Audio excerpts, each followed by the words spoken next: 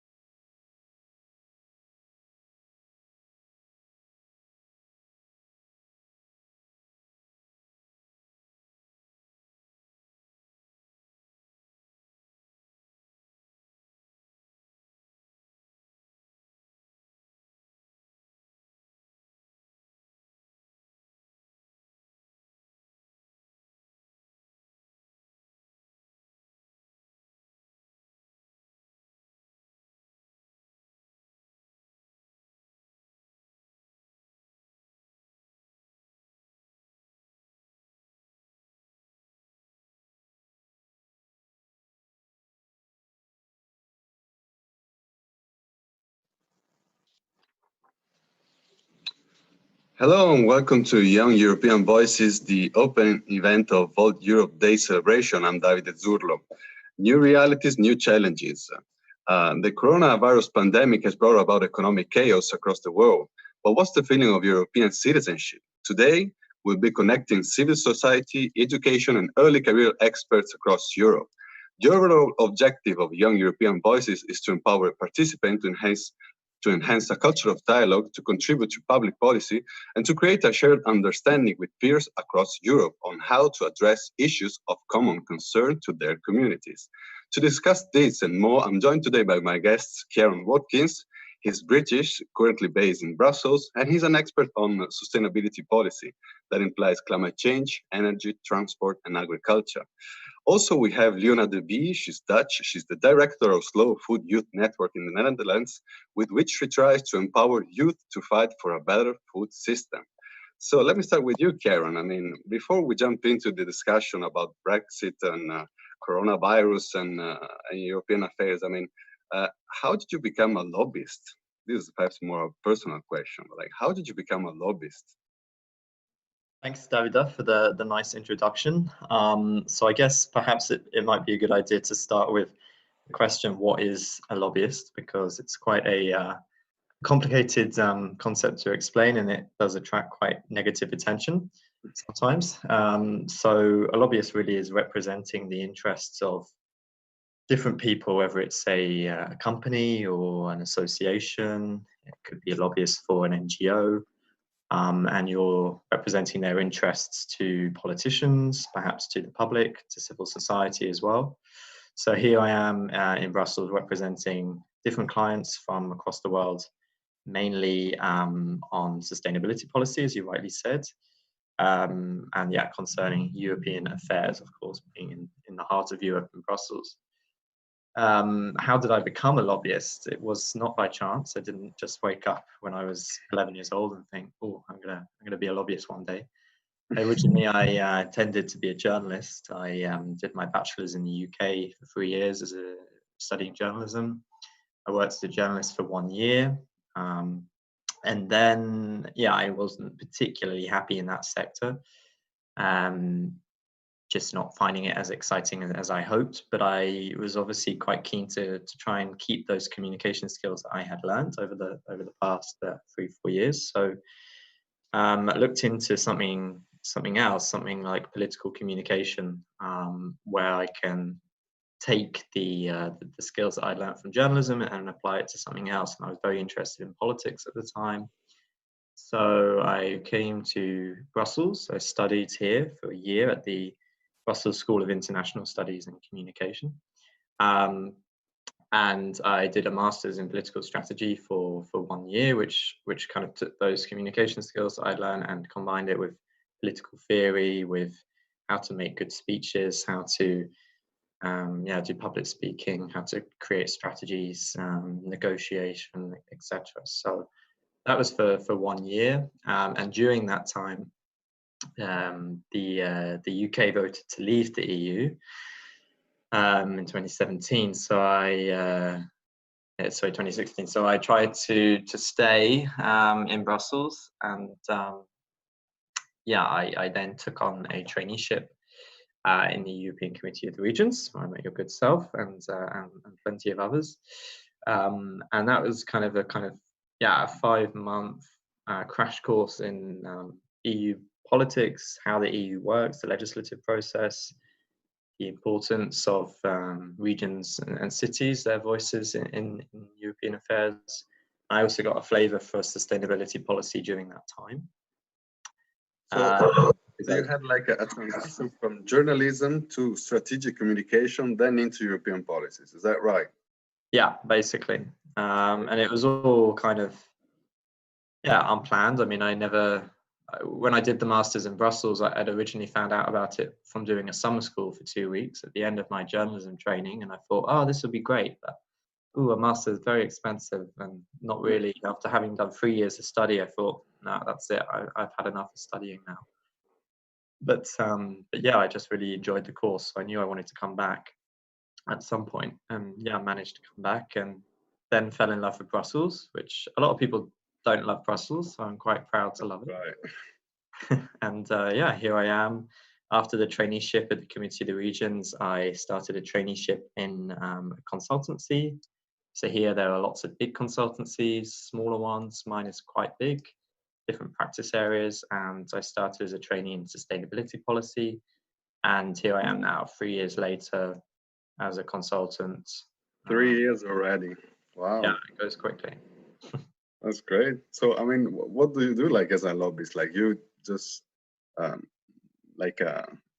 is the work like in a consultancy? I mean, But the great thing about it is that every day is different. So obviously, well, in Corona crisis times, it's a bit more challenging, but in a normal time, every day is different. So I could have an event that I've organised for different clients, speaking on specific topics, but maybe on recycling, for example, how to increase recycling rates in Europe, and that's an event that I would have organised, perhaps with an MEP in the European Parliament, perhaps with someone from the Council.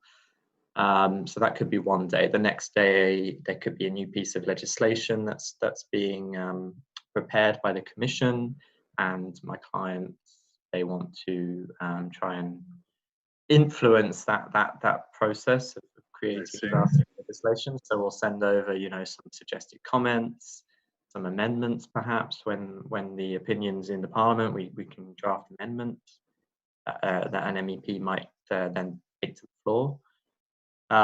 Researching, a lot of researching, social media strategy, can send tweets and press releases, draft them for the clients. So it's really a nice mix. I think that's what I really like about it. And also because I have a wide sort of client base, it's also nice. Some days I'm working on recycling, some days I'm working on agriculture, other days it's on energy. So it's nice. Yeah, that's great, because I think our guest in the Netherlands, Leona de Bie, she's working as well. I mean, in this domain. But like before we jump to Leona, let me ask you like a quick question about Brexit, because you mentioned it. I would like to just like really like 1 minute, 2 minutes. I mean, how do you think that Brexit will have an impact on your life? Perhaps this is a more personal question, but like, do you think that will have an impact on your life? You say you're British. Yeah, that is a difficult question. I mean, it certainly had an impact on me emotionally, because, as I said, I was here when the UK voted to leave, and it felt that my European journey was just starting. At that point, I thought maybe I could work in the Parliament or maybe in the Commission, and obviously those opportunities now have been taken away. So that was that's had an effect, but. Yeah, it's also had a kind of an impact on my sense of being British, because I was quite proud. I've always been quite proud of my nationality, as I think a lot of people are. But at that point, you just think that what is happening in the UK is just so far away from your beliefs and your views. Like how can that country represent me anymore? So I did feel quite disappointed, quite let down. I mean, as for me personally, I'm quite lucky working in the private sector. I've had many friends that were working for MEPs who've now lost their jobs. My job is quite secure, fortunately, but obviously I can't take it for granted. I will still need to apply for, a nationality if I want to be able to travel and move around Europe easily without, the need of visas, which, when you're a European or a member of the EU, you take for granted. And now I'm having to think about things, because, otherwise, if I want to travel, if I want to move, it's going to be complicated. So yeah, for now, there's not too many challenges, but we'll see in the future. Hopefully, Karen, let's hope we try to sort that out in a way or another. Leona, please. I mean, you said like you're the director of Slow Food Youth Network in the Netherlands. Okay, so just a quick question, like how come that you now work for Slow Food? I mean, how did you end up there? If I can come in. Well, thank you for introducing me, and thank you for inviting me. Well, I think I was always interested in what shaped the landscape around us and what shaped, how our world looks like. And after a few years, I came to the conclusion that food shapes our landscape. And not only that, it shapes our whole lives, the way we live, the way cities are built, our culture, everything. And next to that, food is something that connects us. It's something we all do, we all eat, and I think it's our favorite thing to do when we come together. So that made food very like a central thing in my life.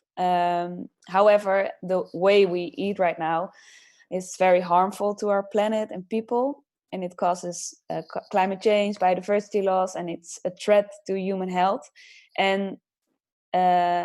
And these things together, like how unfair the food system is and how bad it is for the world we live in, and next to that, it's also something that connects us, the food. That came together, and that's what brought me to the Slow Food Youth Network.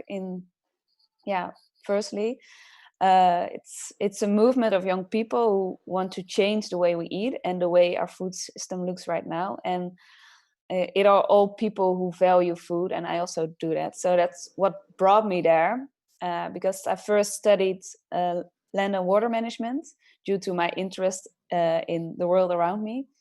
but food is something that touches all things, also all social problems, I think. And that's why I started volunteering for the Slow Food Youth Network 2 years ago. And last year I was so motivated to do more for the network, I applied to be the director, and that's what I am now.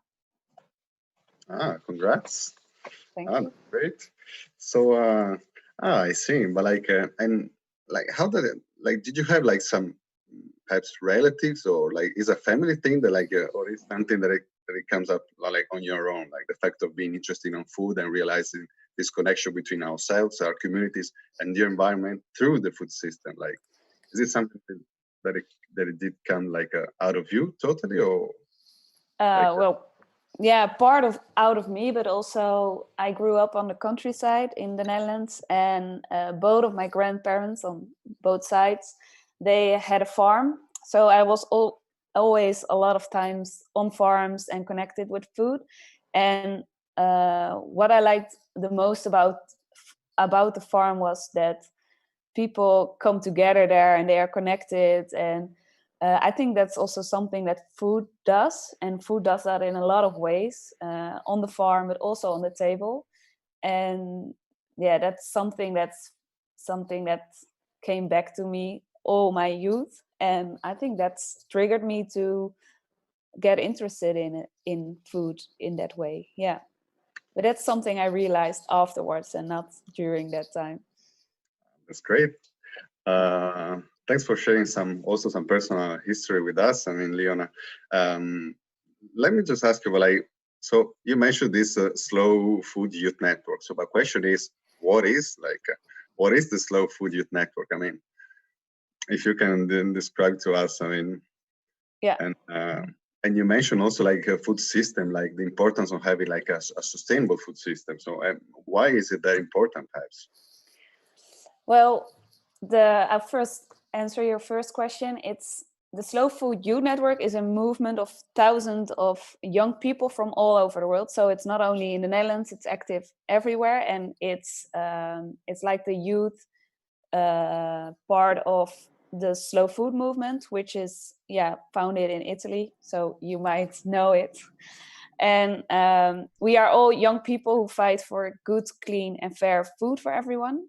And we do this by organizing events, gatherings, eat-in, workshops, but also by organizing campaigns and educational programs. And what our aim is to empower young people to feel the owner of the change they seek. So be the owner of the change you want to see in the world. And we try to help them to also, do that.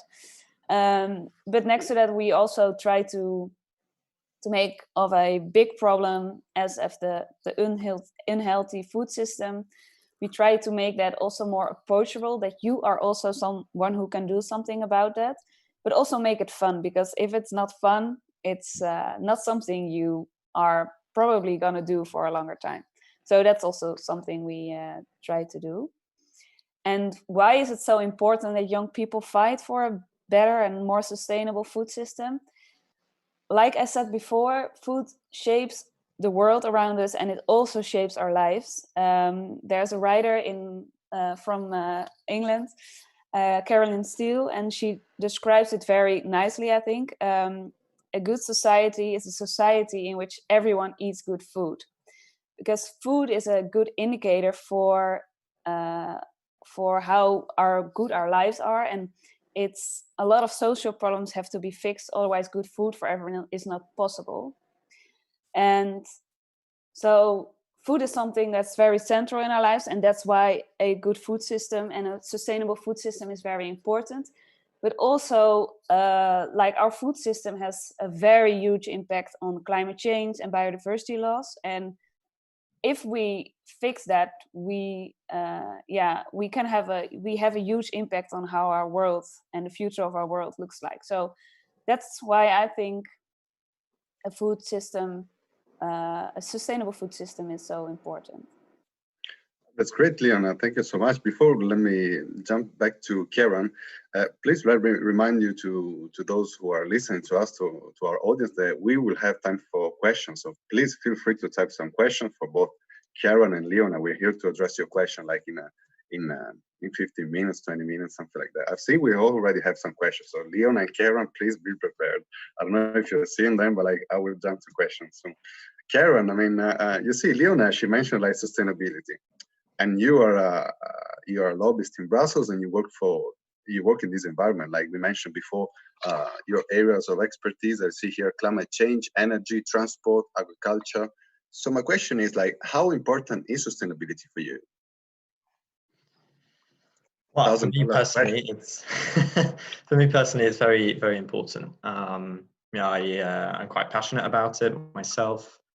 I think what we're seeing with this current crisis is the need for better protection of sustainability of our natural world, whether it's improving biodiversity, cutting air pollution. I think one of the benefits, if there can be any benefits drawn from this situation at the moment, is that air pollution is down, noise pollution is down. When I wake up in the morning, I can hear birds singing outside, which is something that I was never able to appreciate before because of the pollution and noise coming from traffic and aviation, etc. So I think now more than ever, sustainability is really key, and we've seen that it is an issue which I think brings Europeans together.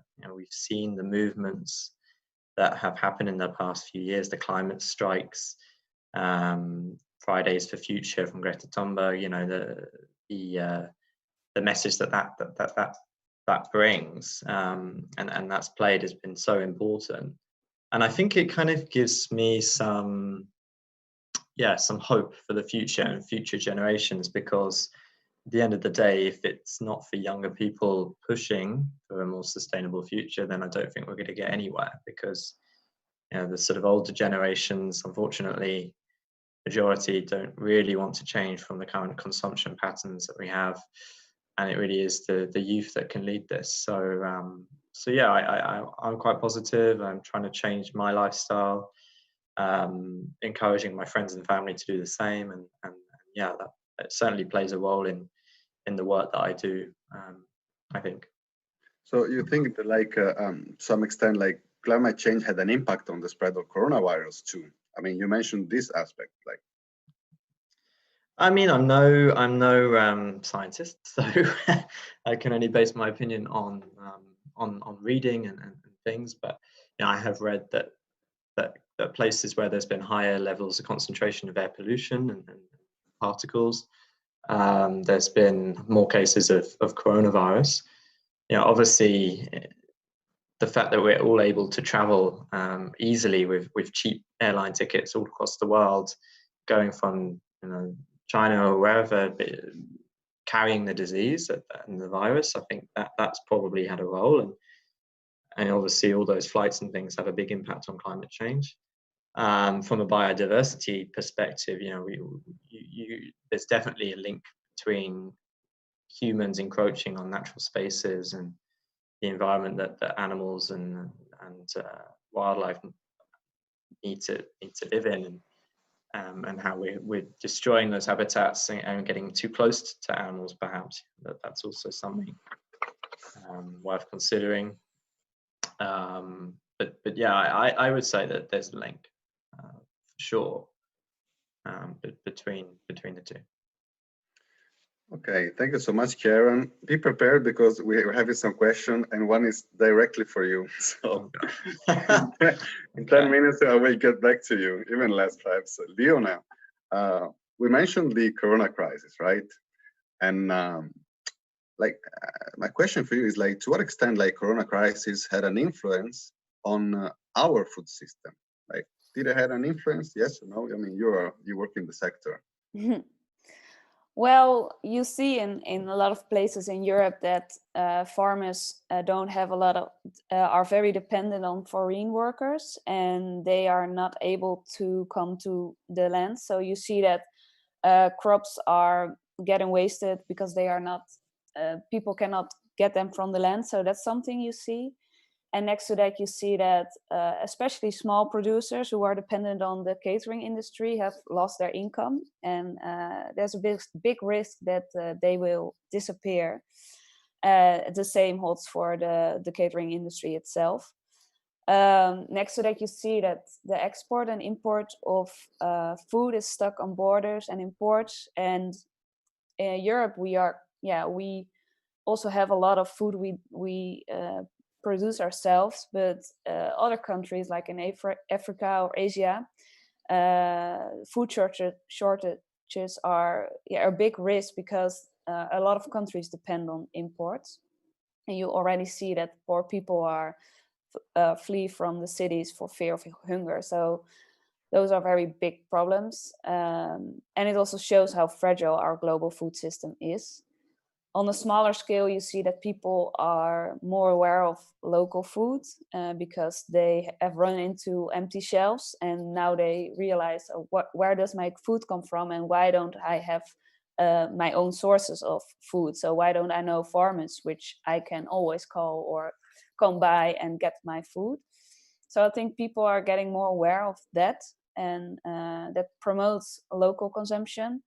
And you also see that people are more eating more healthy. So on different scales, there are a lot of things are happening, and it's interesting to see where you see that in certain part of the chains they're very vulnerable for this kind of crises. So Let me just ask a question. I mean, we talk about like the current scenario now, but like, and how about the future then? Because we mentioned the past, we talked about the present, but like, how about the future? Like, what is the future of food? I think the future on food is far more dependent on local food. So the change, now you see that the food chain is very long, or the power is with only a few companies. And how can we, I think we should work more with local producers and more diverse producers. And I think also the current system is depending on the illusion of cheap food. However, cheap food doesn't exist. We just don't charge the damage the food causes, and there's no true price. So I think in the future we value food. I hope we value food more, and we need to change that, not only to be less vulnerable, but also to have a better life here and a better future. Karen, thanks, Leona. I mean, now we are half of our session, so we're gonna jump soon to the question we received both from Facebook and from YouTube. But like, just let me ask you. I mean, you've heard that like Leona mentioned the importance of future. I mean, and of food, and how difficult it is. How difficult it is, by the way. But like, do you think that you work like in the European affairs, right? So my question is like, do you see that like sustainability can play an important role, perhaps, for the recovery of Europe after the outbreak of coronavirus? Yeah, for sure. I mean, actually, before I can talk about that, I actually had a question for Leona just on what she was talking about on sustainable food, if you may, David. Because one thing I'm looking at is sustainable food policy in the future. We have this new EU farm to fork strategy that will come out in a few weeks. And one proposal is for the EU to have, or to say to farmers that they should have a certain sort of percentage of their crops for organic farming, some more sustainable farming production. And I wondered whether you thought that that's kind of a good way to go in terms of making more sustainable food, or do you think putting pressure on the farmer is too challenging? Well, I think putting pressure on farmers might help. Good question. So you mean you say it must it not be more voluntarily, or what's your question? So the suggestion is that maybe 30% of cropland should be just for organic farming. Mm-hmm. Yeah, I think that's a great goal for the EU to put, and I think also that the future is more organic, and I think it's good that the EU wants to, has that goal and wants to put pressure on farmers by that. And also you see that farmers who grow organically also get better prices for the food they produce. So that might also be a good thing. Oh, that's great. Great. Karen. I'll answer your question now. Yeah, I mean, I think in terms of recovery from COVID-19, sustainability is going to play a massive role. The end of last year, the EU introduced this EU Green Deal, this sort of big communication and strategy for reaching net zero emissions by 2050. And how that will, trickle down into all policy areas, whether it's agriculture, whether it's transport, energy, waste, product design, and that, is still a big policy that the EU is going to continue forward with. The Commission has already said that sustainability will play a very key role in the recovery from coronavirus, and it has to. There are some countries, some politicians that are saying no. How can we get companies to invest in this green technology when economies are hurting and businesses are laying off workers? I think that's just an excuse for continuing the same whole approach. There you go. But I think on the whole, there seems to be quite a lot of support, cross-party support from lots of political groups for a green recovery. The EU has now said that will come forward, I think, next week with a funding plan, something like €1 trillion for the recovery. We have the EU Green Deal, right? Yeah. I think you've been working on it. Yeah. So yeah, I mean, I've been following the policies and the strategies, and most of those policies will continue to come out. So yeah, I mean, over the next few years, there's going to be a lot of work on how to reduce emissions from different sectors, how to make sure that growth is green, and that we can create more jobs in Europe which are sustainable, but sustainability focused. Yeah, I mean, and I can talk more in terms of specific policies, but I don't want to bore people. Thank you so much, Karen.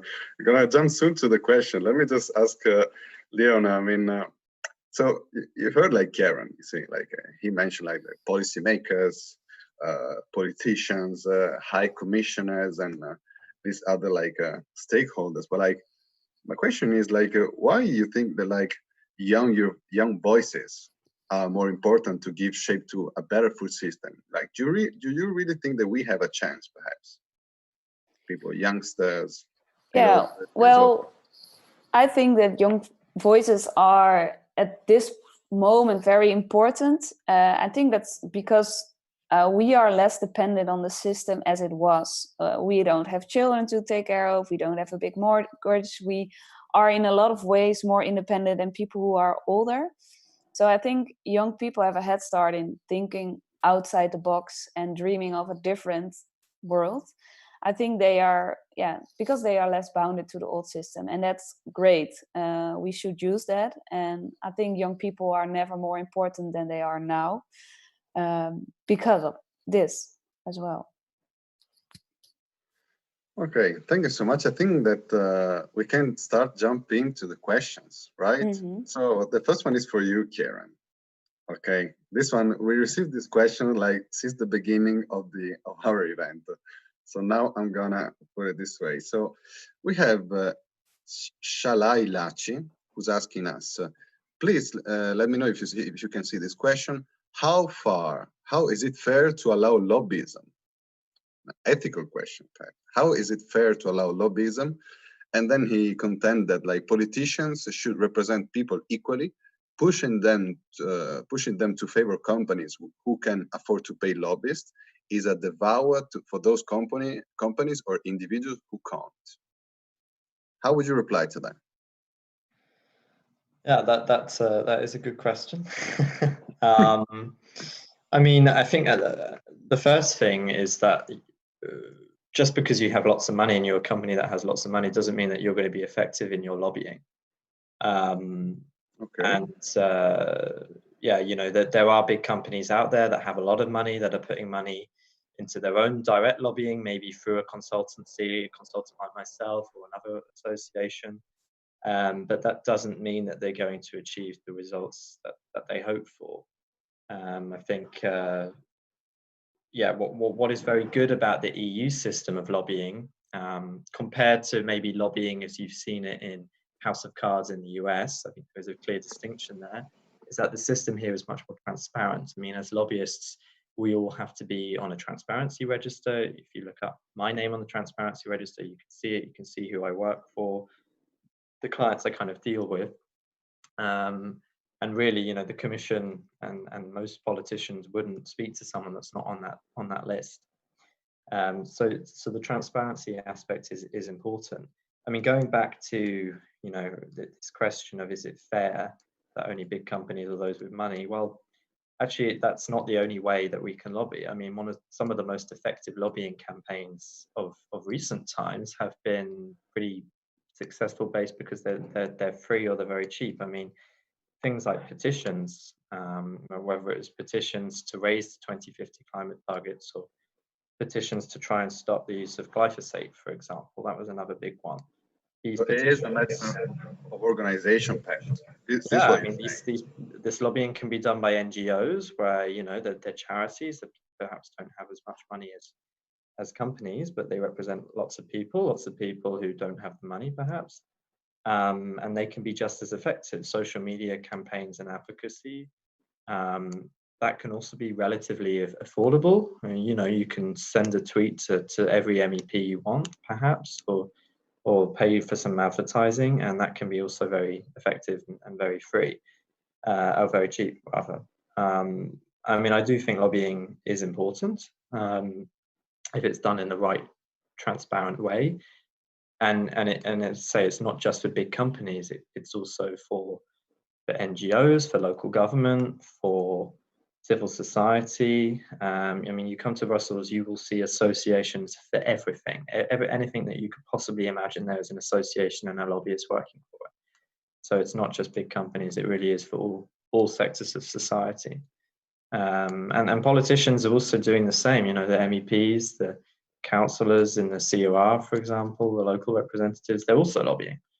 They're lobbying the EU as much as we are. So I think it does represent most of society.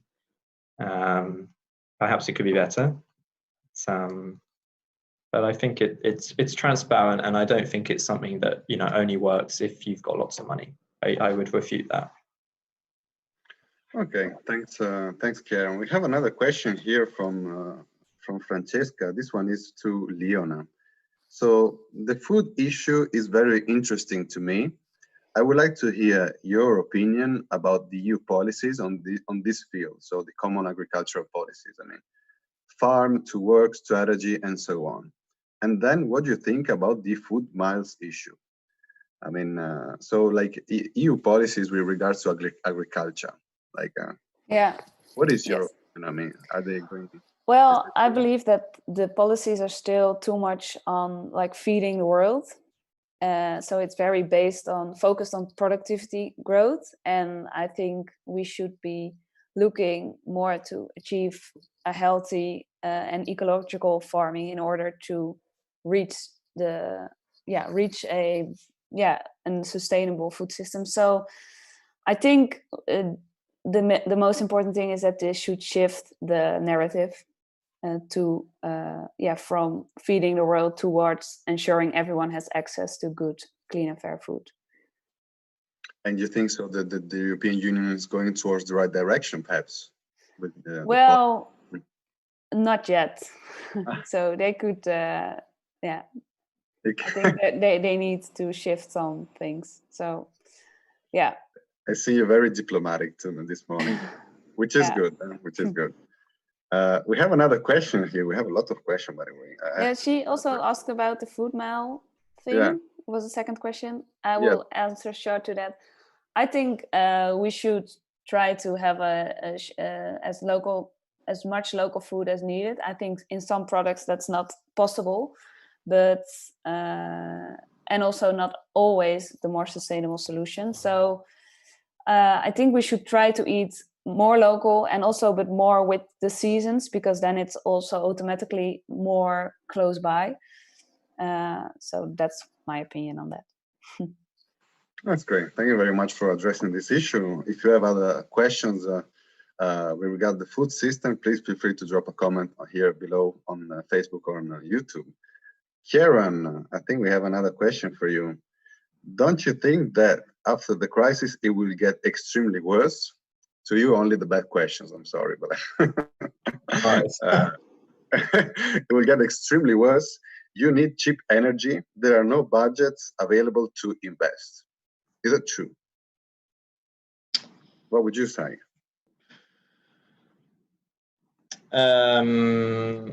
Yeah, that's a tough question.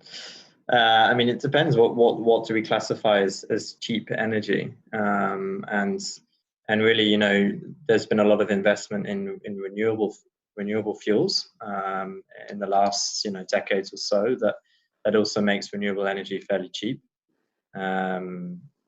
Obviously, yeah, I guess this question is perhaps talking about oil and the fact that oil prices have reduced, and then how does that help, yeah, boost the economy? But no, because obviously the impact of using cheap oil to boost the economy will have a negative impact on our ambitions for reducing climate change. So I don't think we need necessarily to have cheap energy.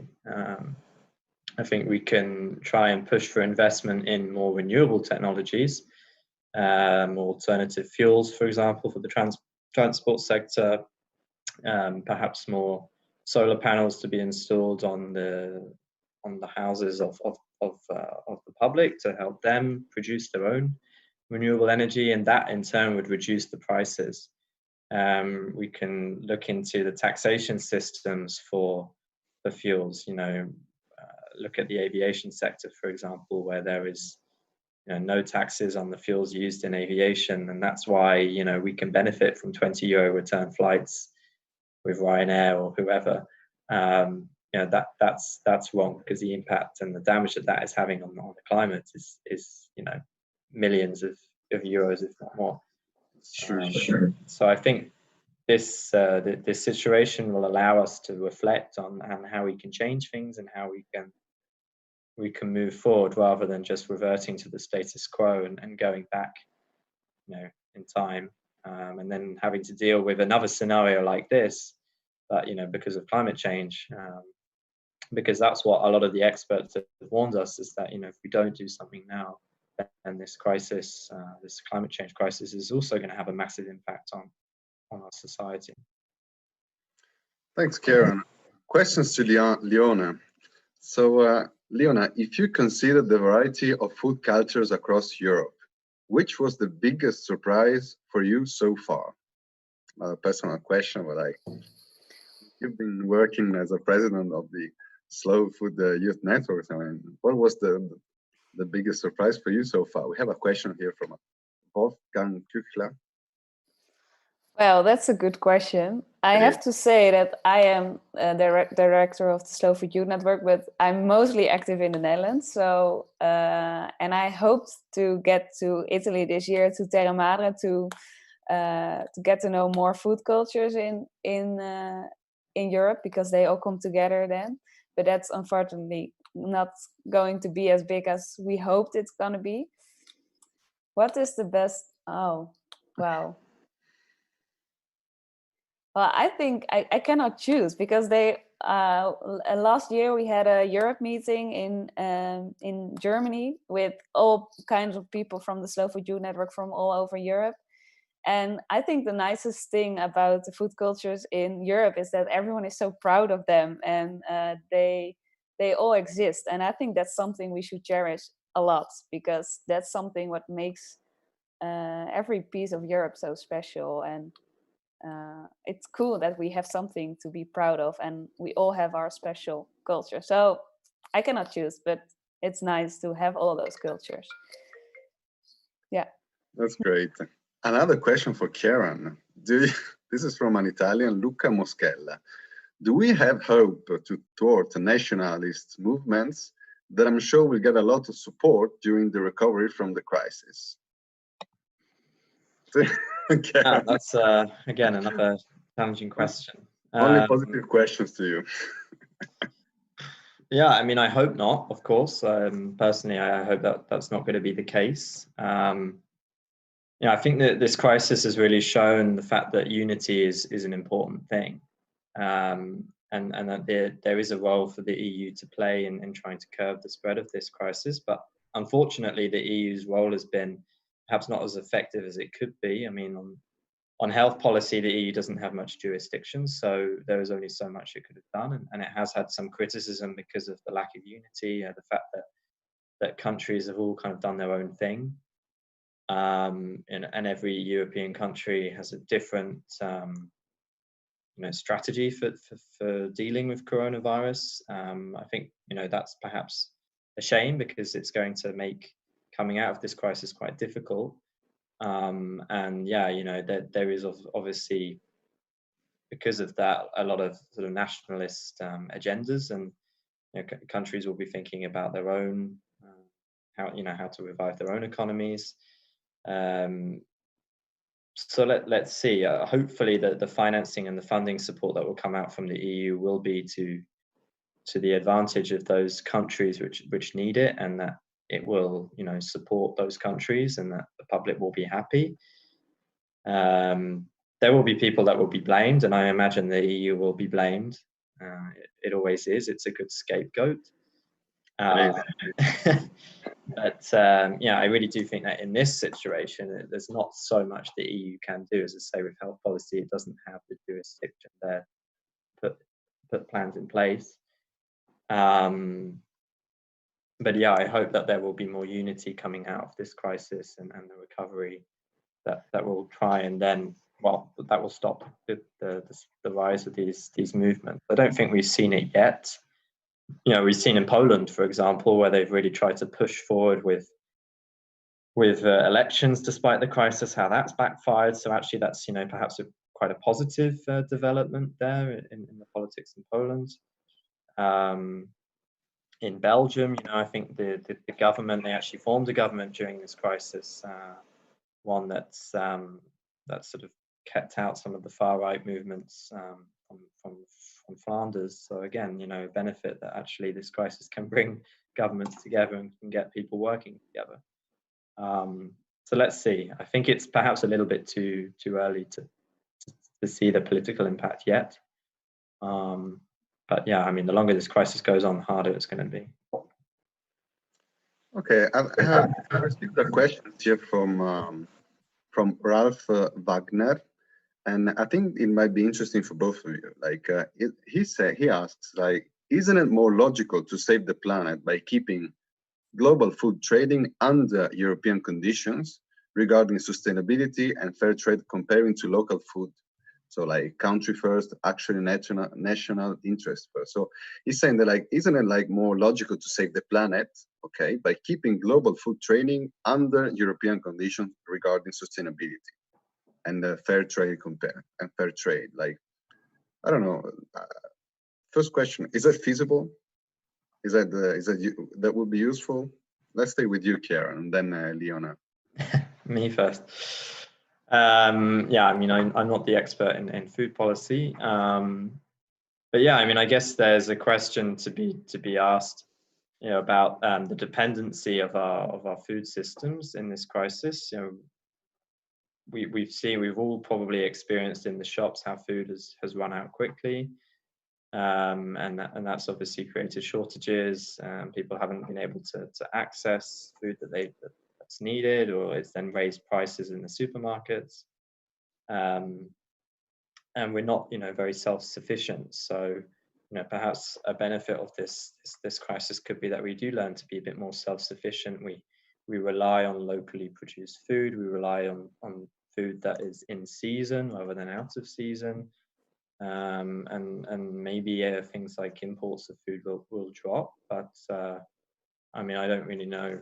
I'm not the expert. Leonie can probably answer this better than I can on terms of the impact that could have on prices, and then the impact that could have on developing countries where fair trade and stuff is so vital. But it certainly made me think about, I wish I had a big garden to be able to grow some of my own food. but yeah, I don't. So Yeah, I think we all do. I mean, Leona, I mean, how about yourself? Like, do you think that like we could better save the planet perhaps by keeping global food trading under European conditions regarding like sustainability and fair trading? Are we there advanced? I mean, Well, I think, yeah, like the global food market is based on the free market, so power to the companies and stuff. But I don't think they will fix this. I mean, you already see that rich countries will be able to get food. I mean, their logistics and distributions are very good, and the system is very efficient. But what will happen in other countries around the world who are dependent on the imported food, and our hunger for cheap food relies on the system which destroys the planet. So, and that's more or less the global system. And I don't think that companies will carry the responsibility to make the food system fair. So I don't think that's a solution. why do you think it can be part of the solution? Like, I mean, does it that like fairness is not something that interests like companies and states? Like, what is the problem? Like, in your opinion? Well, you already see that, like in sectors like coffee and cacao, where there are very unfair situations, and we know that for a lot of times, and those companies know that also for a long time, but not a lot has changed. So if you look at those examples, I wouldn't say that companies will carry this responsibility. Okay, let me just remind you to also our audience that we're going to the end of our session. So please, if you have any other questions, feel free to drop a comment down below, both here and on YouTube, because we're gonna end up soon. Before we're going to like really the end of the session, let me just ask like another question, perhaps to end on a positive note, also for our audience. Like, so today is Europe Day, right? And what is your favorite thing about Europe? Karen? I think it's the people. I think the fact that collectively we come from so many different cultures, nationalities, languages, backgrounds, you know, so diverse in terms of gender, sexuality, and beliefs. I think collectively we just create this fantastic eclectic mix of people that's full of love and full of hope. That yeah, it just makes me very proud to be a continent where we've got so much history and so much passion. Yeah, you know, I love being in Brussels for the fact that there is someone from every walk of life here, and I've made so many great friends. Yeah, you know, long may that continue. I think Europe, for that reason, I'm proud to be European on this day. Yeah, today more than ever, for sure. How about you, Leon? I mean, what would you say? Like, what today's Europe Day? What is your favorite thing about Europe? I think I agree fully with Kieran. The diversity and what we already said before, that there are so many different cultures and on such small space, actually. So it's super cool that also due to the free traffic that's possible in normal times, that you can, like, I mean, travel for 300 kilometers and you are in a whole different world, in a whole different culture with different foods. And I think that's super cool from Europe. Well, that's very great, and thank you so much for your answer, and really like the way you address all the topics, like from sustainability, from also like we mentioned also like politics and geopolitics, and the role of Europe, the role of the countries, stakeholders. I mean, would you have one last thing to say, perhaps, to those who are listening to us? I don't know, like Karen. I mean, especially I don't know with regards to the importance of being part of the change we would like to see in the current Europe. I mean, do we have any like last message before we close this event? Yeah, I mean, I think kind of going back to the question that was asked about how do we lobby if we don't perhaps have the money to do so.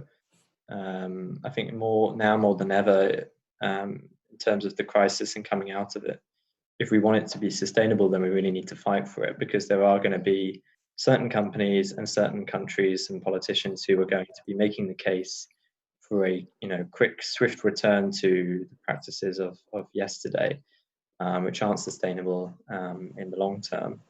So this is our chance to really lobby and advocate for a sustainable future, and we can do that through various ways. I think social media is a really fantastic tool, whether it's Twitter, Facebook, Instagram. There are many ways.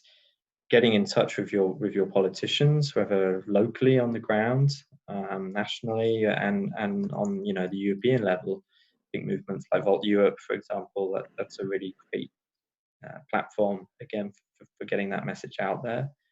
And also, I think trying to convince your friends and family as well that this is the time to be more sustainable, because that's always the hardest people I find to lobby. Forget the European Commission or trying to lobby MEPs. It's your own family who can be really stuck in their ways. I think again, we can all see the benefits of the climate at the moment, with lack of or less cars, less emissions.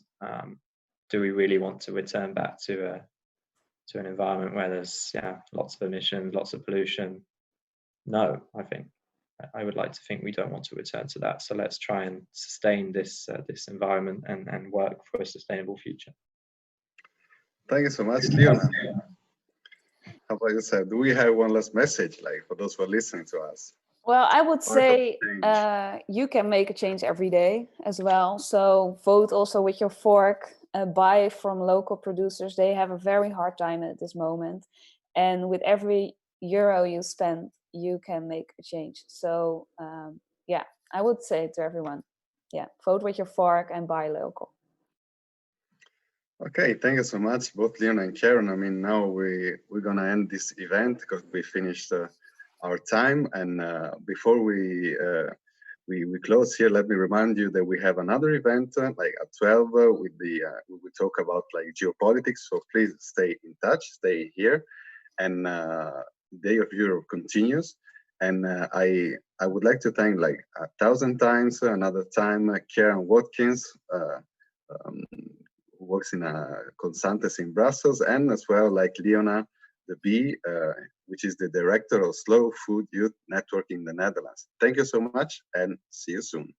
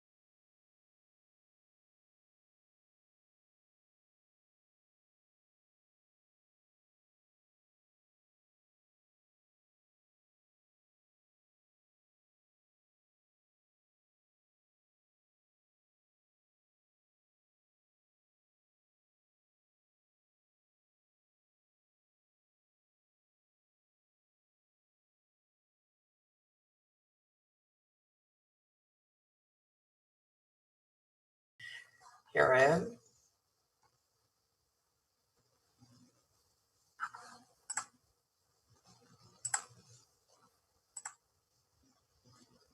Perfect.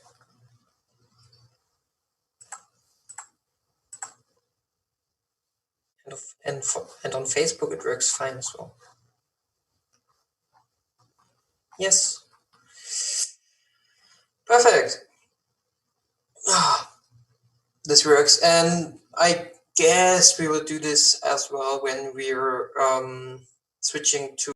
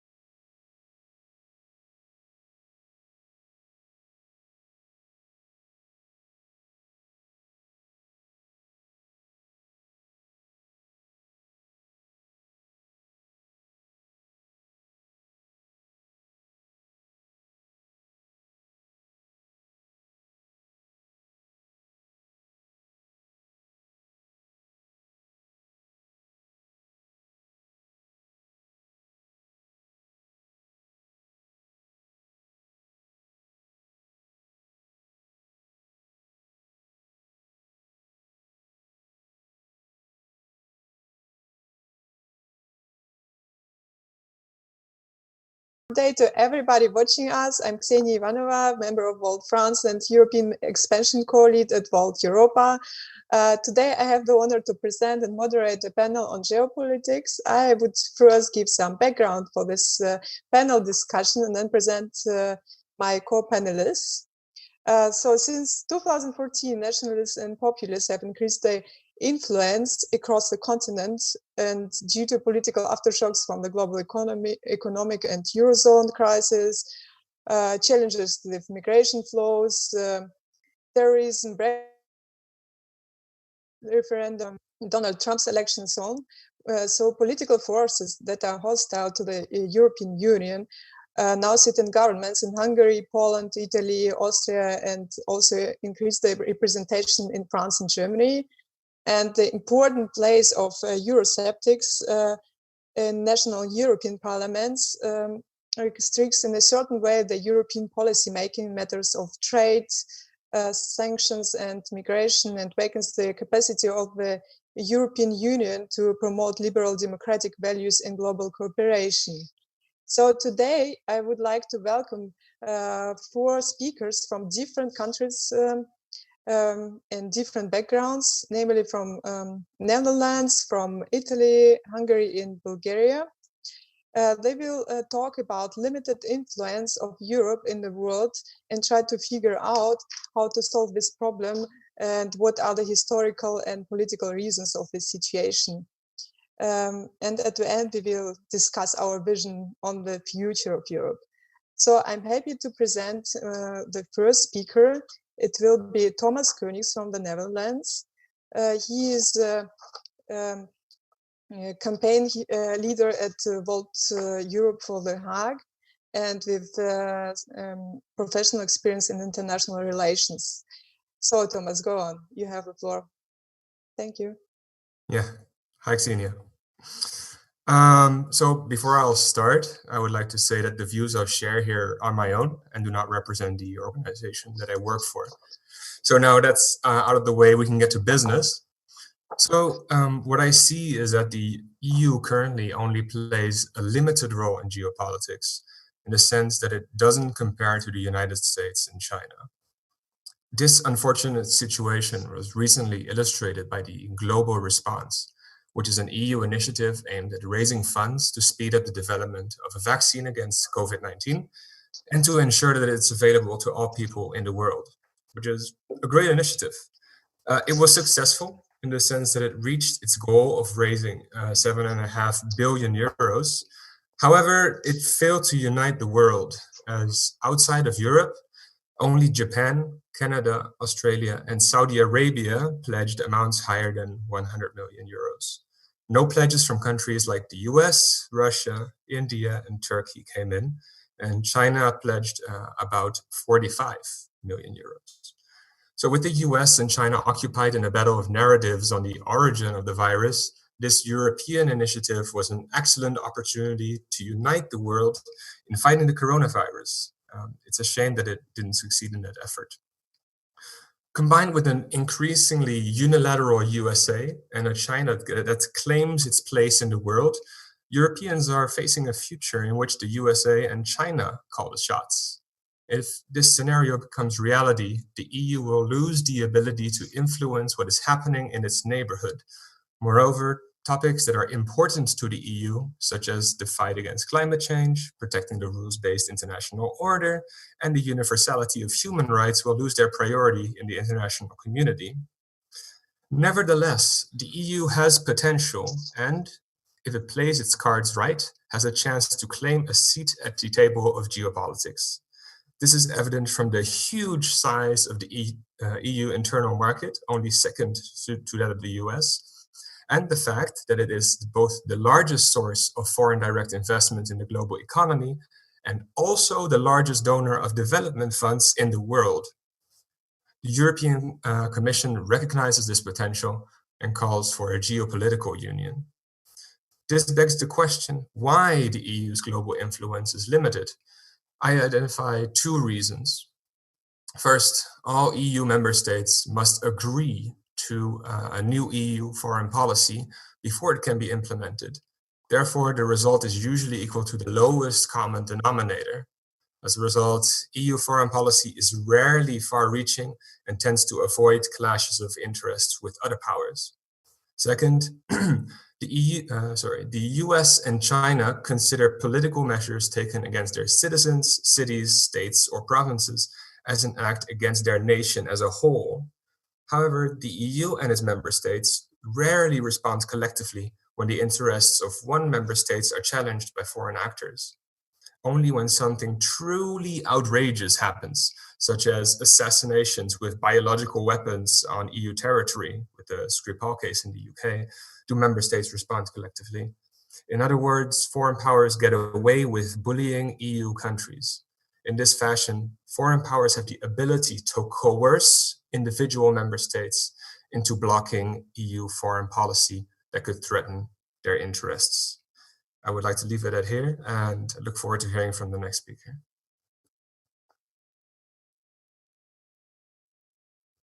Thank you, Thomas. It was interesting, and we'll discuss it all in the end. So I would also incite our those who watch us to send questions to the chat.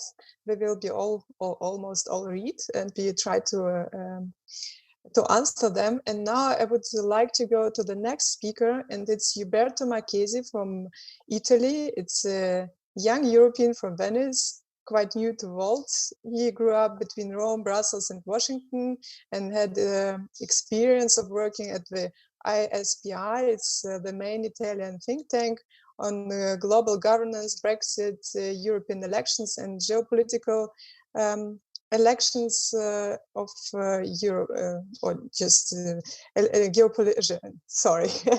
geopolitical development of Europe. So here you go, Uberto. Hello.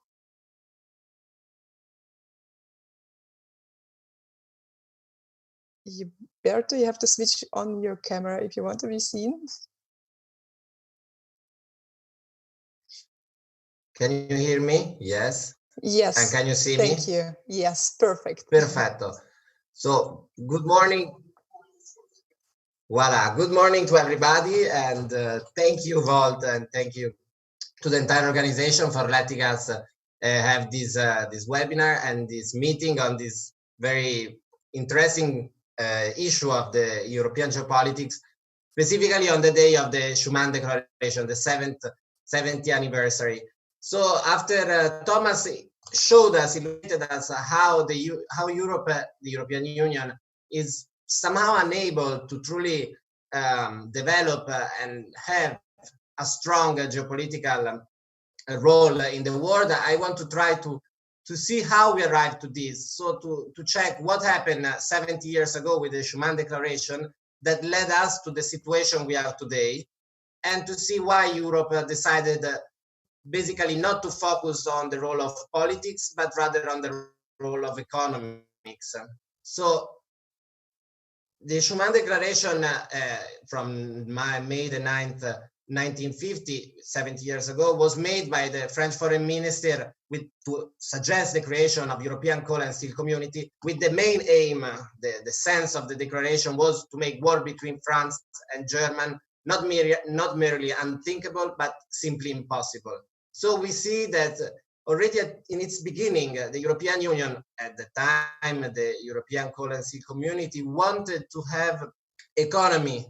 So a community of economical factors, coal and steel, as its true core, instead of a political body. And this is the very beginning of a process that developed until today, but always remaining with economy at its first thing in the agenda.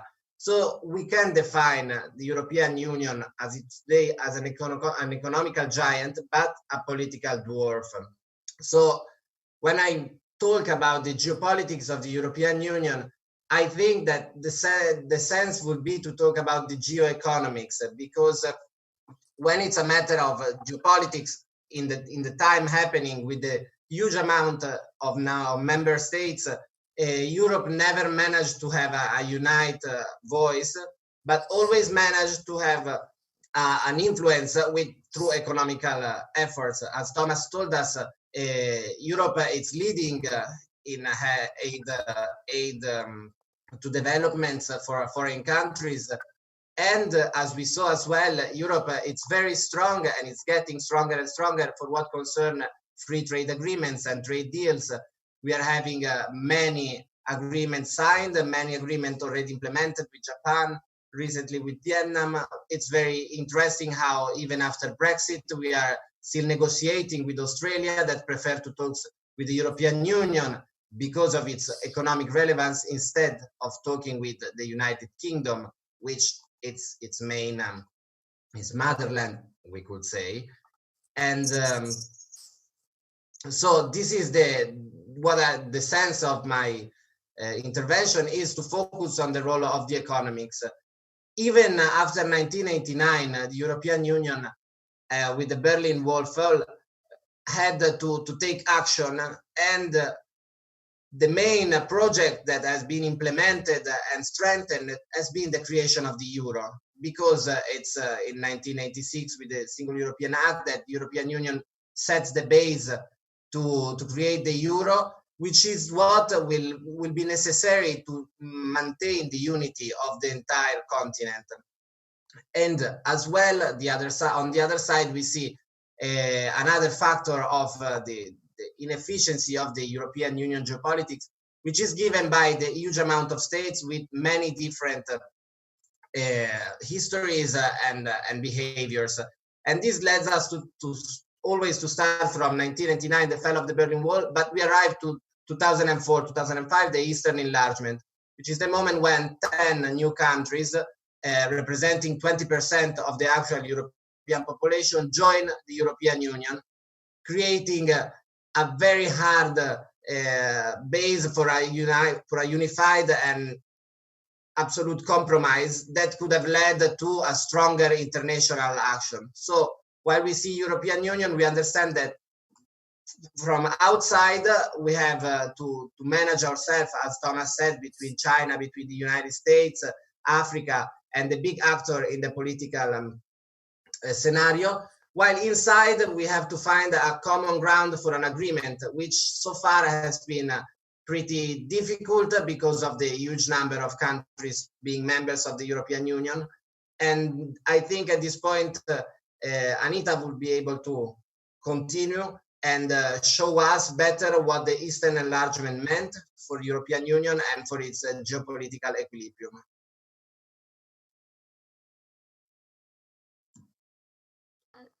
Thank you, Berta. So yes, I'm Anita, and I come from Hungary. I can bring the Central European point of view on this.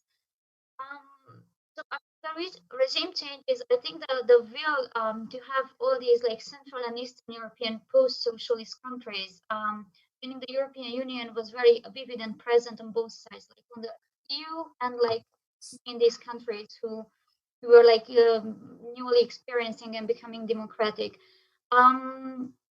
So we had like 8 countries joining in the first round in 2014, and they roughly had like 9-10 years, preparing the accession process, such as democratizing their societies, economies, and implementing values of the European Union. Now it's called, the Western states.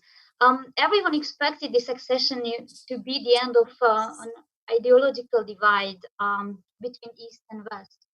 For what the Berlin Wall was one of the most powerful symbols, in my opinion. And then later we had like two accession rounds in 2 more accession rounds in 2007 and 2013. So we have the European Union as it is today. If we want to find connections between the limited, limited potential of the European Union to act as a global leader and, the Central European states joining the European Union in blocks, I would say yes, there is, but not major. In my opinion, like having these states joined was rushed. Most of these states were not ready to join the union yet, and following up on the initial criteria that have to be fulfilled was not efficient, and that's what we see today. That we have a strong block of some Central European states blocking many decisions of the European Union. This is my first initial thoughts. I would like to hop in for discussion for Thomas and all the others. And I think we can hear some thoughts from Nastimir, who also comes from a post-socialist country that's in the EU later in these blocks.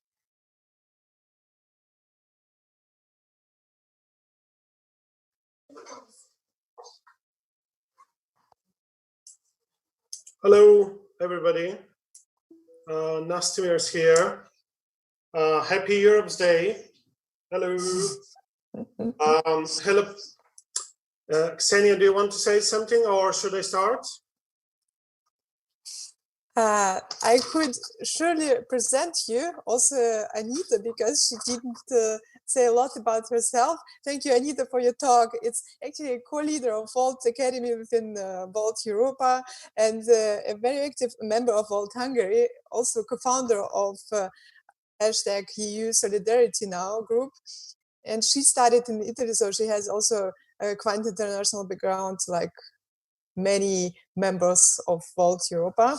And now we have Nastimir, who is Volt Bulgaria country lead, and he served from 2014 to 2017 as a member of Bulgarian parliament, and was member of the Foreign Policy Committee, chairing the permanent delegation of Bulgaria in the Central European Initiative.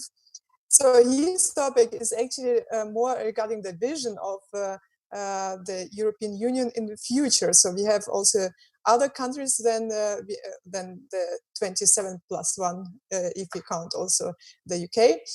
We have also Serbia, Montenegro, Bosnia, Herzegovina, Kosovo on the other side.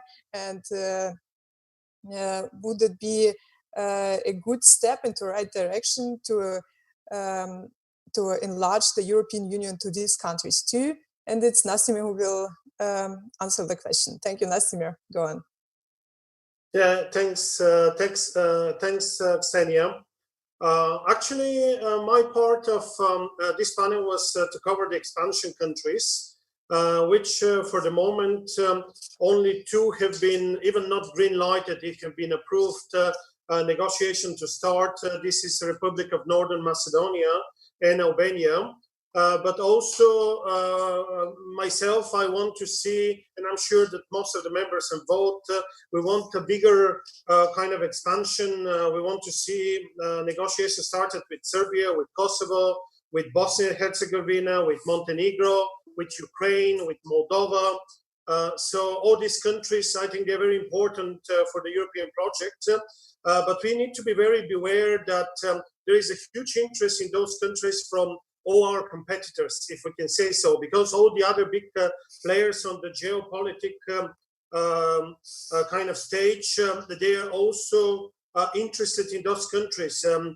China, United States, Russia, Turkey are very interested in this region. Also the Arab states, the United Arab Emirates, and even Qatar and Saudi Arabia, they're quite interested in these countries. And many of those are investing heavily because they see that as a strategic investment. And here, in general, for European Union, we have the economical criteria, the so-called Maastricht criteria. We have the political decisions that we saw in the exception of Bulgaria and Romania, because in fairness, Bulgaria and Romania didn't meet the Maastricht criteria, but there was a political decision to be accepted. Not in 2004, when the 10 countries from Central and Eastern Europe were accepted, but in 2007, because that was a political decision to give a very important message, because in Romania and in Bulgaria, there is a lot of influences. For example, in Bulgaria, there is a big Russian influence that is kind of trying to put us off the European path. So this is valid for all the new expansion countries, where China is there one of the biggest investor and strategic partner, which is trying to do strategic investments now, mainly based on their Belt and Road initiatives, but also the format 16+1, which is focused on the Central and Eastern Europe. Of course, transportation and infrastructure is key for them, because energy and resources, as you know, are very, very important for every economy and for every country. So the Chinese are doing very well in that direction, and European Union needs to act faster and a little bit more kind of brave, because here I know that some countries are afraid of expansion, but the dynamics in the geopolitical stage is very, very fast. We can see it now with COVID-19, which is going to be used for a lot of propaganda as well. But unfortunately, it shows the weakness in the European Union. I think by joining all these countries kind of in a faster procedures, that would help the European Union as a whole, because we would then become this geopolitical player that we has to be. Of course, without one federal Europe, that's going to be very difficult, because if you see the G8 format and the G20 format, you can see only 4 European countries represented there, where this is the UK, which now with Brexit is kind of not in the European Union. We have France, Germany, and Italy. So European Union is not represented there, because France, Germany, and Italy, it's very difficult. Of course, they keep the European Union in mind, but their national priorities as on the geopolitical scene is kind of overtaking more than the European Union priorities. So where is basically the European Union in this G8 summits? Basically, it's not represented. So this is something very important that we need to look into, and we need to fight for the expansion countries because of all the competition. I can tell you that many investments from Russia, you can see now what happened with Russia and Turkey. Through the Turkish Stream, the gas project, Turkey has changed their strategic alliance, and now USA have chosen Bulgaria and Greece for this strategic alliance. But what is doing European Union about this? Is it going to allow the United States to kind of put Greece and Bulgaria closer to itself, or it's going to try to make sure that that all the European Union members are acting as one kind of fist? Because at the moment we are like a hand that is open. We need to act as a fist in order to have a successful policy. Just one last fact, as you know, China invested in the port of Piraeus in Greece, and it's gonna make it as the gateway in Europe. And this is again the Balkans. They have 2/3 of the port, and European Union needs to have a strategy and policy about this in order to consolidate the inside force, to add the expansion countries, and then to become the strong geopolitical player. That is for me. If there is questions, I'll be happy to answer, or a discussion. I saw Anita waving her hand, but Xenia, thank you. I'm passing to you. Thank you a lot, but I would directly pass to Anita. She has a question, or she has even an answer to your question. So Anita, your turn. Yes, so I agree with Nastimir that like all these countries that would like to access should be accepted to the European Union, but I think that you should learn the lesson from having the Central European countries, you know, joined too early, too many countries at the same time. I'd like to ask, you know, like whether are we as a European Union ready to have these countries joining the European Union simply for geopolitical purposes? I'm not sure.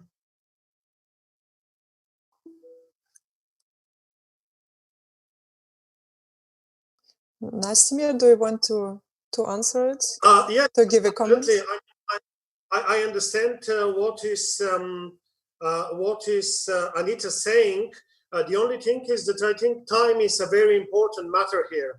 We need to make sure that all countries that are accepted, that they have at least kind of meeting a rule of law, kind of democracy standards and everything else. But when you're competing with very aggressive players out there, and I'm talking about here about China, for example, but the United States are in the same boat, because you know who was the biggest supporter of Brexit? That was the United States and Mr. Trump, because they knew that by taking off UK and by successful Brexit, that is going to weaken European Union as a whole, and mainly as a geopolitical player. So we need to try to find a balance. I agreed up to the extent with Anita, but I think we need to be a little bit more brave, and we need to show, when I say we, I say the European Union need to show that we have at least short-term, mid-term, and long-term strategy, how European Union is going to be this player. Is it going to be only the economy that Roberto was talking about? Are we going to be economical union? And we in Volt, we are fighting for federal Europe because we want strong Europe, but Europe that is strong on the geopolitical scene, but also strong within the connections and ties within the Europe. Because I would repeat again, COVID-19 showed us a lot of weaknesses. Now we have closed borders. We're giving very wrong signals to the new countries that want to join. Thanks. Gilberto, you would like to pass on stage, as I see. Yes, I as a European, I'm ready to give my agreement to Anita and to Nastimir, a little bit to one, a little bit to the other. And I must agree with Anita that unfortunately, and actually what Nastimir just confirmed, the main strategy for foreign actors to attack literally the European unity is the fragmentation, in the sense that the main thing that a country would like to try to do is to find a deal with one or two or three little countries within the European Union in order to destroy the unity and the unity of policy that the European Union is trying and is wishing to have. And this is the case with China signing the Belt and Road Initiative, first with Italy and then France, and then you never have a clear picture of which country is in the game and which country is not participating, which is also creating some kind of frustration in the other countries which are not part of the negotiation, or that are too small to have a prominent role in the negotiation.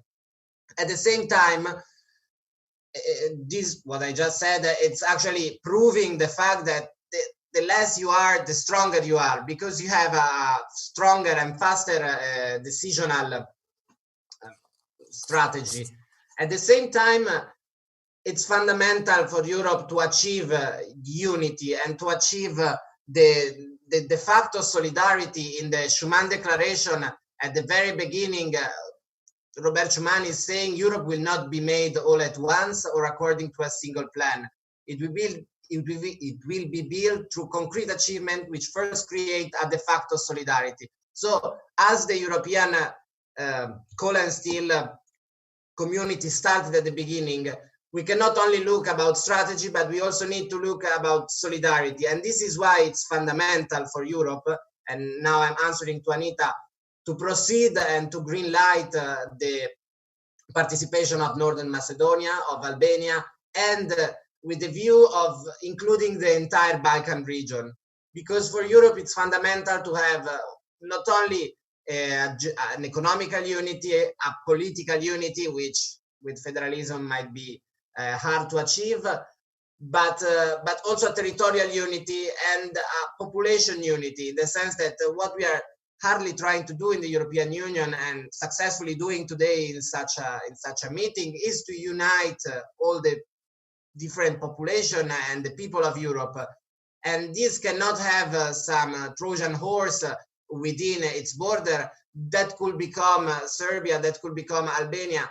we know today that after the European Union set a sanction on Russia, the main thing that happened is that every European country trade with Russia through Albania. So we are not solving any problem. We are just moving it and creating little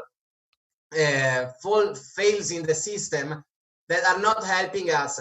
So the de facto solidarity that Robert Schuman was meaning, even if it's not truly economical advantages, it's still fundamental for European Union to grow and to proceed in this project, which will never letter to the power of the United States or of the centralized decision-making system of China. But at the same time, it's fundamental to create the unity of what is the biggest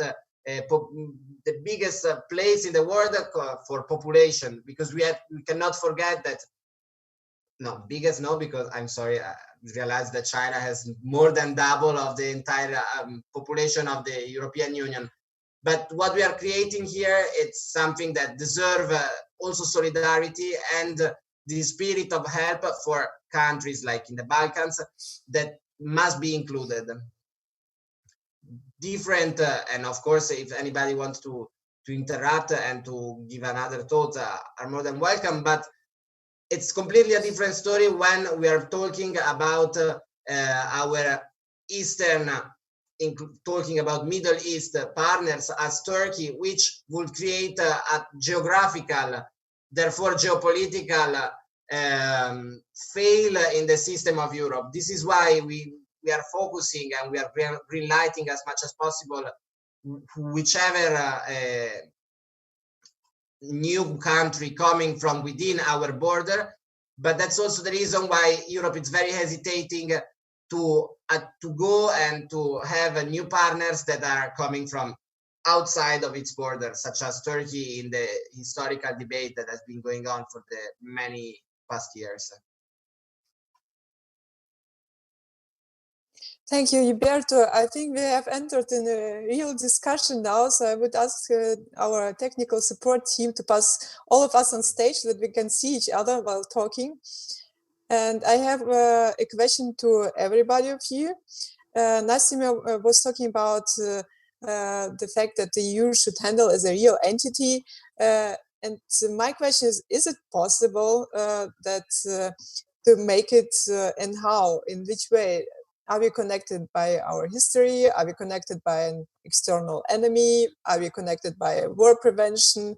What are our common values? And do we have common values? Because now, like looking at the Visegrad group, sometimes I hesitate. Well, I'm not sure about that. So I would like everybody to ask, or somebody to answer this question.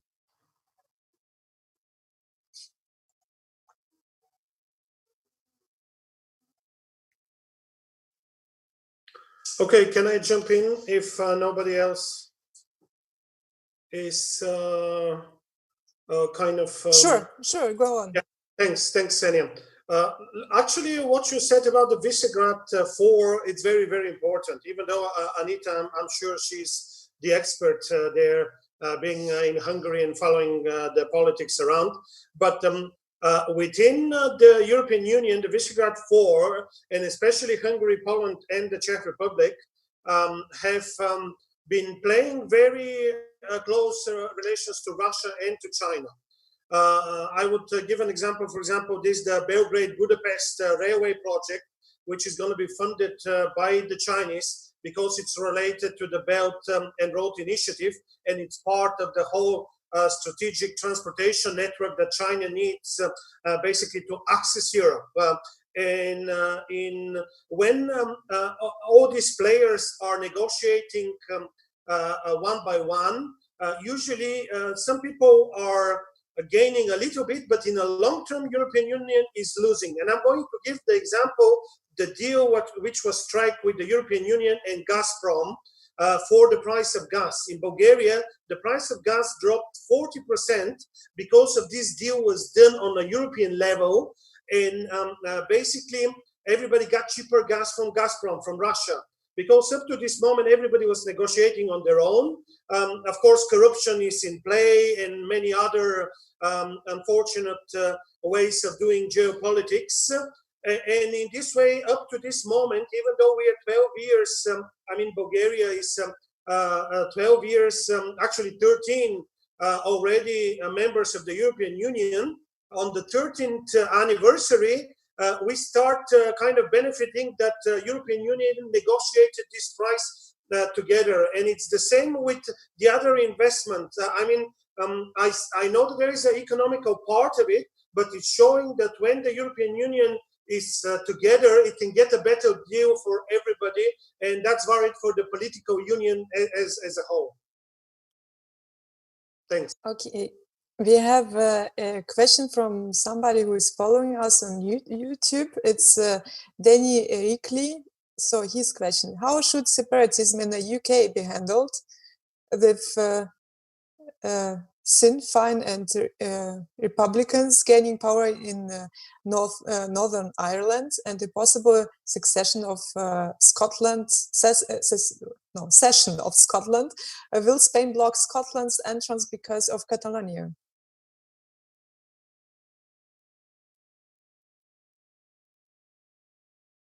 Gilberto and Anita, would you like to join? And Thomas, would you like to join us by just switching off on your video? I think it's Thomas. Would you like to go? Me, I honestly have to still understand how the raising hand system works. I'm sorry to confirm this, so I'm raising hand. I give a quick point from me, and then I pass it to Thomas, that I know is trying to raise hand, but being him from the Netherlands, he's very polite and he will never interrupt us. So when we are talking about the United Kingdom, again, it's the case to go back to what I said before, which is the role of economics and the role of politics. First of all, I would like to make a separation between the concept of Catalonia and its independence with the concept of Scotland and its independence, because there are two constitutional systems that are completely different. So even if it might look something similar, it is not. And for the Catalan that wish independence, I'm sorry, they should join Volt and support federalism, so that maybe one day there will be a federal state within Europe. But it's very hard they will ever be an independent nation in Europe. And this, I'm saying it with some pragmatical realism. On the other side, when we are talking about the United Kingdom, Brexit has been a very important moment in European history, a moment where Europe grew and Europe learned a lot of things. It learned that it's possible also to fail. United Kingdom, it's part of the Security Council. It's still one of the G7 countries. So it was a very important partner in Europe. And for us, Italian, it's very important to have them. It was very important to have them because it's limiting the Berlin-Paris secret agreements in the sense that we know that France and Germany are the two countries mainly leading the European policy making. And United Kingdom was very important for all of us because it was giving a limit to their influence in such decisions. Still, we cannot think about disgregating the unity of the United Kingdom. It might happen with the case of Northern Ireland, and that will be, as always, for economical reason, because it will be impossible to create an efficient way of trading if we have the Trojan horse of Northern Ireland within the European Union and within the United Kingdom system. Concerning Scotland, I know it's always full of sentiment, and we all hope that the Union Jack will lose its St. Andrew Cross. But at the same time, I find it very hard because we don't have to forget the difference in population between England and Scotland and the difference in the economical role between England and Scotland.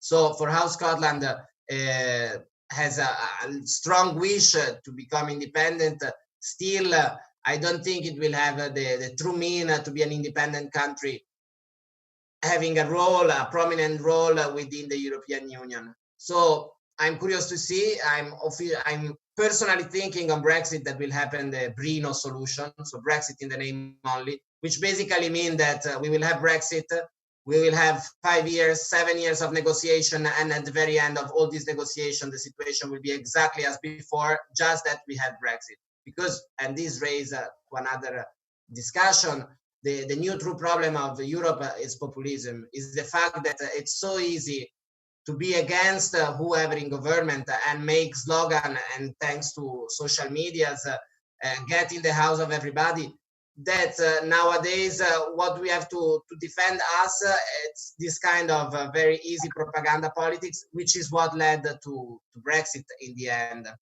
But now I pass to Thomas the word. Yes, thank you, Huberto, and also thank you for complimenting my courtesy.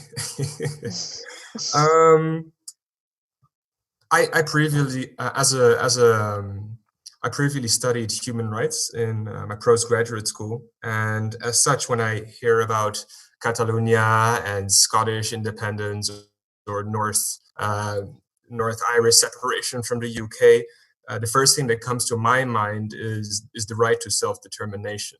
You'll find this in Article 1 of the UN Charter, so at the very front, so that stipulates its importance. It reads that people have the right to freely determine their political status and freely pursue their economic, social, and cultural development. Now, I personally don't have a glass ball or crystal ball. I cannot predict how Spain will respond to, for instance, the Scottish independence and a consequential application to join the EU. But what I do know is that unity by choice is always stronger than a unity by force. So in that sense, I would like to leave it at that. And I hope to hear all the rest things with this issue. Anita? Yeah. So interesting question raised by one of our viewers. I think what we provide a solution for this question. We advocate for a federal Europe. A federal Europe would be a solution for all these questions. I don't think that in a federal Europe we will need secession such as colonials or autonomy that for example, Hungarians are campaigning for in Romania, more specifically in Transylvania. Whenever I discuss with people from Transylvania and talk about the region, I always tell them that federal Europe is the solution, because then we all live within one country, one big territory and entity. Another parallel I would like to raise or mention regarding this. I mentioned before, I think we should learn the lesson from Central Europe, both for the process, the transition process, and the enlargement. And there was a commissioner, the commissioner for health, to be more specific, who raised an interesting parallel between Boris Johnson and Boris Yeltsin. We know the obvious facts that led the Soviet Union to the breakup, the fall of the Berlin Wall, the dissolution of the Warsaw Pact. But he says the key point was losing the Baltics, and he made a parallel between Northern Ireland and the Baltics. That should Northern Ireland rebel against the UK, wanting to rejoin the Republic, that might cause the end of the UK, and again it will have an effect on the geopolitical politics of the UK and the European Union as well. So what do you guys think of this? This parallel does have relevance at all? Do we have the two Borises, doing the same job 20 years later, 30 years later? Sorry.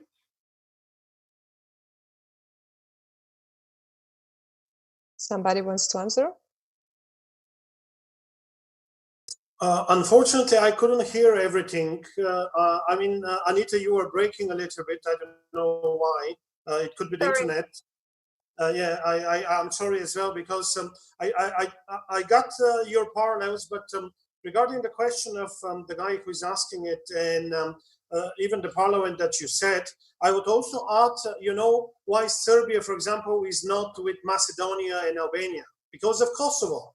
You know that Kosovo was given this independent state, and this is a huge, huge problem for Serbia.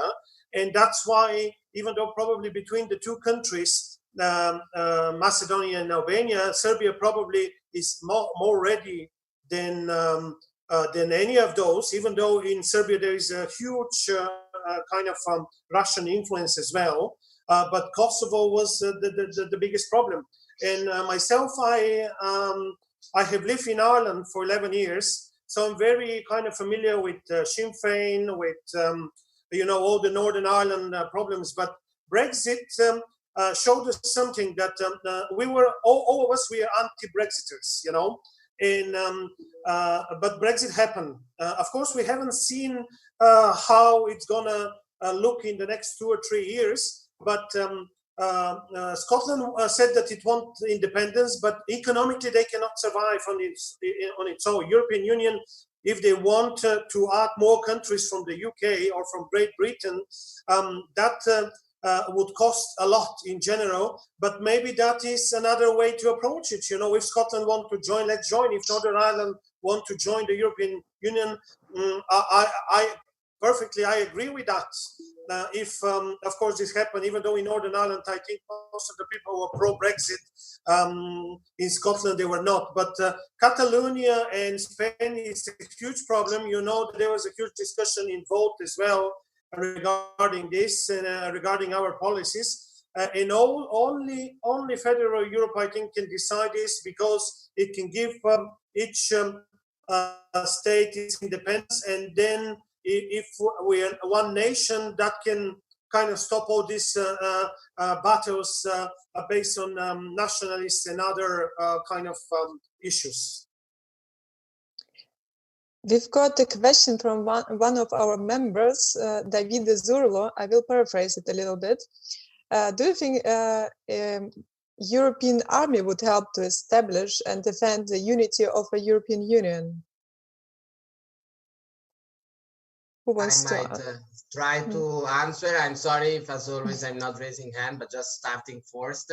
And first of all, I want to say hi to Ciao Davide, which as well is the leader of Volt Veneto, so it's my region.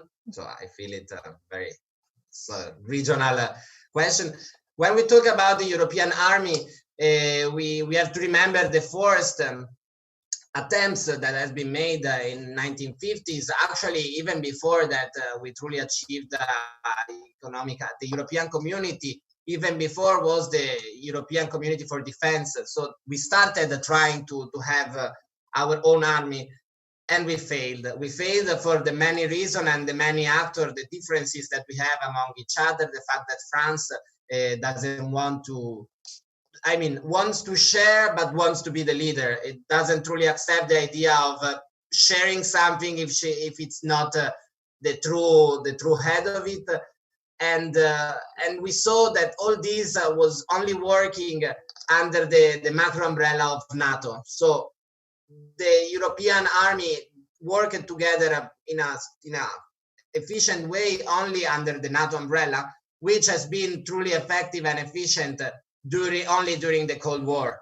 We saw during the Balkans War, the Yugoslavian War, that actually NATO didn't have a very efficient way to answer, and had issues between all the very different countries, the proportionate way to answer, and the fact that still we depend on the United States for our defense system in a strong way. So even if the European defense, the European army will be absolutely desirable thing, I am not expecting that even in the best case scenario of creating it, they will be something different than the United Nations peacekeeper, which means that it will just be a voluntarily army where people will, where every single country will send their soldiers, and they will then work under specifically engagement rule. But I don't expect that we will ever reach, and by ever I hope it will take a long time. I think it's not going to be less than 50 years or unfortunately, we need the case of a crisis. That will be the only true way for Europe to wake up on its army issue. But I'm not thinking will happen in the next 30, 40 years. But let's hear the point of others. Thomas, would you like to add something? I think it's a little bit more your topic. Yes, thank you. Again, thank you, Huberto, for that those interesting insights. I personally feel that the topic of the EU army is politically quite sensitive, and not because just one or two member states are against it, but it's really one big group of member states against another big group of member states. So we could discuss about this topic for a longer time. But I personally feel that there are more lower hanging fruit that we can grasp to defend the interests of the European Union. And I think one of those lower hanging fruits is the implementation of a set of EU red lines.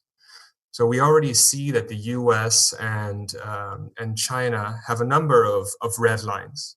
For instance, the US has an act nicknamed the Hague Invasion Act, which stipulates that when the International Criminal Court tries to prosecute an American soldier for war crimes, the American army has the right to use any means to get that soldier out of the clutches of the ICC.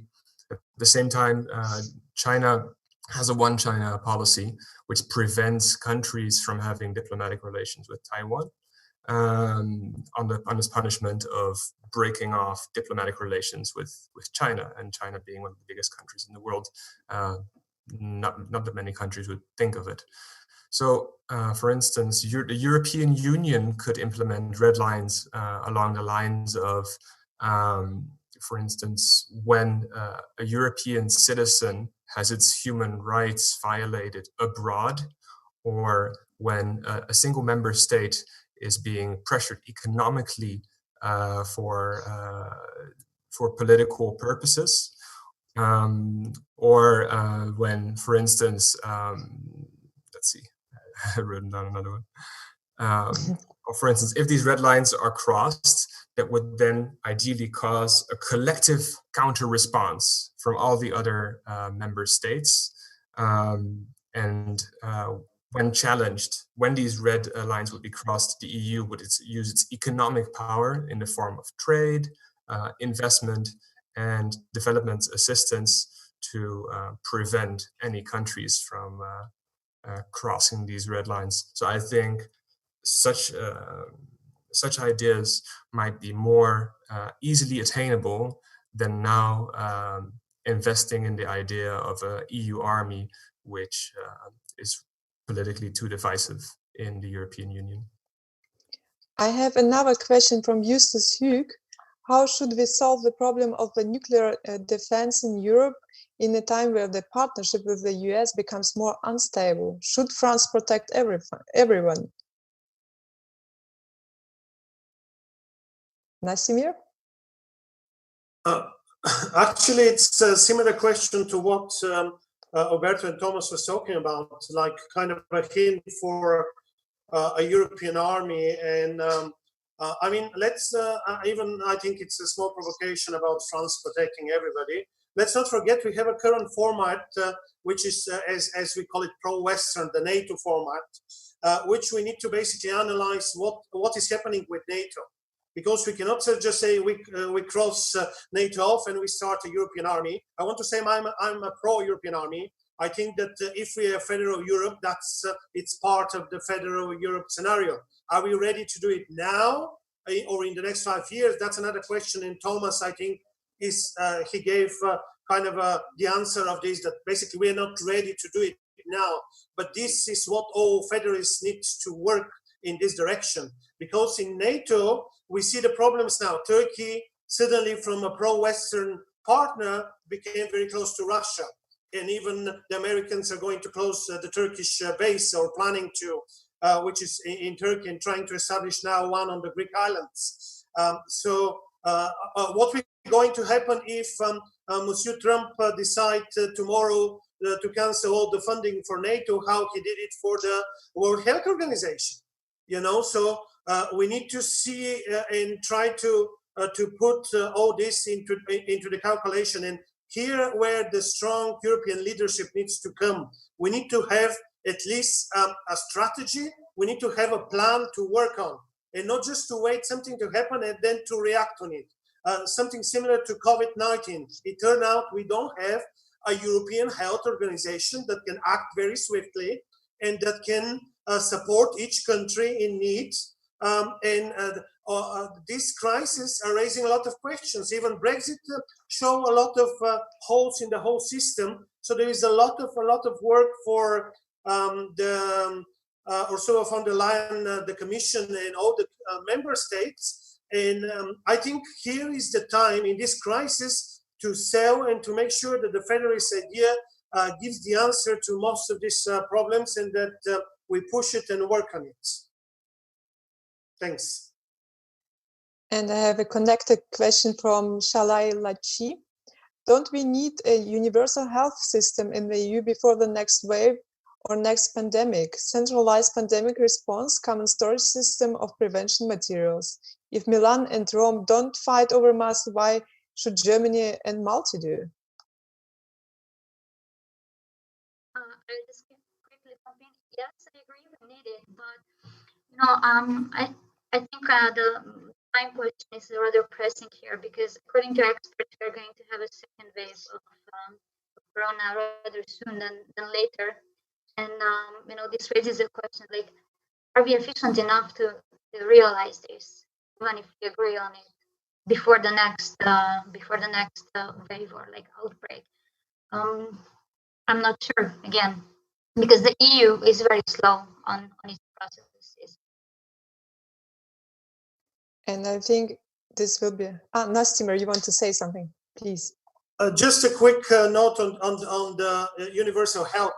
Basically, health is one of the, as most of the people know, health, taxes, you know, even some other topics, they're prerogative of the country members. And here, probably the virus is showing us that maybe we need to, in the next kind of treaty, because we all know Lisbon Treaty needs to be changed. It's outdated. More than 10 years, so we need a new treaty that is giving us and putting us one step closer to federal Europe. But I wanted to give an example, except health, for example, corruption. You know, Bulgaria and Romania have all been branded as corrupted countries, and corruption is a big problem here. But why, for example, there is not a reglement of the European Union, anti-corruption reglement for all European countries, and when you're a member, you need to follow it? Why we are leaving some countries kind of to fight the corruption, but we don't do it as a directive, as a European law that needs to be obeyed by everybody, because there's corruption in all European countries. In some very little, in other more, but I'm just giving it as an example, you know, and something that we need to work and push for, even as a political organization, as Volt. I think we need to work on this health, on kind of united corruption things and everything else. Of course, the topic is geopolitics, and we started discussing a lot of internal things. But in order to be strong geopolitical player, we need to be very strong internally. And I would like to conclude by reading the first sentence of the Schuman Declaration, which is stating world peace cannot be safeguarded without the making of creative efforts proportionate to the danger which threaten it. Which means that you will have, if you have a big problem, you will create a big solution, which actually is bringing us to the situation of today. Do we want to have the problem to implement the solution, or do we want to create a solution before the problem comes, which is, as Nastimir was saying, to negotiate a new treaty and to negotiate it on solid and unified base. And the solution to this, it's clear, and it's a support Volt.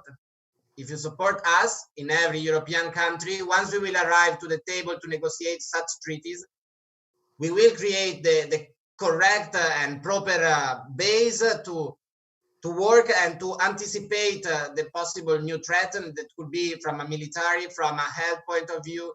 It could be the issues of corruption among countries, but there are so many possibilities of other problems and other crises attacking Europe that definitely we should unite before and not after such problems. And I will ask the last question because we are a little bit over time. How far do you think will the European Union go to maintain the union? Will there be a civil war in order to ensure the EU stays together, or will the threat of secession always block meaningful policies? What do you think? I jump in very quickly. I cannot tell how far we'll go. I just hope for a federal Europe to be reached in our lifetime. I don't think there will be a war because we created the European Union, prevent any further wars on our territory. I think federal Europe is the only solution. We have freedom of movement inside. We need to protect our borders together. This pandemic just taught us, that if we had a European body, being able to make quick decisions, as a European government, we would have been able to provide solidarity from minute zero. All we have to learn from the past few months, I guess, and the past 30 years, that we need a stronger union, just as Nastimir, said before. And yeah, I don't see a war coming on European territory anymore. Somebody else? Otherwise, Thomas, please.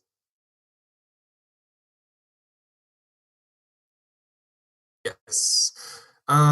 Good question. Though I wouldn't focus on the negative part with a civil war. I would rather focus on the positive part of how to maintain European unity.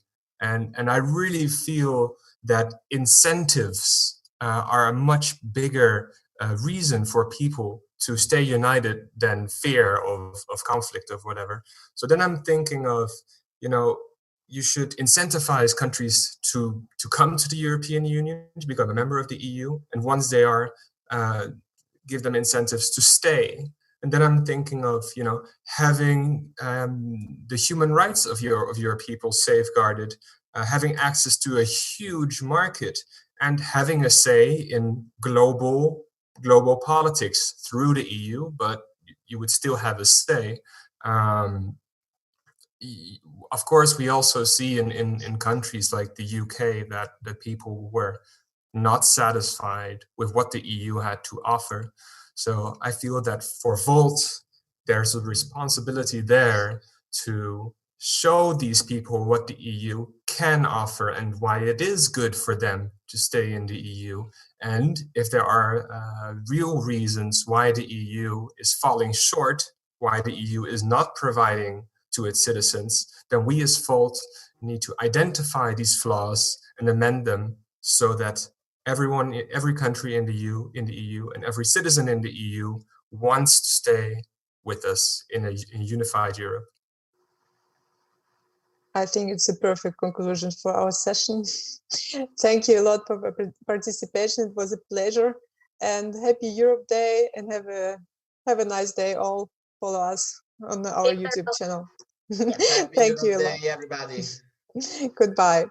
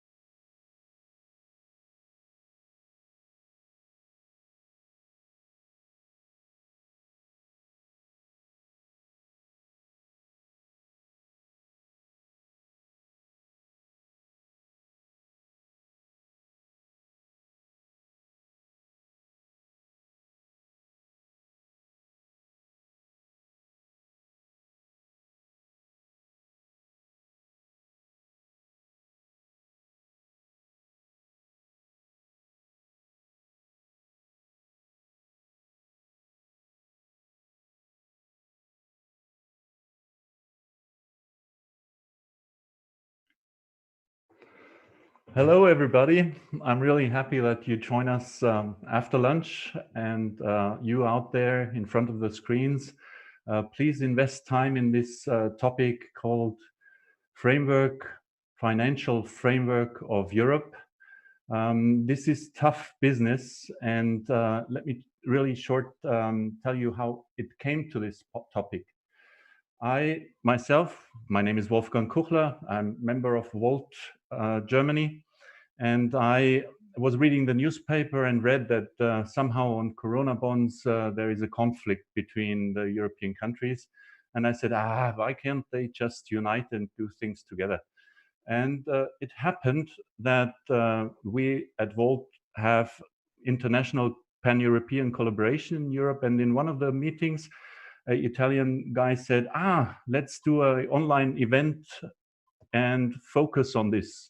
And then there was a need for somebody to do the chair. And I said, well, I'm not a finance person, not at all, but I'm ready to bring together people that are more competent than I am in this topic. And so I'm really proud to introduce today 3 speakers. And one of them is Michele Bellini. The other is Stefan Meyer. And the third one is Martin Marques da Costa. And you should see them right now. This is the team. And my role is I'm the standard European, and I'm really fond of Europe, but I do not know a lot about the framework within Europe, especially the financial framework. I know that I'm a taxpayer, and I know that somehow my money goes to all these recovery funds. But I want to know and learn more about this today. So for you out there on the screens, it's very important. It's interactive. We at Volt care for your opinion and your questions. And also at the end of this section, we will have question and answers.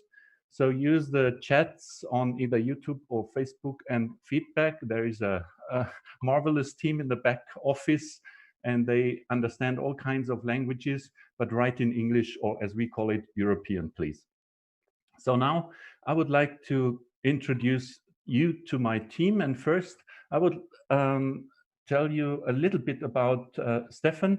I saw a YouTube video on Corona bonds, and I had the feeling that afterwards I learned a lot, and that's why he's in this meeting. And now I would like to hand over to you, Stefan. Please tell us a little about your background, where you work at, and why you joined Volt. Yeah, hi, Wolfgang. Hi, all together. Yeah, I'm Stefan. I'm now on a day trip in Potsdam, but I wanted to join this conference to tell something about Corona bonds, because it's actually this financial framework of Europe is kind of like a hard topic for me. I studied European culture and economy, and I'm working as a journalist for the economic newspaper Handelsblatt as a social media editor. And I'm doing these videos, as Wolfgang said. I do it in English, and I try to make them entertaining, so people actually listen to it and understand a bit more about this financial framework, for example. And I think that for us together to act in Europe, we need something like a common European channel. And so I'm really grateful that you're actually doing this conference. So because a lot of people from Europe joins, because this is what I think is important, a European public sphere to have a European public sphere, to have European debates. Yes, that's about me. Thank you very much. And I told you before that I kind of felt lost in this concepts, recovery frame, bond, Europe. I know James Bond, but this didn't match at all. And then I learned about you, Michele. You are a person that, you have affection to school and universities. You go there for a longer time than I did. And therefore, I'm really happy you are the right guy. Maybe you tell us what Science Po is, and let us know why you are the right person to tell us about the bigger picture concerning this recovery and financial framework issue. Thanks, Wolfgang. I'm very happy to be here, and I would like to thank also Paolo from Vicenza, who invited me today to be with you. As you mentioned, I work in a university in Paris, in France, which is called Sciences Po, and there I follow European affairs. I'm not sure I am the right guy, as you say, but what I usually try to do is I try to focus on the big picture and trying to understand in accessible terms what's going on in Europe. Because right now, as you said, many things are happening, and our future, our common future, is at stake. And I think it's important for everyone to get a sense of why some things are happening and what are the most critical items on the table. So I'm looking forward to the discussion. Thank you very much, Michele. And just one word to you, Michele. In your curriculum vitae, I saw that we have something in common. You worked as a bartender, and I did also when I was younger, when I was 18. So yeah, that makes you very sympathetic to me. Then I said in the beginning that I see my role as taxpayer. Somehow I do probably sponsor all this recovery that comes about. And therefore, I'm really happy to say that Martin will join us today and that he has time. And I give the word to Martin. Martin, please introduce yourself. Hello, Wolfgang. Hello, everybody. In first place, thank you very much for having me. Much like you, and I'm pretty sure much like all of us, I'm also a taxpayer. And I see myself as the product of a more unified Europe. I was born in Portugal. I did an exchange in Norway. I did my master in Spain, in Barcelona. And all of that helped me understand that there is a need to strengthen our common entity and our shared values, and that we must all work together to make this united Europe vision a reality. I currently work in finance risk management, and I'm also Volt in Portugal economic policy coordinator. I'm a big defendant of a bigger and more integrated European financial framework, and hopefully this is what we will discuss today. Well, this is great, and maybe I brought something along that you from Portugal could memorize. This shape on my mask, on my Corona mask, has links to Portugal. Yeah, you recognize. Thank you. So let's get to it. For me, it is very important, Stefan, that I would like to understand, why was there a fight between countries over Corona bonds? For me, it seems so easy. There is countries in need, and why don't we simply help them? Could you use some of our time to explain this issue of Corona bonds and definitions and all that? Yeah, I can do this. So basically, it is the same argument which was in the financial crisis, because a bond in general is debt. So someone takes up debt. So you lend money from someone, from private investors, and for example, like Greece takes up money, it lends money, and then it pays interest on this. And Germany lends money and pays interest on this. And if you are a country in trouble, you pay more interest. So, and when you are a stable country, you pay less interest. So, for example, when you are I don't know, Netherlands, for example, you're a very stable country, and the investors think like, oh, I invest there because it's so stable. So the risk is basically like maybe walking with your dog. And when during the Greece crisis, when interest rates were very high for Greece to lend money, it's basically like going on a BMX ride through a canyon on LSD blindfolded. So it's very risky. So and that's why Greece had to pay more interest when they take up debt. So, and what Corona bonds would do is that Europe as a whole actually lends money from private investors. So that means that like Netherlands would pay a bit more interest rates, and countries who are in trouble would pay less interest rates. And we together then can have a good lending amount of money to invest this in our economy.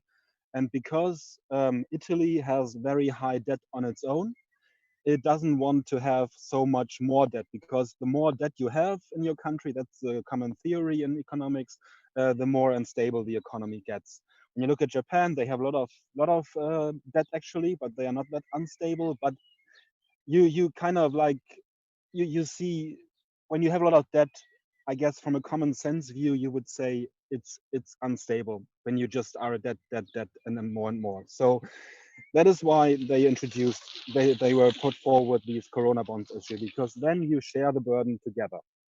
So the thing is, then of course Netherlands or other countries who are stable don't want to do that, because they profit from this. They have like low interest rates, because when you do Corona bonds, you pay the same amount. So basically, what the stable countries are saying, like, we are paying for the unstable countries. So, and this is what actually happens there. And so the thing is about Corona bonds, this is why it's so important, actually, I think, to first stress that it's not to mutualize old debt. So you don't take the old debt and put them in a pot, but you take on new debt. And this is as well important, I think, for me to say that you not only lend together, but also spend together. So this means that when you lend together, you have it on the EU. So I think my speakers after this can more into detail and on this, how this is exactly possible. So basically then the EU, so with the parliament and with all the bodies that have the EU, spends the money in where it's needed, and not like you don't lend the money and give it to a country and say, let's do this, the country can do it, and the EU doesn't. And so when you spend together, you actually see, like, you don't see at national borders, but just to see how it's well invested. So when you think about how you want to invest this, it would be best to have it like as a Green Deal. So to invest in renewable energy, for example. And this is why the term shifted from Corona bonds to recovery bonds, because now it's not only more that that we have to lend money during this crisis, but more after this crisis. This is what the discussion is now, like that we use these bonds to invest in our economy, to boost it, to kickstart it after our economic downturn. So and when you hear sometimes Eurobonds, this would be a permanent effort. This would be like generally that you always take up debt together and spend it together, but not only for COVID, but always. So, but let's stay with the recovery bonds. That's what we are in now. So we are at this recovery bonds. You get it. We lend together, we spend together, because we are as a European Union. And then the question is, can we also pay it back together? And then we come, what the third speaker will actually say, I think, is about taxes. Because right now the EU doesn't tax its people, just the national states do. So because they have the authority to do this. To tax on a European level, you would need all countries have to vote yes for a new tax. So, and this is very unlikely that they want to do this, but I think it would be quite good to do this, because then you could, for example, introduce a carbon tax to repay this borrowed money. So you pay a tax on CO2. So and this way you can pay your money back after a while, which you lend together. So to wrap it up in a way, it's like Corona bonds means lending together, and in the best way it's spending together. And then to repay it back, you tax it together. And this way, when you all do this, we actually act together as Europeans. And I think this is like what we should strive for, because in this crisis it's very important to act together. Yeah, so much for me. Thank you very much, Stefan. And for you out there on the screens, of course, I understood every word that Stefan said. I have my fingers crossed. No, this is tough business, but take away that Corona bonds is sometimes mixed up. We learned from Stefan that there is also recovery bonds, and there is a next evolution step called the Eurobonds. So there is something that needs to be separated. I found that in the discussions, people not always distinguish exactly. So take away, you learned there is different types of bonds, and this is good. Now, we heard this was a very in-depth topic, and now I would really love, Michele, if you could give us context for this, because it can't be that Corona bonds is only the issue in the European Union. Please go ahead. Absolutely. So in the few minutes that I have, I would like to tell you a story to kind of put all or many pieces of the puzzle together, hopefully. And the story begins in February. Actually, a few days before the first patient who was diagnosed coronavirus, actually here 30 minutes from my house where I'm speaking now, few days before that moment, the EU leaders failed to agree.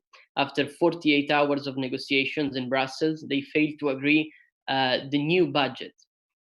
As you may know, the European Union has a 7-year budget that gets renegotiated, and the next 7-year period starts in January of 2021. So it's very striking if you think that in the same days that the pandemic was exploding in Europe, the leaders failed to agree. And why did they fail? They failed because there was no agreement, and the non-agreement was about very, very 0.0%, so very low amount of money.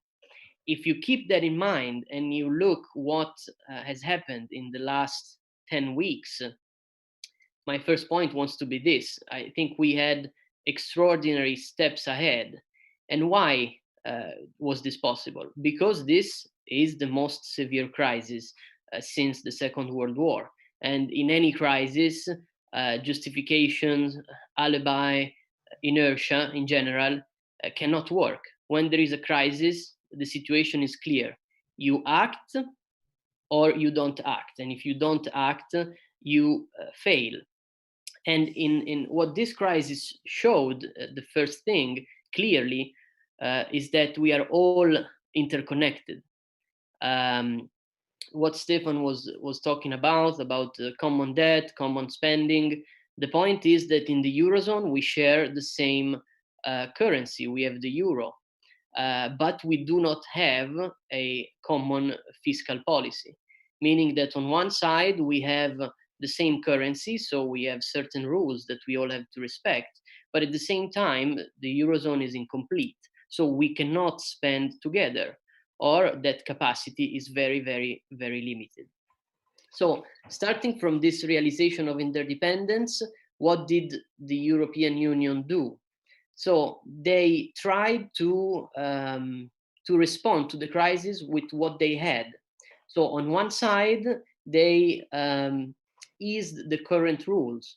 So there are rules in Europe that regulate state aid, but because the crisis and the shutdown obliged the states to absorb the losses of the private sector, the European Union had to ease the regulations that limit state aid to allow the member states to inject money in the private sector and the economy to save it. So this was the first action that they did. Then on another side, they said, how can states get funding? Well, they have to get debt. So they suspended the Stability and Growth Pact, which is that common rule that we all respect that limits the amount of debt that each year each state can raise. At the same time, again, because there, as Stefan was saying, there are some states that have higher borrowing costs on the markets. You needed something to keep those borrowing costs as low as possible. And that is why the European Central Bank initiated pandemic program, which is a massive program of buying member states' bonds. So you can see that in the bigger picture, what the European Union did, it did what it could do at the beginning, meaning easing the rules and allowing member states to raise money in an easier way. Why this is important? This is important because, and here I arrive to another key word, because we have a big risk of divergence, meaning because of what I said, that we share the same currency, we cannot allow to have economies that are too different from each other. But because we do not have a common spending capacity, in a time of crisis, if you just let each state spend according to only to their own capacity, this could mean that some states, the states in better health, for instance, like Germany or the Netherlands, can better take care of their economies vis-a-vis other states like, for instance, Italy, Spain, or Greece. In this sense, you should think about the economic crisis almost in a similar way to what this coronavirus is doing. If the virus hits a healthy person, maybe the outcome is something not too bad. If the virus hits someone that is maybe with other diseases and already with health problems, this virus can be mortal. So this is the main points that I would like to transmit to you today. The European Union acted instantly in order to allow and in order to mitigate, let's say, the risk of very different and very asymmetric responses to the crisis. That is also another reason why, at least in Italy, we discussed a lot about the ESM, which was just approved yesterday in the Eurogroup, and about other instruments such as SURE, which is to mitigate unemployment, and the European Investment Bank. The logic here is that because the European Union has limited instruments and for spending together, they said, okay, let's look at what we have, what we already can do, and let's try to adapt these resources that we have in order to limit the risks of divergence. And now, my last point, this is for the moment, for the response to the crisis.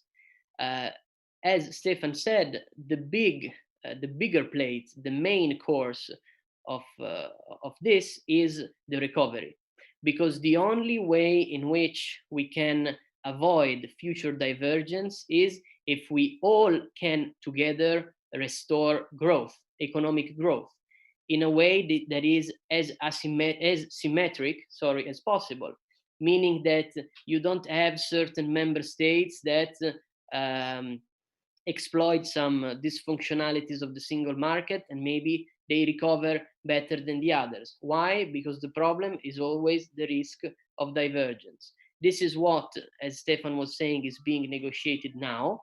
In the next days and next few weeks, we will be able to have the details of these famous recovery funds. And these recovery funds, we are also waiting to know and understand how it will be financed. We can already say with a certain degree of certainty that a part of the financing of this recovery fund will be an issuance of common debt.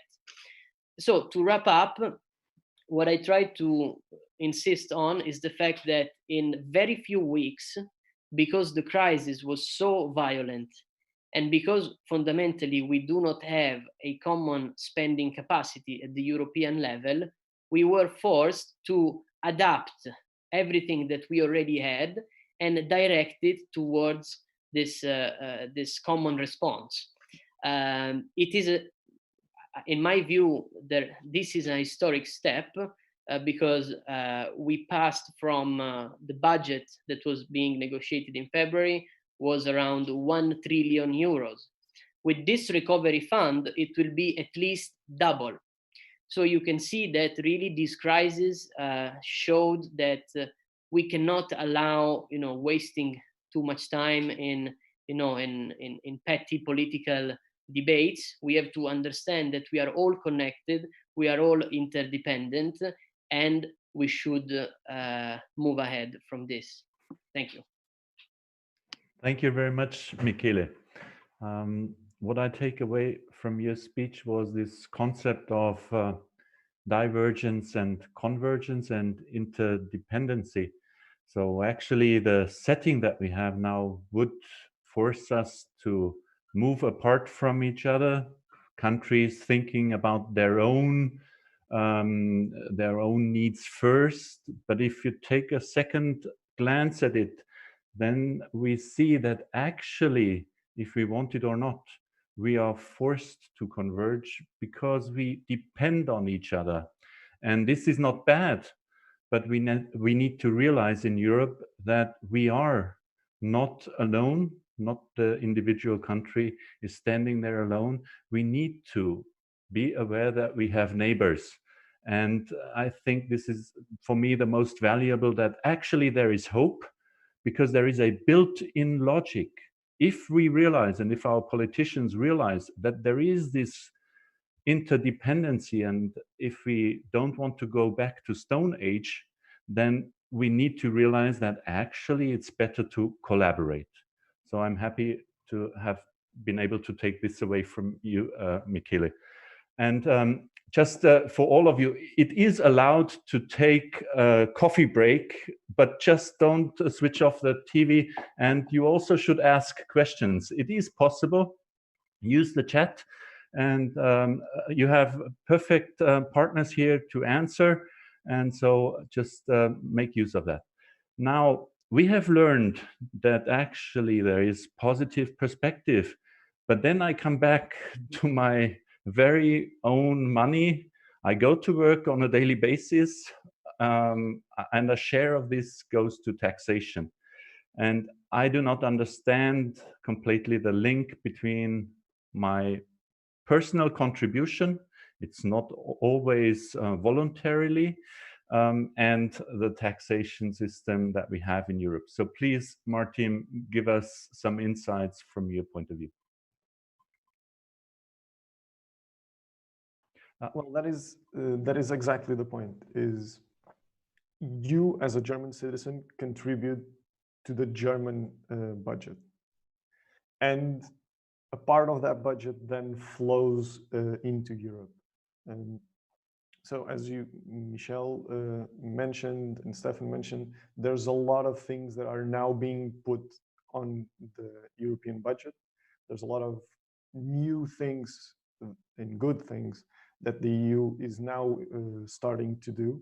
And those things will, either through more European level debt or through additional sources of funding, have to be funded. Currently, just a brief overview to not bore you with the details. Currently, the EU budget has three main sources of funding. Growth national income proportion contributions from the countries. Roughly, this equates to 60% of the EU budget. And it basically means that bigger economies contribute more as a percentage of their economy to the EU budget. Then a small part of what each country collects internally in their economies as value-added tax is also passed on to the EU to finance its budget. This represents around 15% of the total EU budget. And as a perspective, it's roughly 0.3% of each country's value-added tax. So out of the 100% they collect, only a very small fraction gets sent to the EU. And then the third part, also around 15%, is the import duties, mostly the import duties that the EU collects on imported goods from Europe. Again, each country collects it individually and then passes it to the EU budget. Here, much like unlike the value-added tax, the majority goes to the EU budget and only around 20% is kept at the national level. So as you can see, the European Union does not have, in its current state, does not have a tax collection system. Each country individual has the authority and the mandate to collect taxes as it chooses, as it's a national policy decision.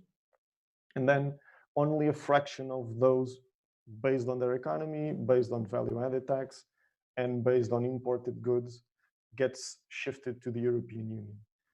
And this has so far been enough to finance the small budgets we have. However, as we just mentioned, we're trying to increase the scope of what the EU is allowed and is responsible for doing. Again, much like Michel said, to promote the cohesion, this cohesion and this convergence of the economy so that we're all more aligned economically speaking. So what's the next logical step is we have two options. Either we massively increase what each country contributes, or we start a national European level taxation system. And this is what Volt's mapping of policies proposes, which is to have a gradual harmonization of European corporate taxation first, so that we all have a level playing field, and then ultimately it promotes the generation of a European level tax system on corporations that operate on multiple EU countries and multinational corporations based outside of Europe. They will have a minimum tax rate of around 15%, regardless of where they're domiciled. And this tax revenue would flow directly to the European Union. This is one additional source of funding. The other, as Stefan mentioned, and it's the one currently being discussed. This one is, again, the new levels of taxation would be a proposal to add on top of what we're already discussing. The other source of funding already being discussed, as Stefan mentioned, is mutual debt. European issuing mutual debt to finance the increased spending we're going to have. Hopefully, this will lead us to a better place. At least that's the hope, is that we're going to have a central European treasury that has a European finance minister that overviews the financial execution of this bigger and more ambitious EU budget, has the capacity to tackle all the challenges we are going to face as a European Union, not as individual countries. And this finance minister would also overview the this European level taxation and this European level debt issuance that would, in accordance, of course, with all the treaties we have signed, which enforce strict measures for both transparency, fiscal responsibility, but allowing for a maximization of the European financial resources. This will hopefully put us on a path towards a better Europe where Europeans are more united and are more equal regardless of where they live in Europe. This, at least, it's the end goal, I think. So thank you, Martin, for your elaboration on tax. And I just want to see if I understood you correct and do a little test. If I order things from outside the European Union, then I will automatically also ensure that there is more tax money available for the European Union due to the import tax portion that would go directly to the European Union. Is this correct? It is correct. If you import a product, say, from the United States, then Germany will charge you an import tax, a duty on that product. And 80% of that amount will go to the European Union. And I ask this because I have nothing at all against products, for example, from the United States. I have a so-called smartphone myself, of course. But earlier this day, we had a discussion of the young European voices, and there was a lady, she was talking about food industry, and she said we Europeans could help ourselves in living a better life and being more healthy by using local food. And now I see a conflict, because if I use local food, then the European Union wouldn't have enough tax to do the things that they should do. Well, not to go into the whole food industry discussion, which is very interesting in itself. The problem is, the more global the economy has become, the more bilateral treatments the EU makes with other countries, the lower these imports are becoming. The fact that you cannot see the fact that you import, say, meat from Argentina as a subsidy to a personal subsidy for you to the EU, because as time has moved on, these import duties have been getting smaller and smaller and smaller, because we are also paying less and less and less import duties in Argentina and many other countries. So I do think if you still want to incentivize the European economy, shopping locally might be a step in the right direction. So then I will go for local products. And yes, I live close to Munich, but out in the countryside. And so there is farmers that offer eggs from hens that I kind of know personally, because I can walk by them. Now we have reached the formal section of, we have completed the formal part of where everybody contributed.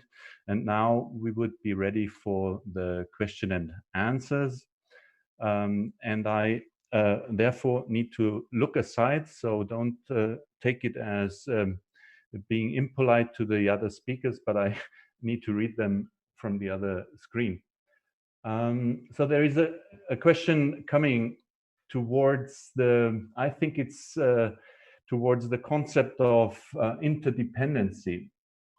Paolo Toldin asks, why do you think the northern countries are against those financial tools? I mean, if it's clear to everybody that we are interconnected, why are they against? Some countries have negative interest rate. I guess I will try to give an answer to Paolo. Well, I think it's a bit simplistic to say that someone is for or against. The situation is complicated. We have to remember that the European Union exists because there are treaties that regulate its existence.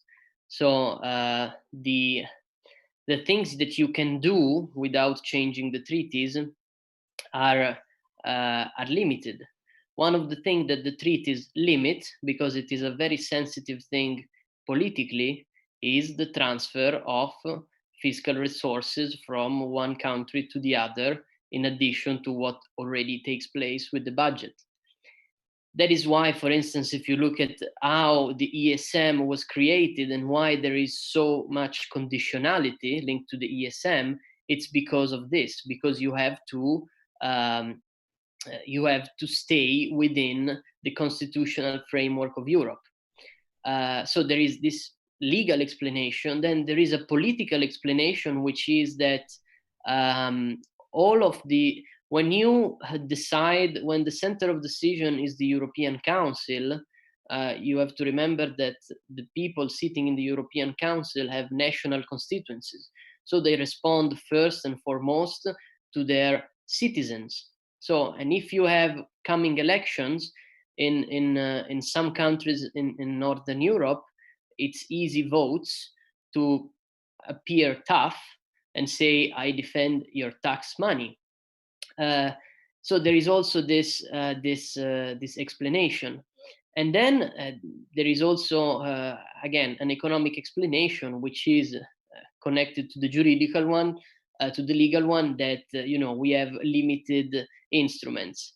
But so that's why what is happening now is so important. And I want to add here that it's very important, in my view. It may sound a detail of governance, but it is very important that this recovery fund is linked and anchored in the EU budget. We will see how.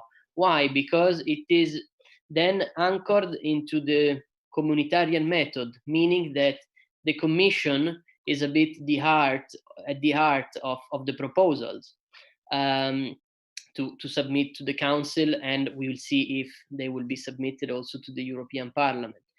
The Commission is right now our best chance to protect and put forward the common interest.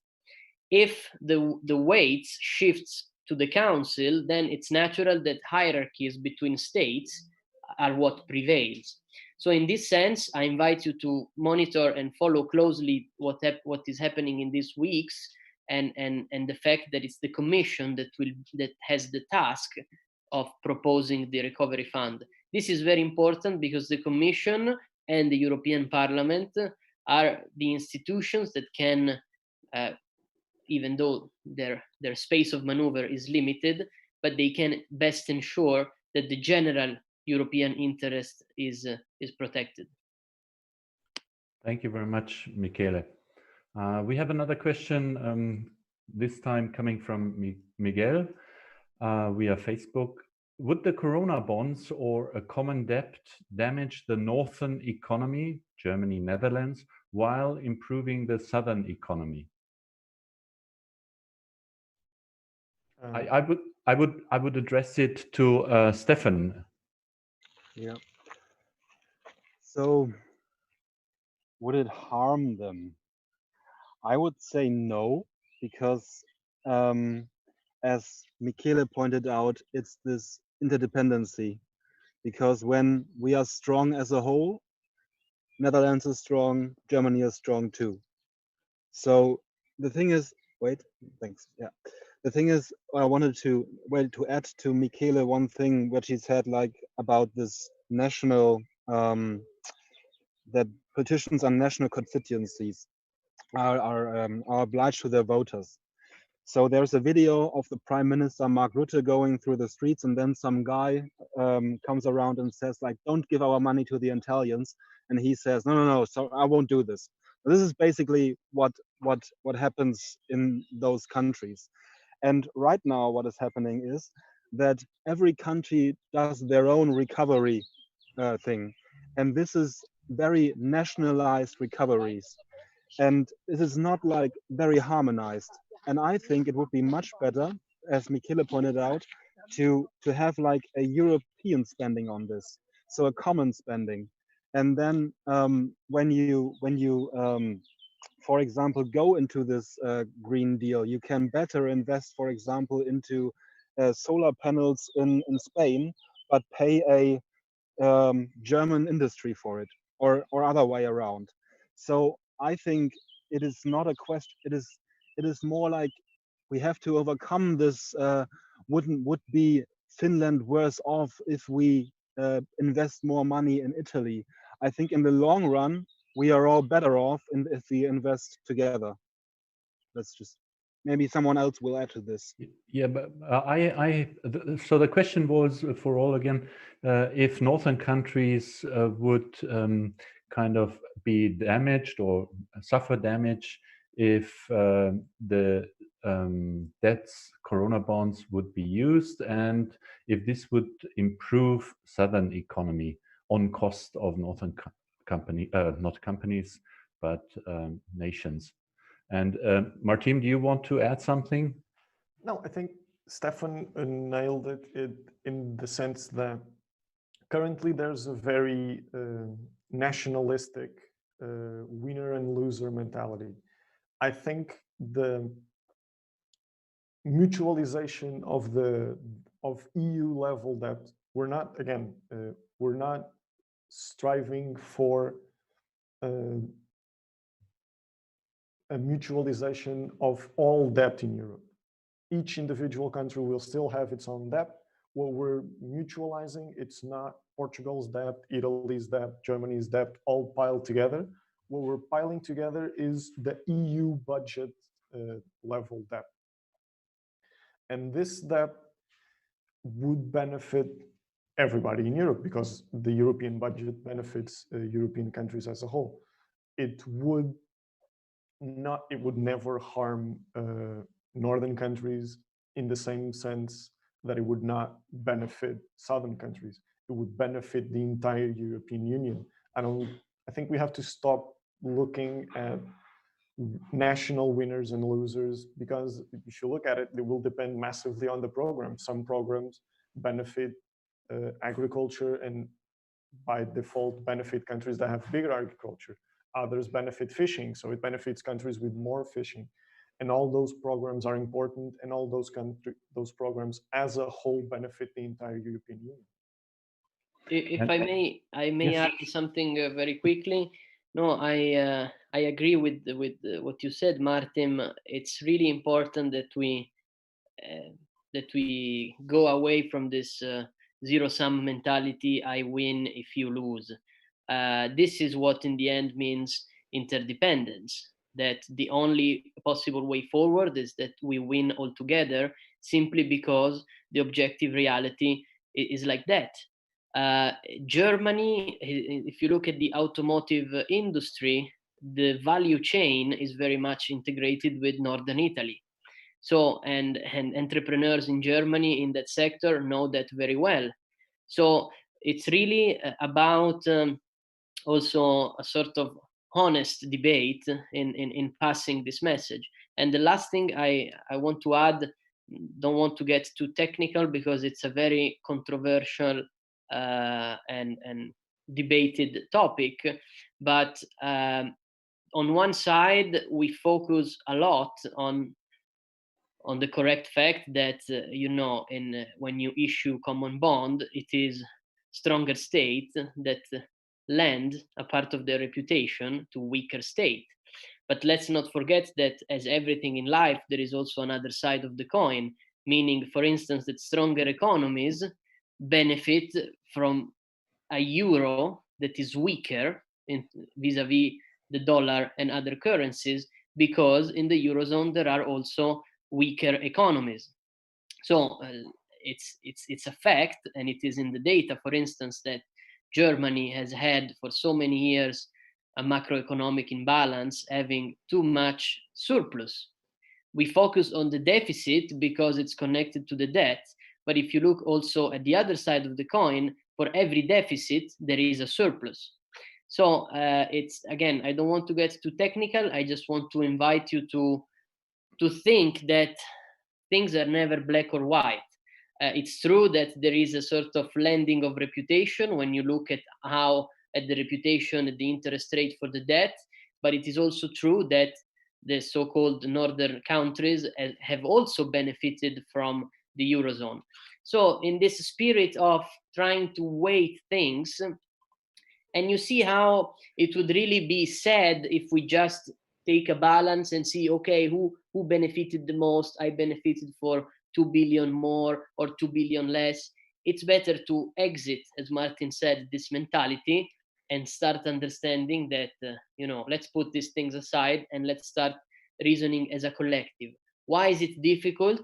And I conclude here, because the European Union is the first, at least in the modern age, is the first project where you want to put states together, not in a violent way. I mean, all the unification of states that happened, starting from the United States, they happened with a war. It was a coercive act. We are trying to do it in a democratic, willing, and sovereign way. And this is difficult, and this takes time, and it's very frustrating sometimes. But I think in a day like this, it's especially important to understand that this is the difficulty, but at the same time, the beauty of the European project, that we're trying to move together in a democratic and willing and sovereign way altogether. That is why it's difficult, but that is why it's precious as well. Thank you very much. And I just ask you for a minute for my reflection on this. In the Corona discussion, especially here in Germany, and Germany is a federal organized nation, currently the chancellors of the states, they kind of go into competition who is dealing with Corona the best, and there is sentences coming like, we are better than, and followed by a country name. And I was not sure why I was not happy with this approach. And now I learned from you, it's very simple, because it's like we are sitting in a boat, and one side of the boat is telling the other one that they are rowing faster. But if one side is rowing faster, then the whole ship will go in a circle. And so what we need to learn is that we are actually connected, and this concept of convergence and interdependency helps me now to understand it is better to then ask the questions, how can we do the best to get out of Corona altogether, and not state by state in a competition. So thank you for this. At least this is what I take away from your contributions. Here is another question, and I think then we have to kind of think about ending. The question is, how can we convince some countries that are considered to be, in some sense, fiscal paradise, to harmonize the taxation system? And I think taxation would be your part, Martin. Should I let you more time to reflect, or can you take it right away? I think I can take it. It's, again, like we already mentioned, is we all benefit when we all benefit, to go in circles. The fact is, some countries have more aggressive taxation policies, and especially corporate taxation policies. And it's one of the points that we think it's the way forward, is we're going to have to harmonize them so that we have a more equal playing field. The way to convince them to give up this competitive advantage is simply by reminding them that the European economy is already benefiting them greatly. Some of these countries would not have the economy they have, aggressive taxation or no aggressive taxation, if they were not part of the European Union. So I think reminding them that the bigger the cake gets, the more their share will increase. And I think that has to be the way, because as Michel mentioned, this has to be willing, sovereign, and democratic. So you cannot force them to. It's in our treaties that we have to agree by unanimously. So it has to be through that. I think it has to be through making them see that they're already benefiting, and that the more just the system is, the bigger everybody gets, and by default, the bigger they get. So it's through making them sure that they're not losing, we're all benefiting more. That's great. Any other comments from the others? Yeah. Okay, go ahead, Stefan. Stefan?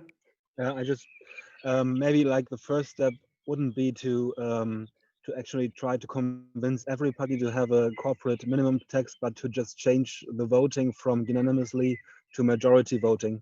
So then still some countries may say no, but then then the majority can still put in a tax.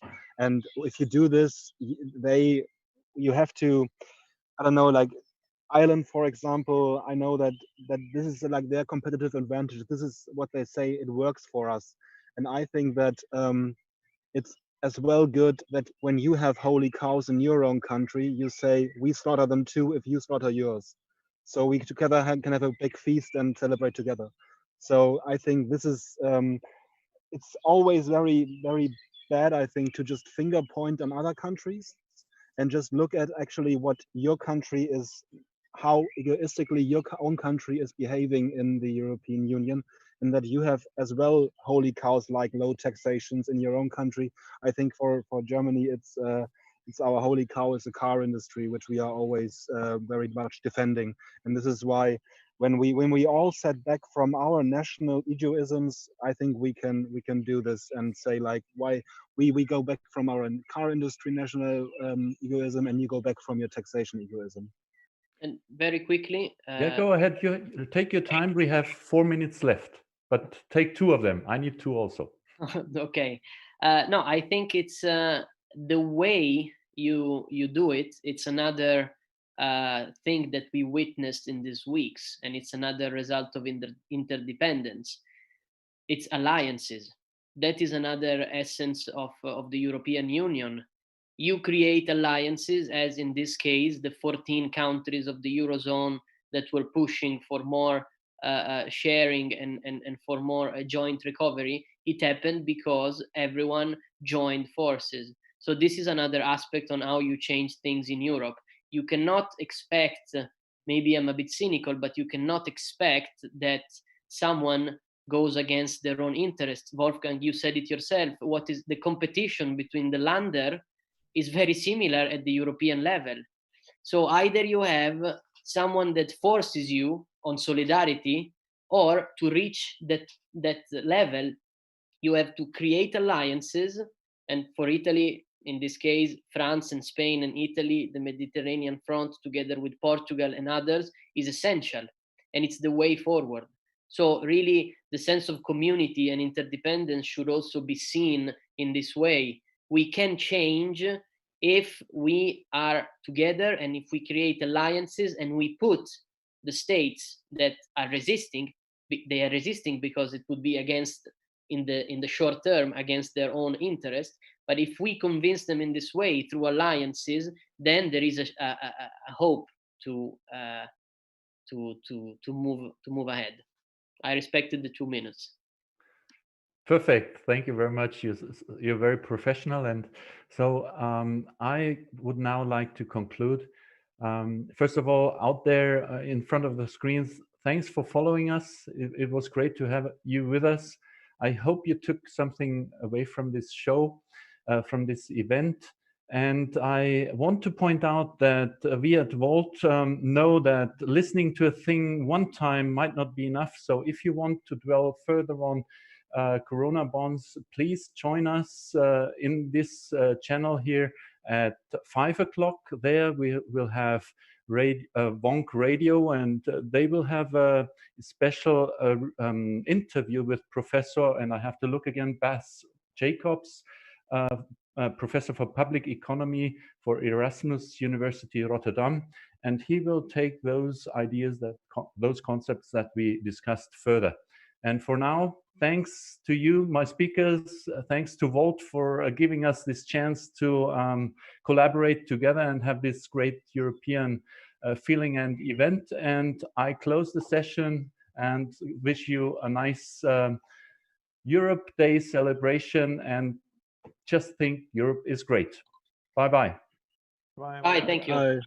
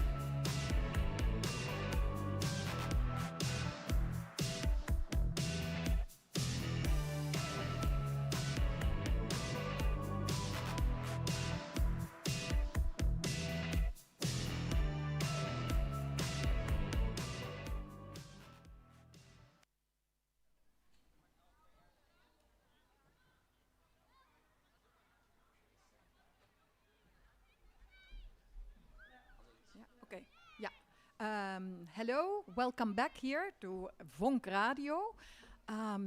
After this very interesting and wonderful interview with Professor Longo, I found it very interesting. I learned a lot, and I'm definitely going to buy his book.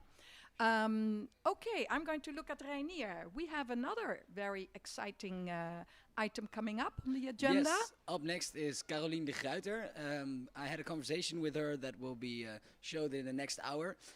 For the people outside of the Netherlands that are listening to this, we have a couple of national newspapers. One of them is NRC. It's a high quality newspaper, and Caroline de Gruyter works for NRC and has a weekly column there that is always about Europe and the EU. So she has an incredible amount of knowledge. And what is also a funny side story is that the first time we actually came in the news was in an article she wrote about Volt after interviewing Andrea Venzon and myself and Luid Italianer. And the headline was, "We want to bring a new energy to Europe." And after that, I got hundreds of messages on social media of people that wanted to help out with Volt. And that really kickstarted our movement in the Netherlands. So that is something that's interesting. And now I've talked to her again last week. We'll listen to it in the next hour. It's very interesting. Thank you, Caroline, and have fun. Enjoy. Okay, we're all going to watch it. Thank you, Reinier. On this computer. Yes, hello. Hi, Caroline. Hi. How are you doing? Fine, very well. Sitting at home like all of us. Yes, I think that's also for the people that will listen to this, they will probably be sitting at home as well. So Yeah. with Volt, the pan-European movement, you of course know, we had all these cool events planned that couldn't continue. So we decided to move it online, as most people and most organizations are doing. And on Saturday, the 9th of May, which is Europe Day, of course, we have a radio/television show that will last from 1 till 9, and this is part of it. So thank you very much for taking the time to be on our show. It's very much appreciated. Good. So Europe Day, oh yes, and one more thing about this conversation. It is not necessarily an interview, but just a conversation. So you can also ask me questions if you Okay. and for the people that are listening to this from outside of the Netherlands, Caroline de Gruyter is a journalist for one of the biggest and best newspapers in the Netherlands, who has a weekly column about EU or about Europe, which is always very interesting. A well-known journalist in the Netherlands with a extremely interesting knowledge about Europe. That's why she's our guest in the show today. Thanks for having me. You're welcome. Can you tell us a bit more about yourself and what your life looks like now? Gosh, what my life, well, I think my life is not changing as much as other people's lives are, because many people, they always go to the office. They commute, they don't work from home, but I have worked from home since 1949. No, 1994, sorry, I'm not that old. 1994. So that's when I moved from Amsterdam to the Middle East as a journalist, to the Gaza Strip to be precise, and started working from home from the Gaza Strip. And actually Gaza has also taught me a lot of patience, because you would never know if you had electricity or not, or if there would be water, or you like to eat yogurt for breakfast. You never know. You never knew if there would be yogurts or not for during that month, or even 2 or 3 months. Sometimes there was no yogurt at all, and you couldn't go and you could leave. So that taught me a lot of patience, actually. And I like working from home. I travel a lot. All that is cancelled, of course, but. I always come home and type my stories here. I'm working on a book. So I'm doing that too. The book is about the Habsburg Empire and the European Union. And I'm it is sort of a comparison, because they have lots in common, but there are also many differences, of course. but it's actually rather, the more you look at Habsburg, I've lived in Vienna for a while. Yes. The more you look at Habsburg, the more you start thinking about what we have now. It's also pan-European. It's a collection of countries, of nationalities, several languages. I remember stories about the Habsburg Empire being very slow and having decision-making procedures that could last for years with all these formalities that need to be taken into account. Is that one of the similarities that we see perhaps, or what some people say about Europe, or what's that like if you make that comparison? I think that's one of the similarities, because they're both rules-based. Basically they're both rule of law systems. And in order to please all the nationalities, the Habsburgers actually, they had to issue rules that would be the same more or less for everybody else, for everybody.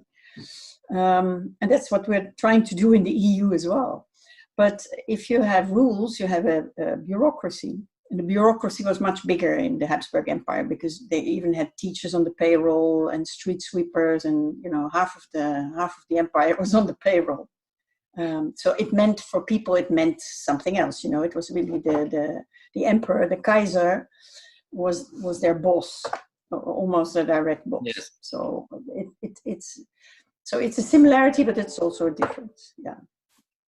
Okay. But it's interesting, because you look at Habsburg Empire, and they were always kicking all the cans they had. They would always kick them down the road. I mean, it sounds familiar, no? Yeah. They would try to delay everything so that problems sometimes would just go away by themselves. They hated war, so they would always try to get out of it and make compromises and deals. And I mean, that's what we're trying to do as well. So in a way, we're very similar. And how did they deal with crises back then? With a crisis such as we're facing now or have faced in the past? Is there similarities there as well? Actually, they had the pest coming, or was it the plague? I forgot. I think it was the pest. And that led to the first, because in the beginning, they never had outer borders. They never had interior borders, but never borders with the Turkish Empire or with the Russian Empire, for instance. And when the first big viruses, epidemics, came from Turkey or via Turkey, people traveling from there into the Habsburg Empire, they started to build like border stations where they put people in quarantine. So they didn't, people were allowed in, but they had to be in quarantine for, I believe, 40 days. And when you still go, I was in Dubrovnik not long ago in Croatia, yes, which belonged to the empire as well one day. And they had just renovated one of those buildings. Interesting. Yeah, and they hated it at the time because, these Austrians, they came all the way to build all this stuff for us, and we didn't see the use. But now people were saying in Croatia, at least they had a good system. And all the systems that we had afterwards, which were, basically Yugoslavia, a lot of mess, and then Yugoslavia, were all worse. So, yeah. Okay, interesting. And so the day that this will be broadcasted is actually Europe Day. And I was wondering, to switch to a new topic, does Europe Day have a special meaning for you? No, not so much. I'm not a person who really celebrates whatever days. I find all this stuff quite meaningless, actually. No. And for a long time, but this is telling, of course, for a long time, I didn't even know about it. When I went to school in the Netherlands, I didn't get anything about Europe. I went to a small gymnasium, a good school, and we had a very good history teacher. But all this, we learned about NATO and the transatlantic relations and the position of Germany till 1945. Yeah. And that was it. So I didn't know anything about it, let alone what the 9th of May, what kind of a day it was. And I actually only discovered the 9th of May because I was living in the Middle East and I was invited for a reception there. And that's when I discovered that that actually the EU had embassies and ambassadors, and and also they were celebrating the 9th of May. So that's when I went for the first time. I discovered that this was a special day. Yeah. And later on, I worked in Brussels as a Europe correspondent for many years, and of course they opened all the institutions on the 9th of May, or usually. I guess they won't do it this year because of the virus, but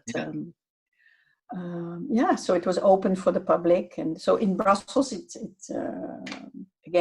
meant something. At least I knew it was a marker, let's say. Yeah, it seems for me actually. Before I became active for Volt, I didn't know about Europe Day either. No. But it is quite interesting to see that, at least in my environment, of course, I'm also very active with people that are into European politics, but it starts to slowly pick up some speed, I think, in the amount of people that know it. And even though the average high school student in the Netherlands only gets 45 minutes of lesson about the EU in its entirety. And 45 minutes? 45 minutes. And in the VMBO book, which is like the most, the high school where most people go to, the only thing that was written in that book was, do we want more or less Europe? Which I thought was a really good way to not educate your citizens properly about what is governing their society. This is one of the main problems in Europe, if you ask me. The lack of education. That's where Brexit comes from. And are there countries that do it better than others? Well, my children, because we move from place to place, my children always went to the French school, the French system, and they got it at least. I'm not saying that they got it very well, but they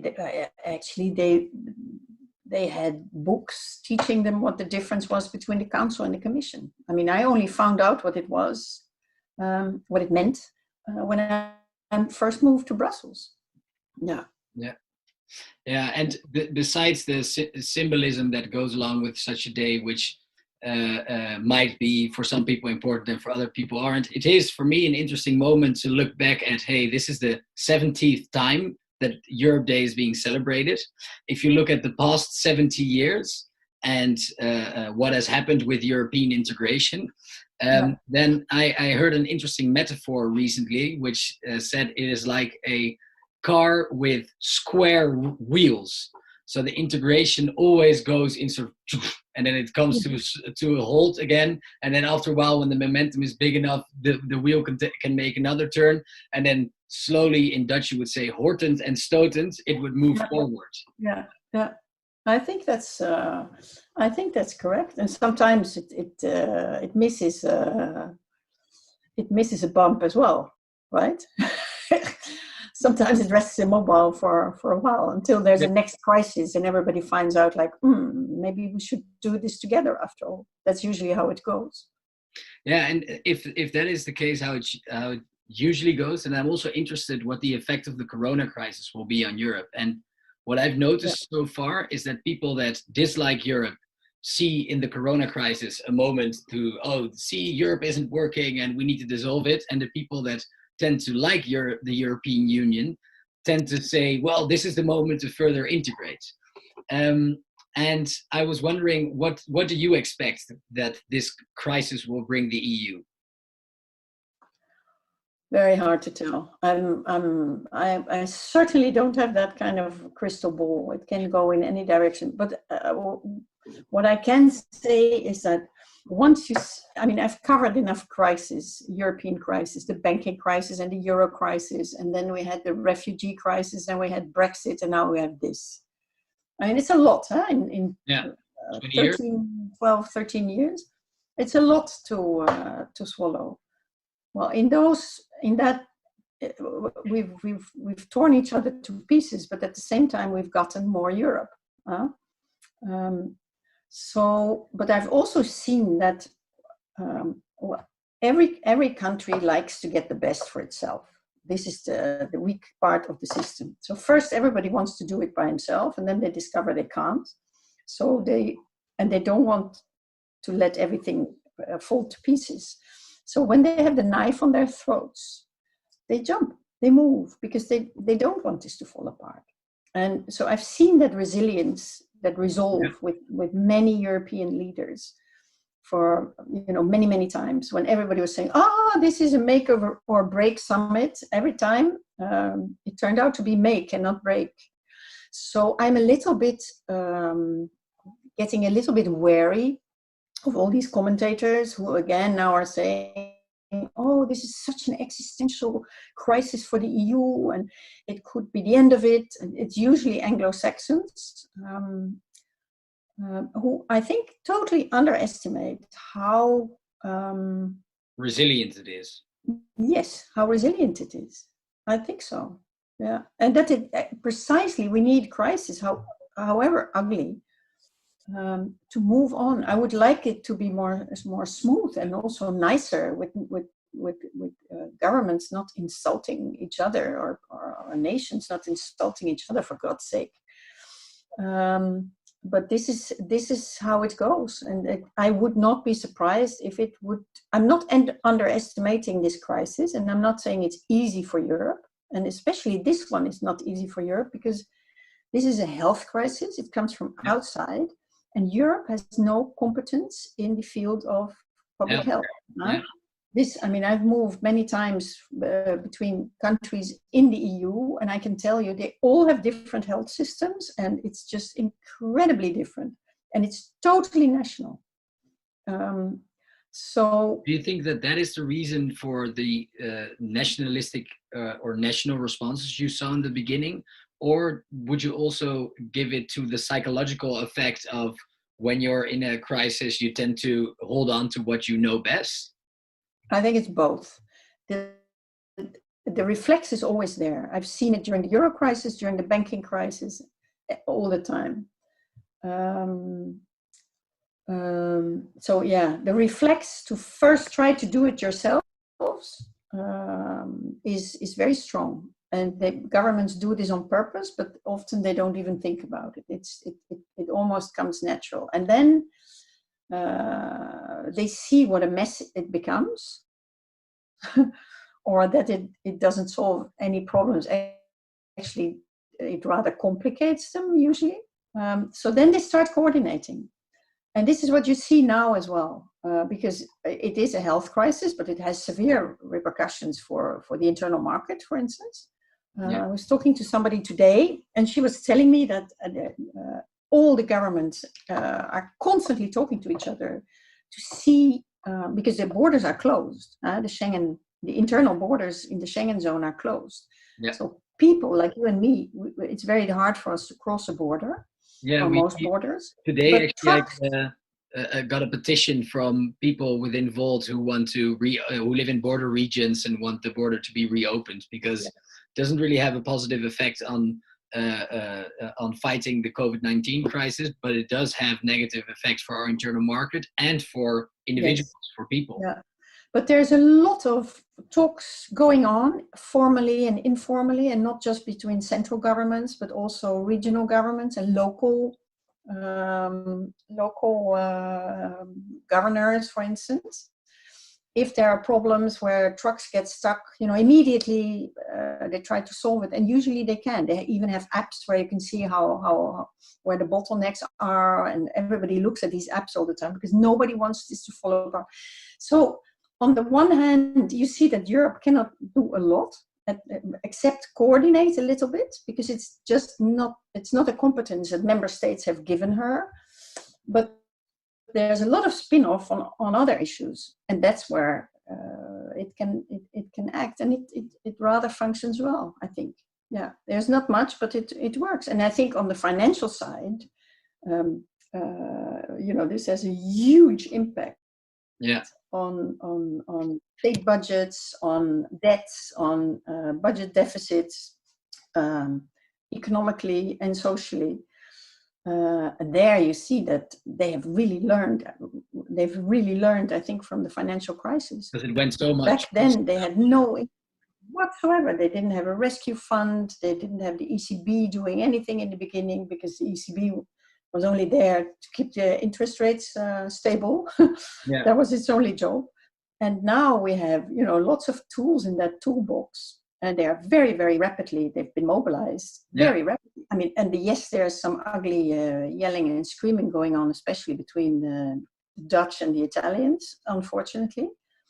And for the rest, I must say, and that's really ugly and nasty. But for the rest, I must say, I'm not at all. I don't.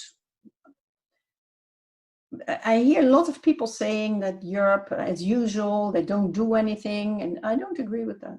Yeah, because it's actually going quite fast, and they're taking big measures as well. It is interesting to talk about that a bit longer, because people from all over Europe will be listening to this, and I at least have gotten a lot of questions saying, Reinier, you're from the Netherlands. Why is your prime minister behaving like this? Why is your finance minister behaving like this? And to what extent do the Dutch agree with that? So as if you are your country. This is really the worst of the worst. Huh? Yeah, and especially I can see why some people could argue that way. I disagree with them, but I think also being so indecent in the way you bring your arguments is something I at least was ashamed about. An example that was not necessarily with the corona crisis, but slightly before that, is when Mark Rutte, our prime minister, took a book to the negotiation about the EU budget, book by Chopin, and said, well, they know what I stand for. I don't want to pay any extra, so I might as well read a book during the negotiation. And I think that if you agree to collaborate together, then that's just very insulting. Yeah, I agree with you. This was really bad behavior. And often it's not just the no that is so bad, it's the attitude that comes with it. Because what he was saying was like, let everybody compromise. I'm not going to compromise. But if you don't, Europe was built, Europe was not just built on compromise. It was built on values, right? Never again. Never, no war again. But for the rest, when you stay within the values, and we have a problem there too now, but when you stay within the values, you have all kinds of rules and regulations that are made just by compromise. So if you come into the big room and you say, I'm not going to compromise, suppose everybody does this. It's horrible. It's really totally the wrong attitude. I agree with you. And it's really worse than it was a while ago. We had a very bad period when we had in 2012, I think, around 2012, we had a far right party in the Netherlands, sort of covering for the government, which meant that they could set all the limits. We don't want this, we don't want that, otherwise we will vote against you in parliament, and your government will fall. So it meant that, government with support from this extreme right-wing party, basically. Yeah, they were basically controlling the government. Yeah, without bearing any responsibility for the policies. It was really bad. In those days, they were behaving in the same way. And then we had Brexit in 2016, the vote at least. And after Brexit, the Netherlands became much more cooperative in Europe, because they were often ganging up with the UK on issues that they found important, and they could not do this anymore. So they had to choose their battles, and they had to do the battles themselves. And what you saw was they were trying to take the place of the leader of the Nordic liberals, which the UK had previously been. Not in every field, because they were not in the euro and so on, but on the market, for instance. And they played that role rather well. They had much more going on between The Hague and Paris all of a sudden. They were fanning out all over Europe. They were trying to make proposals together with the Spaniards and others. And then, but it went wrong on the money. And it's partly an internal story. But it's also, I think, in the Netherlands, what I find is that people look at Europe not in a political way, but in a very transactional way. Yeah. It's like figures. How much do we get out of it? You know, this is how they look at Europe. And partly this is okay, because everybody does that. But I think in the Netherlands, it goes a little bit too far. And since the whole government is having that extreme harsh line on financial issues, on money, citizens hardly ever hear anything else. We have many parties in the government, and they all seem to agree on this. And those who don't agree, they have chosen to be more or less silent, not to blow up the government. So the whole atmosphere is like, we are right, and we are doing the right thing in Europe, and let everybody go to hell. Yeah. Yeah. And the interesting thing is that even 2 years ago, I think it was that Rutte gave a speech in Brussels saying that he finally saw that Europe was more than just an economic collaboration, but also a European, a Europe of values and of people. It's as if he forgot that entirely over the past 3 to 6 months. And the other interesting aspect of it is that Italian voters tell me, but why? You guys are making by far the most money out of the EU. You're paying a bit more, but you're making more money out of it than we are. So it's also against your own logic. And what I thought was very disturbing is that I saw a Dutch professor, her name is Catherine de Vries, who wants to debate about how it is against our interest as Dutch people to have this firm stance in Europe, and she even received death threats because of just asking for that debate. And I think the fact that she has received those death threats by people not wanting her to have that debate is a reason for us to have that debate or that dialogue. So I was wondering, how do you see that with the logic of it also being in the Dutch best interest to be less restrictive when it comes to Eurobonds and other financial aspects?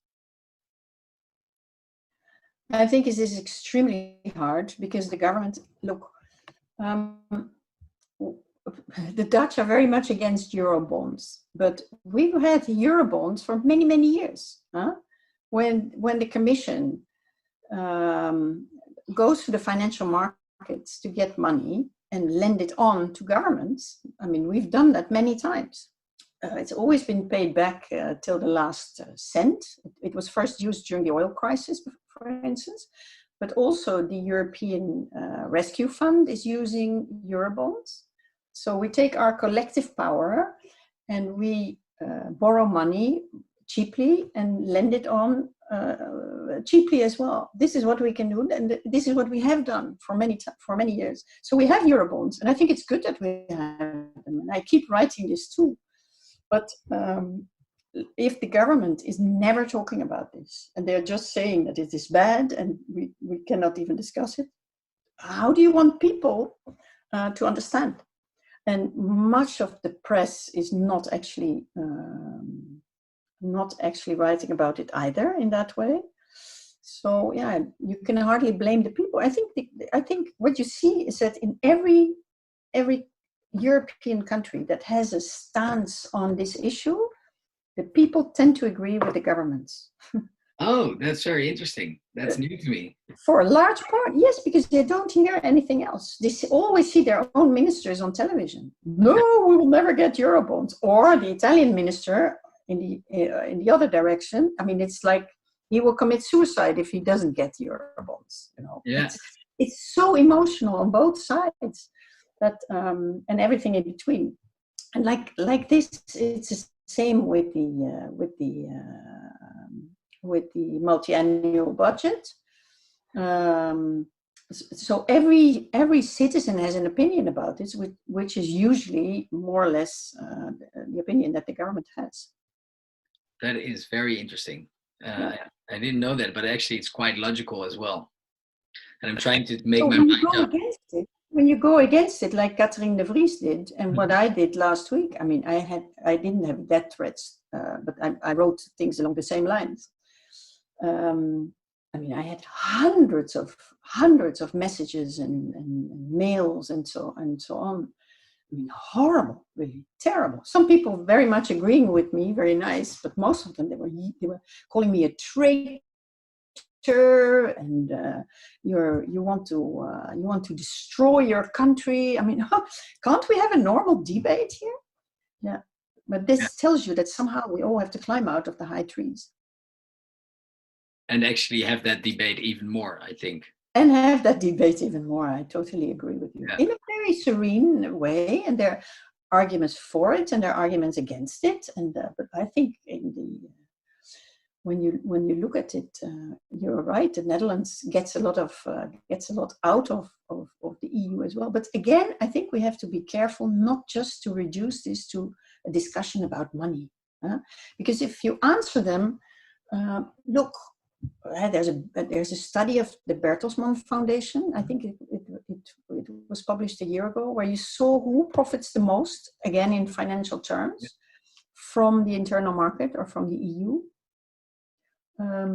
It is regions of the Netherlands, even Switzerland, because it's right in the middle, you know. Yeah. So yes, this is true, but at the same time, I mean, the EU is about more than just giving money or getting money out of this. It is about values. It is the EU was set up because before we always started shooting at each other, and now we are not shooting with munition any longer, but with words. And yeah, I mean, it's political. It's totally political. That is a massive progress, and I also think that at a day like Europe Day, we can also show some appreciation for all the people that have made that happen over the past 70 years, because I consider it a diplomatic piece of art, which has created basically the best living conditions out of the entire history for the biggest amount of people. So that is definitely something we should be proud of. And it reminds me of your comment about the fact that people tend to follow their governments when it comes to how they present themselves in Europe. It would need some extra European aspects in the national debate as well. And that's interesting because in about a year, there will be elections in the Netherlands, and we as Volt will be participating. So and we often get a question, why is that relevant? Because you were a pan-European movement. Weren't you supposed to only focus on the EU? But that's not the case, because we want to be active on all levels of government, and we want to bring those levels closer together. Yeah. So since I think we last spoke, which is quite a while back, we've participated in some elections and with success. So we have a local representative in 3 communities in Bulgaria, in about 4 or 5 in Germany, including München and Mainz. And we are slowly progressing and participating in more and more local, regional, and national elections. So I really hope that we as Volt in 1 year from now play an active role in the Dutch government as well, and can bring a new government even. Even who knows? We have to be ambitious. Yes, we have to be ambitious, and I think it also suits the energy and working philosophy of Volt to actively want to contribute. So if we would, what I like about this is that what you treat all the levels of governance in the same way. You know, you have the local level, you have the regional level, the national level, and the European level. And everybody does, there's constant debate about it, of course, who does what. You can, but problems have to be dealt with, or issues have to be dealt with at the best possible level. Yeah. So in that sense, I mean, all these levels are part of a bigger system. So yes, you can go, you can participate in elections on the local level and the European level and everything in between. Why not? Exactly. Yeah. Exactly. Since last week, just before this will be broadcasted, we had a big European Volt event as well, where we via Zoom. Yes, we were supposed to meet in Lisbon together, but now we'll be saving a lot of CO2 and we'll be completely online. Which for us is less of a transition than other organizations because we already work online so much. But that is the moment where we defined our strategy for the coming 5 years towards 2024.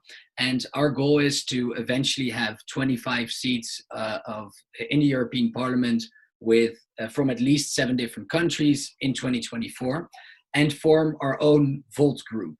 And we think that that is a way to sort of pierce through the lack of European parties in the European Parliament, because we could then be the first one to truly achieve that and make a huge step towards having a better functioning European democracy.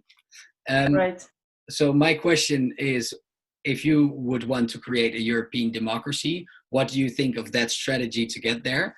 And what other ways would you have for making a European democracy which is even more one democracy than the collection of national democracies that it seems to be now?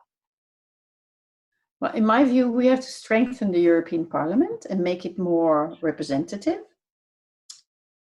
and also give it more power. I'm all for it. But in order to, already what you see in the European Parliament, which I find very interesting, is that even socialists and conservatives together in Brussels often agree more with each other than with their fellow party men and women in their own country, where they come from. So there is clearly something there already. But I think what we miss in the Parliament is precisely what you're trying to do is a pan-European party. And I want to be able, if Angela Merkel is so important in European politics, I want to have a say too. I'm always pissed off that I cannot vote in the United States because it matters so much for us who the president is there. I think I should have a right to vote. I mean, I can't have it, but yeah, I know members in the European Parliament who are excellent, and they come from different countries, and I cannot vote for them, and I really regret it. And I think if you really want a good, a well-functioning European democracy, you need this, and I mean, we need much more, of course. You will have the whole evening if we discuss this. But this is, I think it's a very important issue. And I've always, when I go to the Parliament and I interview a French MEP or somebody from Spain, they're always surprised. It's like, yeah, but this is for a Dutch newspaper. Are they interested in a French MEP? I said, yeah, because you have a story. Okay, but I'm not elected in the Netherlands, so why would you put me in your newspaper? I mean, everything is so national still. The Dutch journalists are supposed to interview Dutch MEPs and the French, and the Spaniards, Yeah. And do you think because some people have their hopes set on the Conference on the Future of Europe, that will be a decisive moment which could potentially lead to some constitutional changes, which could have a positive effect on the EU the coming years. Do you think the Conference on the Future of Europe can play that role, and what do you expect from it? I expect nothing from it, because I think, frankly, if you really want changes in Europe, you just have to do it. You don't need a conference for it. I'm afraid it will become a little, I mean, it's always nice to have talking shops, and we need them too, but for real changes, you need the political will to change Europe. You need governments to let go of keeping everything purely national. That's what we need. And you don't need to change the treaties for that. Nobody wants to change the treaties at the moment. So I think what will come out of that conference, if we manage to get it, because it's, of course, it's delayed because of the virus. Yeah. What we will get out of it is probably minimal. And then everybody will say, see, you know, Europe is not delivering, and this was supposed to be the big game changer. I mean, it wasn't. I think this won't work. I think if governments really want to change Europe, as they say they will, they should give up their vetoes, and they should work much more cleverly together. And that would make a hell of a lot of a difference. And they should, if they promise to do something, they should follow up on it. And usually they don't. I think this makes much more of a difference than the umpteenth conference. Change Europe. Yeah. Okay, and so one of the things that we want to do as Volt is start a European Citizens Initiative, and over the course of the next months, people within Volt can pitch their ideas of starting a European Citizens Initiative. We'll vote on which one will start, and then you have several issues.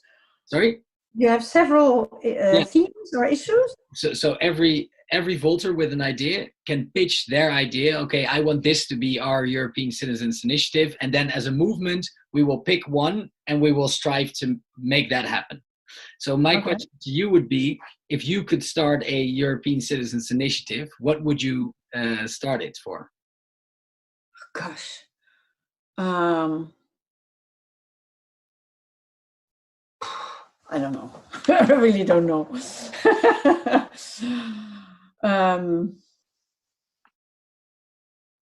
What can it be? I mean, there's so many things that have to be done. Yeah, pan-European parties, or strike the veto on Eurozone meetings, or stuff like that. Yeah, I was thinking about. And you? What do you want? I was thinking about either the stopping the vetoes when it comes to foreign policy, or trying to get a high-speed train network that connects all capital cities in Europe, to limit the amount of continental flights because currently we as Volt want to also come together from time to time.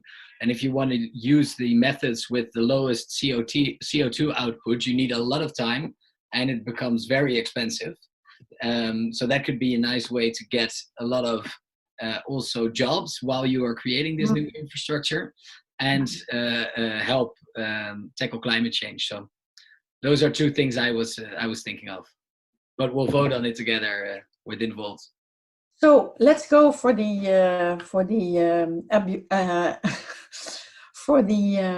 veto to be abolished on foreign policy or Eurozone policy. Yeah, it would be cool. I think that the veto on foreign policy, the interesting thing is that even our current Minister of Foreign Affairs, Stef Blok, I think a year ago said to abolish the veto. And he was from the VVD, which is a party that's not that cannot be described as pro-European. So even he sees that it's the best way to have a voice in the world that actually has impact and has something to say. Yeah, he's right. I hope he really believes that. If he would really believe it, you know, he would go for it. And the Dutch are still using their veto from time to time in foreign policy. So there again, you don't need to change treaties. You don't need to open all of that, and you just do it. It's political will that is lacking. Yeah, and I think that. Remember how the Dutch were blocking the new enlargement with North Macedonia and Albania? That was a Dutch veto. And they did it. If the minister, I can't remember, the minister said this a year ago, well, they did it during the past year. So Yeah. if he's serious, he should give the right example. Yeah, I believe so too. Hmm. I think one last topic that I would like to address with you is the debate that's been going on in the past few weeks as well about Poland. It is a recurring theme, and how they are handling the scheiding der Machten. Can't really think of the English term now. Separation of powers. Yeah. Yes, the separation of powers. Separation of powers. Yeah, and what's your view on that? Well, it's very, very difficult, because on the one hand, we all know what is in the treaties, and the Poles know it very well. And we're not just talking about the Poles, we're talking about the Hungarians as well, and some others that are in Eastern Europe, or even Austria sometimes during the previous government. Clipping the wings of the press and of the judiciary and so on. And anyway, maybe they would not have gone that far, but it's not just Eastern Europe. So there is a tendency now, but at the same time, if they do this and violate European treaties, it's very difficult, very difficult to act. So far, I think what we can do politically, it doesn't work. We had Commissioner Timmermans going to Poland and Hungary all the time, and they couldn't stand the guy. So if he would say A, they would do B, or vice versa. So I think the political effort was not very successful. They felt belittled, and it actually reinforced them in their stubbornness. But what you do see is that that Europe's judiciary is actually much more successful. So whenever the Parliament or the Commission goes to the Court of Justice in Luxembourg, and the court condemns Poland or Hungary, well, they've done so with Poland, actually the Poles step back, because they know that if they disobey, first of all, it's going to cost a hell of a lot of money.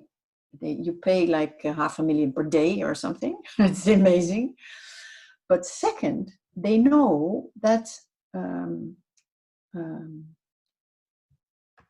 they set themselves apart from the European rule of law, because there is a rule of law. Many people don't even know it.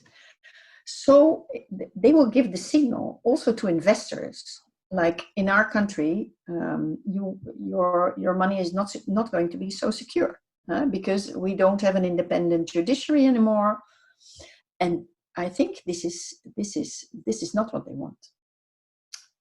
So far, but fingers crossed. So far, this road is much more successful. So the legal battle is much more successful than the political battle, and I hope we can continue the legal battle, because if the legal battle doesn't work, there's no other way. We cannot send in the army, can we? No, it's their country. There's a third way. They have to change their laws. They have to, or change it from the inside out. If we manage to get a Volt group there that would be big enough that could share a different message, then you could steer the debate in that country to a new direction. Yeah, well, they're actually in Hungary and in Poland, in both countries, there are big chunks of the population. Momentum in Hungary, for who example. are with us on this issue. Yeah. Who are telling me and other Europeans, like, you have to help us to do this battle. They're counting on us. Timmermans is always saying this as well. On the one hand, he always gets vilified when he gets there, but on the other hand, he's very much encouraged by lots of also young people. I mean, older people too. But, in the European Parliament, when will these opposition groups win the elections there? I don't see it happening in Hungary very quickly. Maybe more in Poland, but it's very difficult there too. Yeah. So to round up this conversation, I one remark that you said I don't have a crystal ball. Nobody can really predict what it will be like in the future in Europe, and it can go both ways.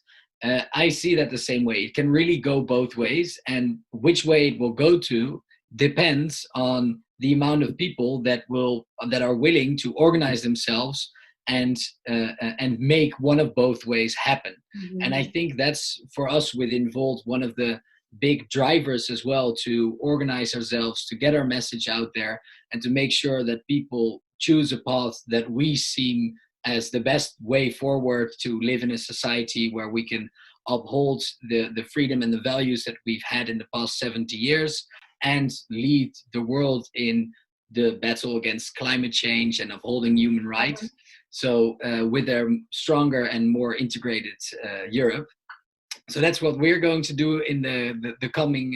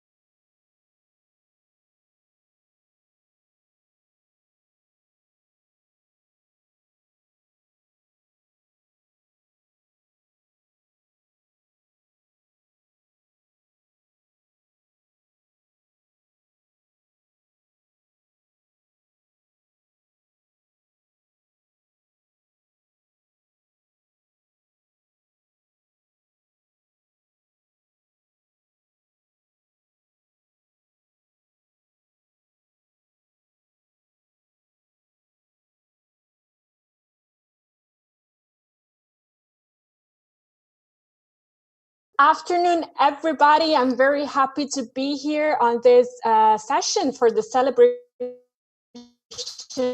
of Schumann's Day, the 9th of promoted and done by Volt's volunteer. So for those who don't know me, my name is Francesca Romana D'Antuono. I'm in Volt Italia, and I'm the city lead of Volt Firenze. I have the privilege to moderate this session today, which revolves around electoral competition. Volt engages a young party with big ambitions.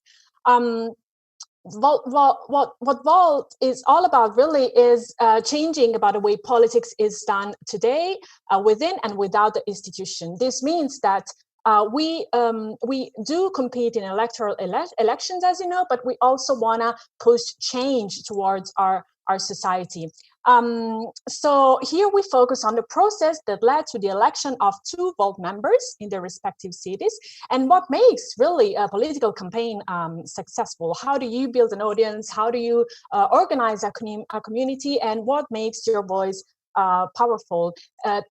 Finally, once you get elected, how do you actually change the way politics is done? So to do that today, I have the privilege to have with me some very special guests, which I'm gonna shortly introduce you before I leave the word to them. So the first guest to be with us today is Felix Schroll.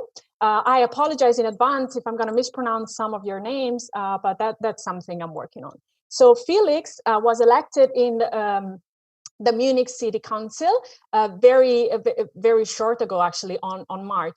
He was heading the list of voters who achieved 1.8% of votes, and how is the first Volt representative in Munich City. So congrats, Felix, and we can't wait to hear your story, really. The second guest I have with me today is Samuel Rossi. Samuel is within Volt Italia and was elected in the city of Zovencedo. I know this is Italian, I'm supposed to pronounce it correctly, but it sounds, I don't know exactly how to do that. Anyway, it's in the north of Italy. The election day was May 27 of 2019, so Samuel had a whole year of experience he could tell us all about. A third guest is Mia Carvalho. Mia is actually a film writer and director. I really love that. I think Volters tend to be a very creative person. And of course, she also works with grassroots movements such as Volt. She's now in Volt UK, and she coordinates and organizes volunteer during the campaign in order to achieve, personal growth. And she is at the moment a fellowship student at Harvard Kennedy Executive Schools about community organizing, which again, I really hope we can learn more about today.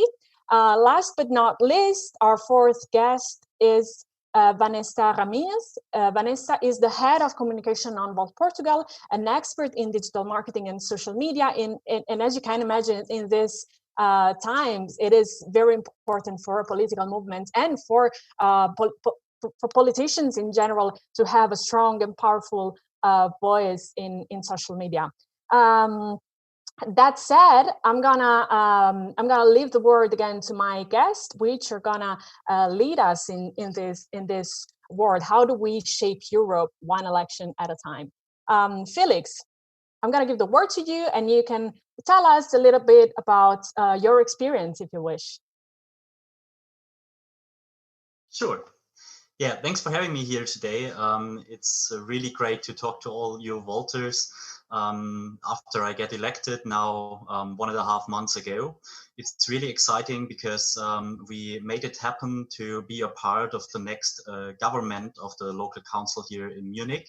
So this is the first time we really can change the politics here in our city about the thoughts what we have here in Volt and about our aims, what we want to achieve. So, but in this first part, I want to tell you a little bit about our campaign here in Munich, about what were the problems we had, about what was necessary, what worked out good to get these results. So I guess really important is that we started to think about our local campaign here right after the European election had happened. So we started the preparations in June 2019.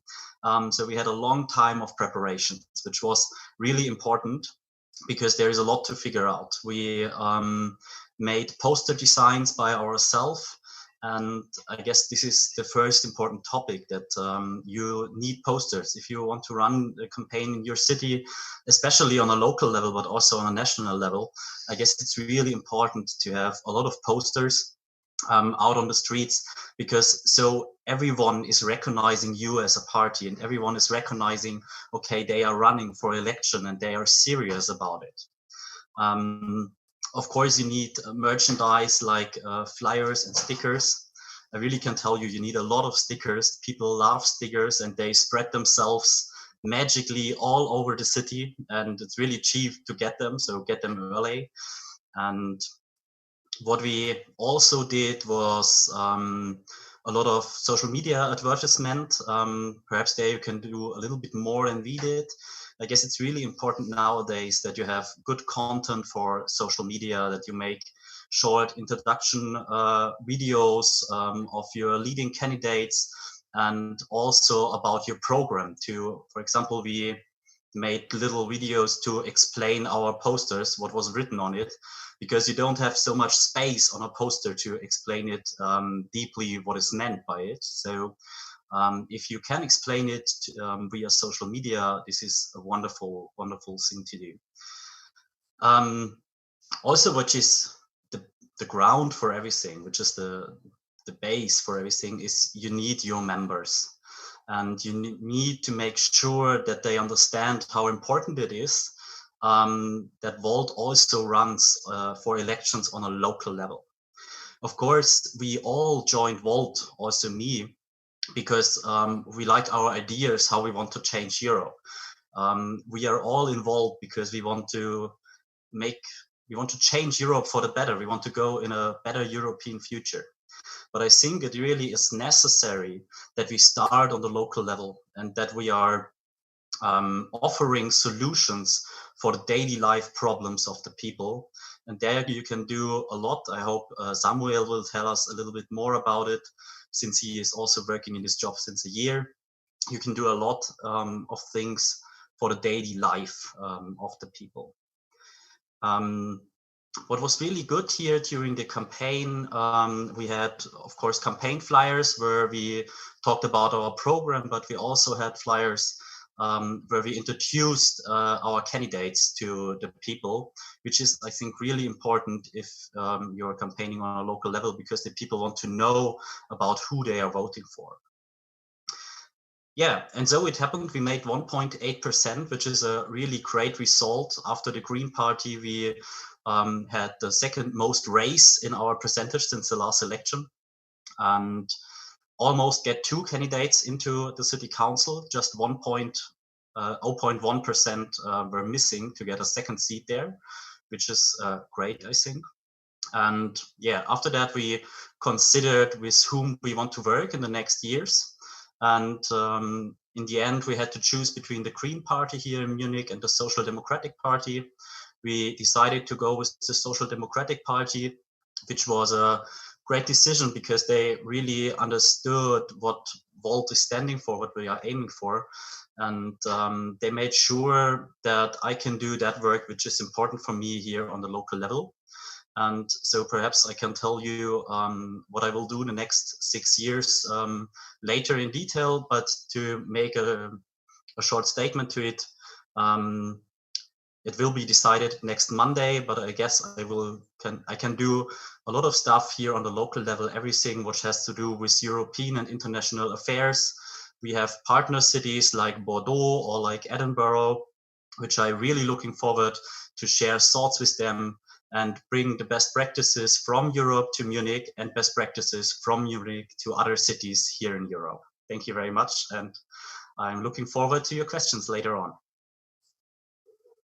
Thank you very much, Felix. I really love the perspective you gave, especially because actually Volt is always recognized as, you know, yeah, the movement and the party about Europe. But what we perhaps fail sometimes to understand is that Europe is not something generic above our heads, but it's actually what the place we live in, and every community is actually building Europe, and we want to build again a different one. I think Samuel's experience is a little bit different, and can't wait to hear his experience. As Felix correctly mentioned before, if you have any questions, we really hope you do for our guests. Please just type that on the chat of the video you're looking at, whether you're on Facebook or on YouTube, and they will be redirected to me so that I can ask our guests. But I'm gonna leave the word to Samuel now.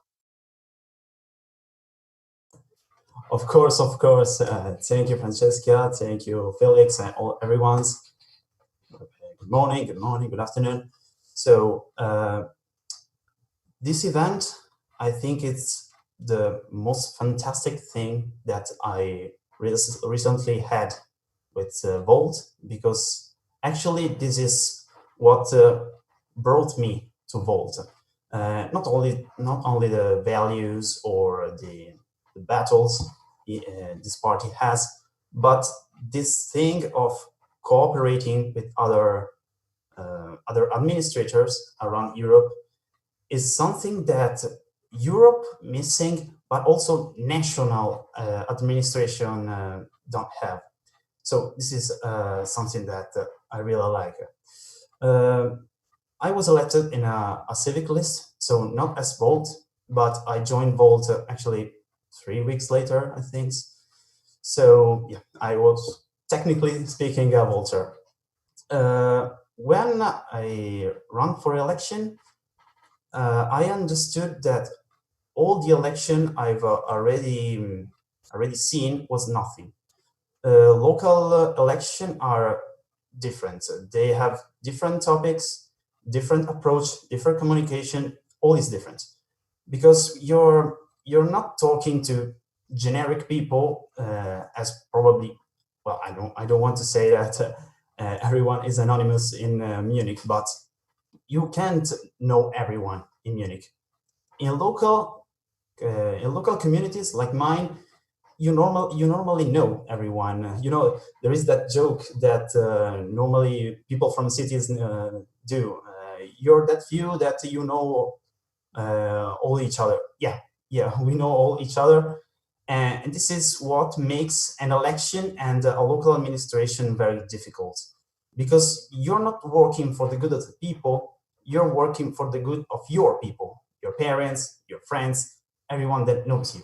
So I think that the effort you have to put is the double, because you don't have to worry of what you think, but what you think and what the others think, because they will judge you in a second, perhaps, because the criticisms arrive in a short time when you're in a local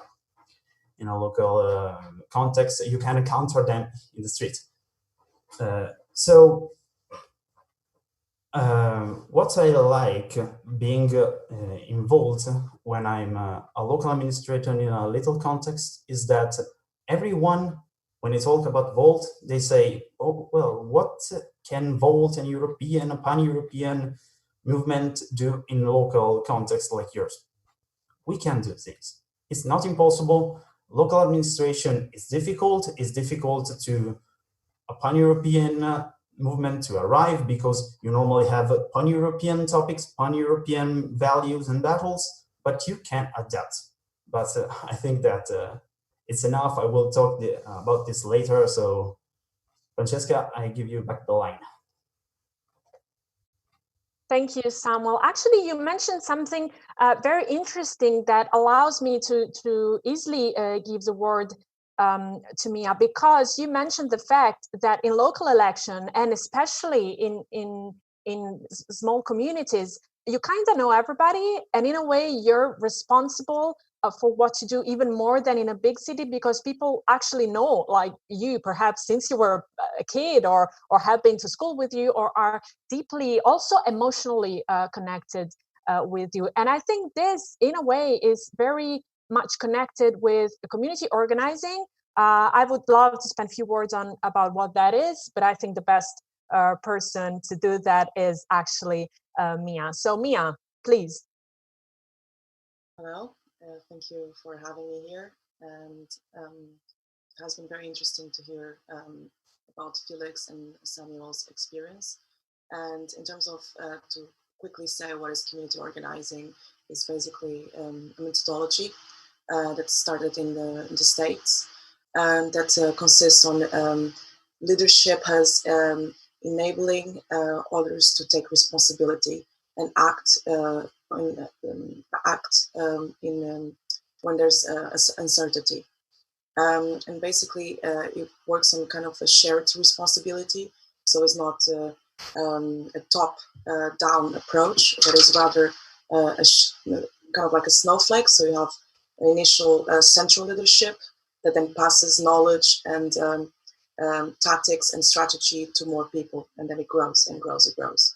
And the name of community as well comes from the fact that that's how grassroots movements tend to run, especially in the States, and it's something we are trying to pass with some people are already involved, Europa and different chapters have done. And now we have 20 of us doing this course together to learn precisely how we can bring that experience to Volt, so we can precisely empower individuals, not only or Volters, but as well the people in our communities. Because, for instance, the case with Samuel, which, as he said, it's quite a small town. Everyone knows everyone, so there's that closeness that you can more easily pass that knowledge to empower the people in your community. And as well strengthen our organization so we can actually achieve positive change. I hope that helped in terms of explaining a bit how it is. Thank you, Mia. I hope it does to the audience actually. So if you have any question or comments about community organizing and actually why Volt decided to adopt this methodology and how effective that has been, it would be great if you just type down your question and we'll read that for you. So we had a quick view of what about elections in Munich, in north of Italy. I'm sorry, Samuel, I'm not able to pronounce your city name. I'm very, very sorry. Please do that for me later. Thank you. And about the methodologies we choose to have an impact on our community, and also the link from small communities to the bigger picture of how we wanna shape Europe. In this, what a great perspective would be, in my opinion, the one Vanessa could give us. In these days, and especially from a movement and a party such as Volt, who tends to be quite young. Volters typically are in their 30s, which doesn't mean they cannot be older or younger, but for this generation, social media are kind of a big deal, and they really have a strong impact. At least in my experience, half of the Volters, even more, half of the Volters that I know have found the party through actually social media. So we can't wait to hear your experience, Vanessa. What about social media? You're kind of an expert on that. If you want to share a little your experience and your thoughts. So hi, Francesca, and thank you for this. And as you were saying before in the introduction of this live, social media nowadays plays a really important role in engaging the audience with political parties and political individuals. First of all, because people nowadays have a direct dialogue with both politicians and government officials, and also political parties. They can ask questions, they can know what they're doing almost in real time. And also they give an opportunity for political parties and politicians to engage back with them. So through social media listening. And so they can know the problems people face every day, even if they're miles away. If you look from the point of view of a national government, for instance, sometimes they don't know what is happening outside the capital city. So social media is a really nice way to do this. And this crisis we are now facing, like the coronavirus crisis, is a really great example of how you can do this, how you can listen to the community, and how you can adapt your language and the way you are doing this. For instance, you can answer the questions people have towards this crisis, and also you can do a little bit of crisis management, like looking from the perspective of the Portuguese government. They were doing every day a press conference online with the status of the crisis, and also the city hall in Lisbon was showing what they were doing towards this. So the cleaning of the cities, the cleaning of public transportation, using the social media channels to engage with the community. This is really important. And also this goes on the same way of what Samuel was saying. In small cities, everyone knows everyone. So it is really easy for politicians in these small communities to engage with people. But if you look on a broader audience, it's really hard to do so. This also, social media also allows the political parties and the politicians to build trust and to humanize the brand, so to say. Politicians stop being politicians. They start to be real people with real issues who want to listen to your problems and to the real people problems. And also the political parties, they stop being an institution to start being an institution who wants to hear people and who wants to solve the people's problems. During campaigns, social media also plays a really important role in building awareness. First of all, because you can target your audience. You are not talking to a broad spectrum of people. You can, for instance, if your political party is really working towards health or education, you can do a target ad towards these people. You can do a target ad for health professionals and another one to teachers, for instance. And so they are a little bit more likely to want to know more about your policies. They want to know more about what you are doing in their field and to search for your political party. And in a later phase, they might be more prone to vote for your party. So this is really important. In Volt, we have some examples of how social media plays more or less important role. In Volt, Germany, for instance, I talked to Team Herigel, Volt Germany's communication lead, and he told me that their presence on Facebook revealed to be a great way to campaign for local elections. Firstly, because they could narrow the audience, and also because of the algorithm, because Facebook's algorithm allowed the posts to be distributed mostly to local people on a radius from the location of the page. In Volt Portugal, we can also sense the part that social media plays. So we conducted some surveys for some events we are doing online on these days. And we could know that most people got to know Volt Portugal through either social media channels and also on uni and college events we did on the process of collecting the signatures to formalize Volt Portugal as a political party. And you can understand this from what you were saying before. Most Volters are really young, between the age of 18 and 30, and so these people, they don't really engage with traditional media like television, magazines, newspapers, and so they really engage with social media. So if you do a really great approach on social media, you will find these people. Also in Italy, in Volt Emilia Romagna, they also felt this. Social media played a huge part during the last election and the only election they ran. And they felt a greater growing during the election period and the post-election period on their Facebook page, either on Facebook page likes and also on engagement with the community. However, social media is not the only tool that you have available to run campaigns. It is really awesome, and you can do really great things, especially thanks to big data. But you still need to rely on traditional media.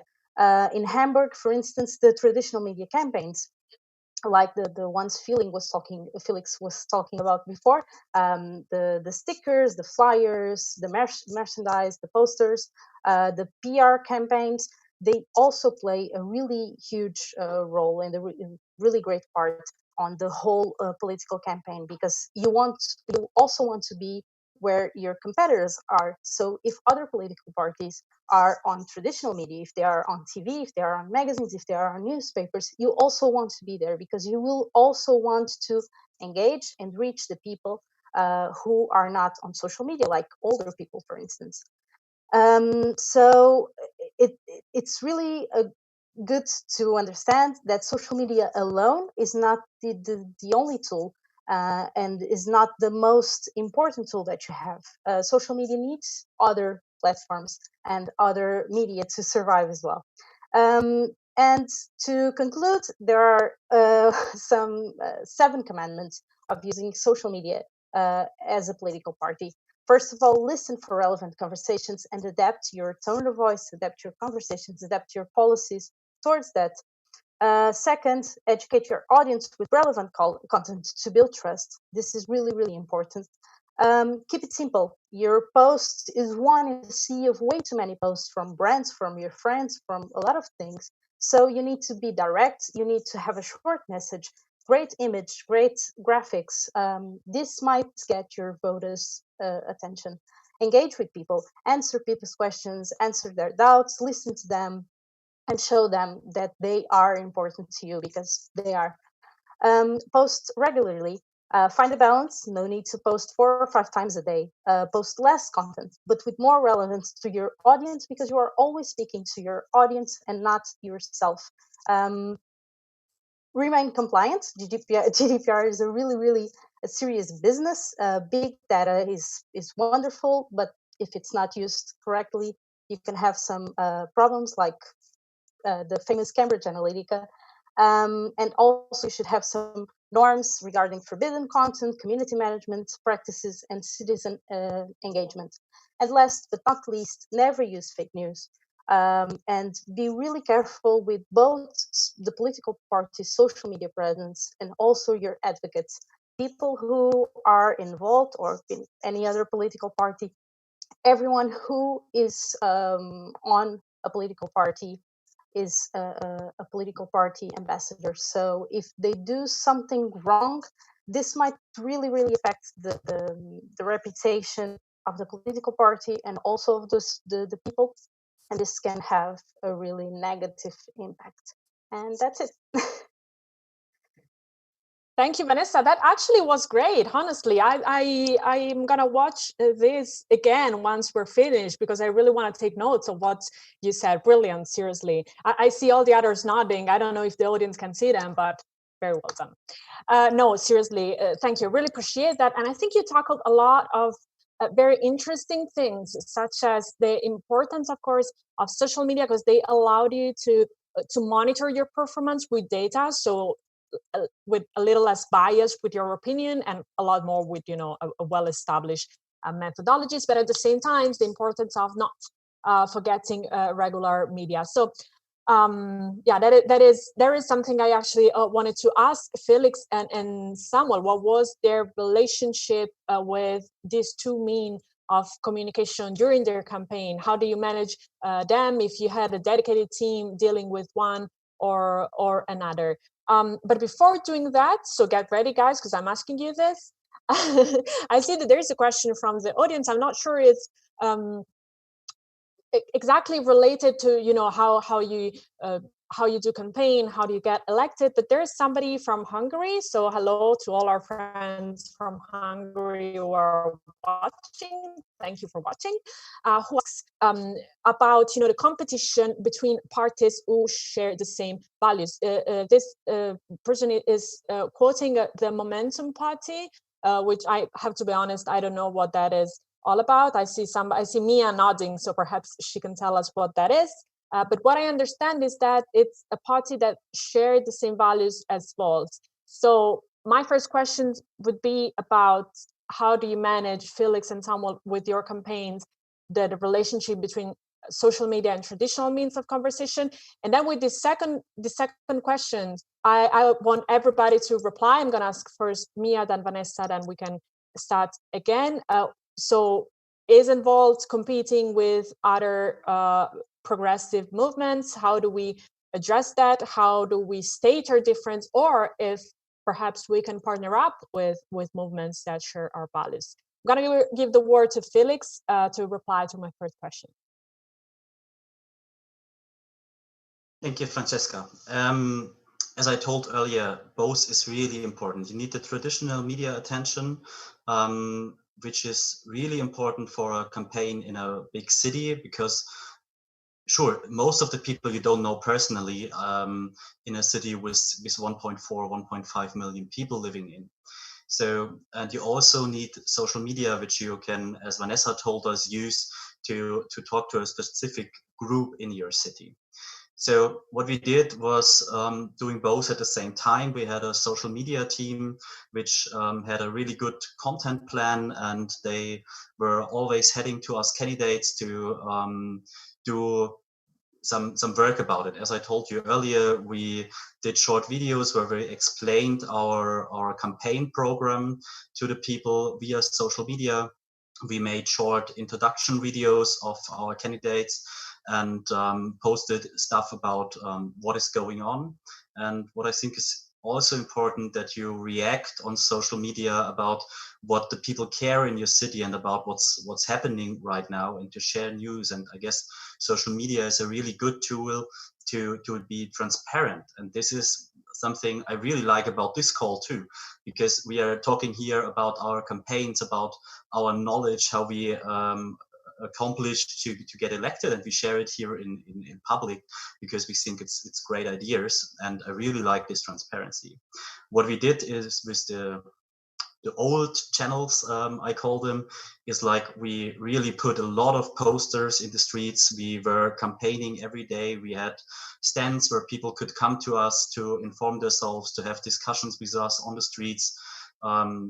We just walked through the city. We had one evening planned, a Friday night, where we were just campaigning through bars. We were in the streets. So our campaign was before the shutdown because of Corona, so it was still possible, I guess. Now in Corona times, if you want to run a campaign for your own, I guess social media is getting much more important than it is in, I don't know, normal times. But I think it's really important that you do both, because if people have seen you on social media already, then it is another thing when they meet you out on the streets, because if they go home, they can tell their friends, they can tell their family, look at this is Felix. I got a flyer from him. He is the leading candidate of Volt. I talked today with him, which is a great experience to the people, that they really can feel you, that they can see you on the street, that they recognize you care about their problems and about their questions. I guess this is also really important. It isn't enough just to exist on social media. And yeah, to the other question, I'm very happy to answer that later, because I know the Momentum movement in Hungary quite well. All right, thank you very much, Felix. So it's about balance. Let's see if for someone was the same. Did you do your campaign mostly live or mostly through social media? Did you have a strategy for that, or were you just, out loud and hoping for people to hear you? How did that roll out?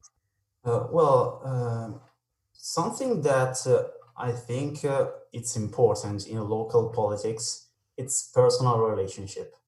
As I said earlier, we all know each other. So it's quite strange if you have a campaign through social media, because people just can say, well, you live right there. I can go to you and talk with you. So our campaign was both in social media and talking with people, but our effort went especially in talking with people, because this relationship that we have and makes us unite as a community, it's what we can use to arrive to people and hear their problems, the thing they want to be improved, and so on.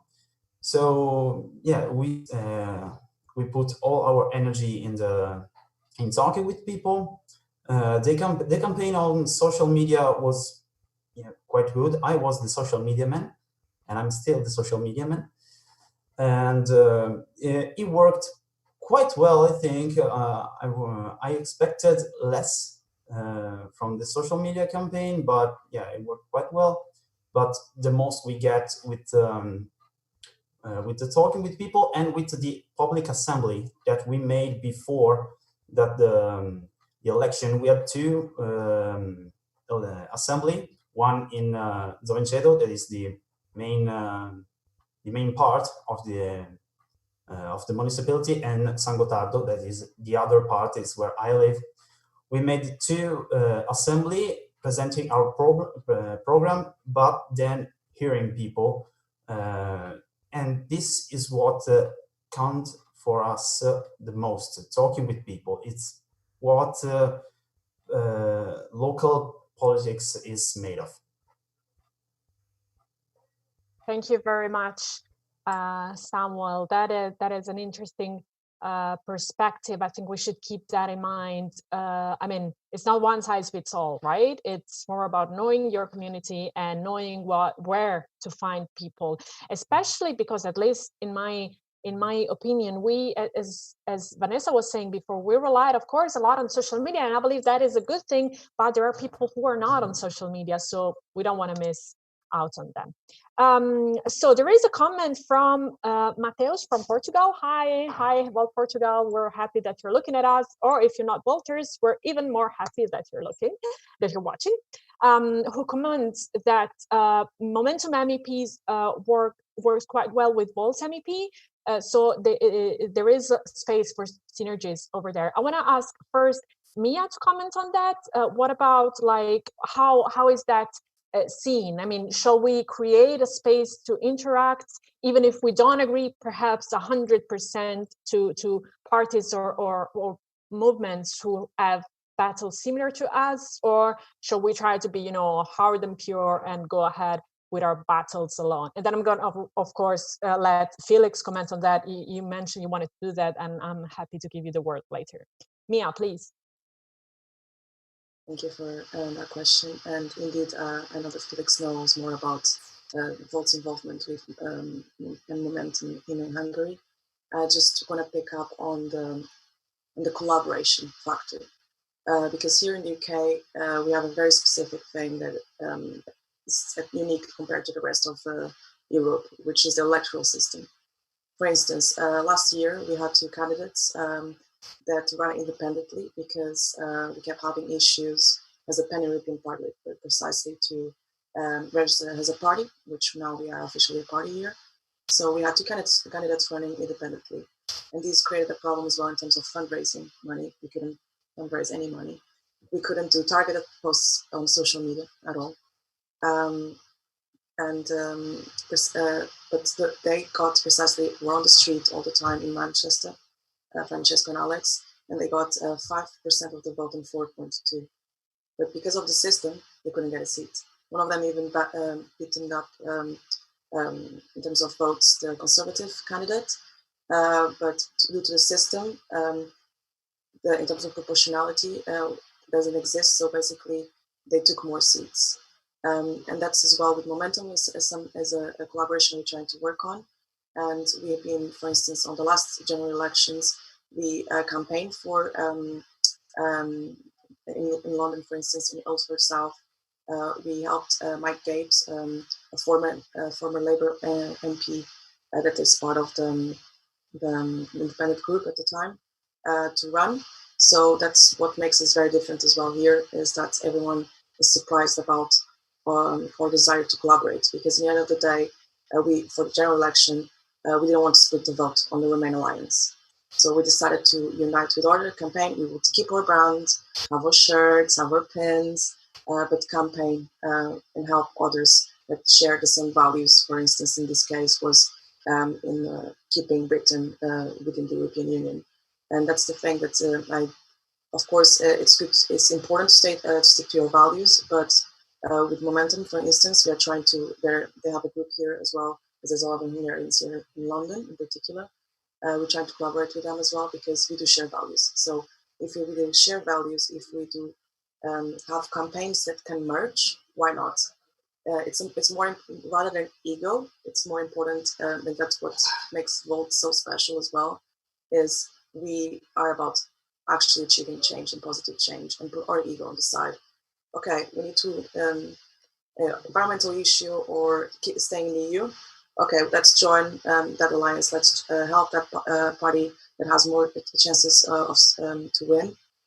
Because in the end of the day, what matters is actually tackling the problems that people, especially vulnerable people, need solved.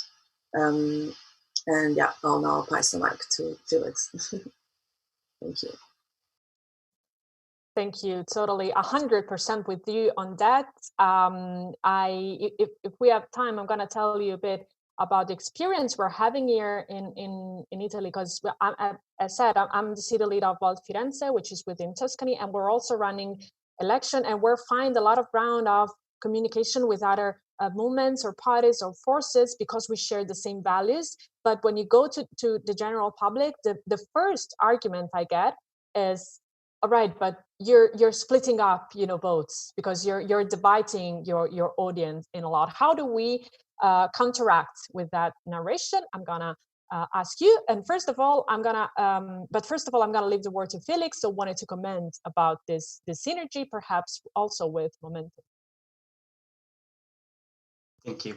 I guess Mia covered it quite well, the situation we have with Momentum or other political movements who have similar aims than we do. And I really like Momentum because what they are doing in Hungary is great, that they have a party there which is supporting Europe, which is very pro-European in a country where I think that this isn't easy. So the two women who were getting elected in Budapest for Momentum and who are now in the European Parliament, I know that they have a lot of problems when they come home, and they have a lot of struggle to do with people who try to humiliate them and talk bad about them in social media, and they have to hear a lot of really bad comments. So all my respect to them. It's really great what they are doing. I know Momentum because I have quite some contact to Budapest, because I'm working in other pro-European organizations. And so I'm once a year there, and I have a lot of talks with people from Budapest. And I think it's kind of a special situation. Yet Volt didn't run for elections in Hungary. Perhaps we will do at some time. But right now we don't, and I guess it's good that there is Momentum who is running for elections, and which is very pro-European. But what I want to mention here is that there is one thing which is really unique about Volt, and which you don't see at any other party, because in all over Europe you have national parties who claim to be pro-European parties. But this is one of the problems. They are national parties and they are pro-European. So this means different things. If a German party says it's pro-European, it's completely different what a party means, for example, from Estonia or from the Netherlands or from Portugal, when they say they are pro-European. And so if they get elected, for example, in the European Parliament, they have different aims there. They have different solutions for the same problem. And this is what makes Volt unique, that we have one party Europe-wide, which has the same aims, which offers the same solutions for the same problem. And no one else is doing that except of us. And now, because we are talking about the local level, I think this is also something very unique, that we have the chance to talk on a daily basis with Volter from other cities about issues in our local communities. And we have a really good talks about how do other cities solve problems, and we can bring these ideas back to our own city, because this is something which is not happening like it is involved with other parties. This is really unique what we are doing here, and I guess we can be proud of it. Thank you, Felix. I indeed think we should be very, very proud of that.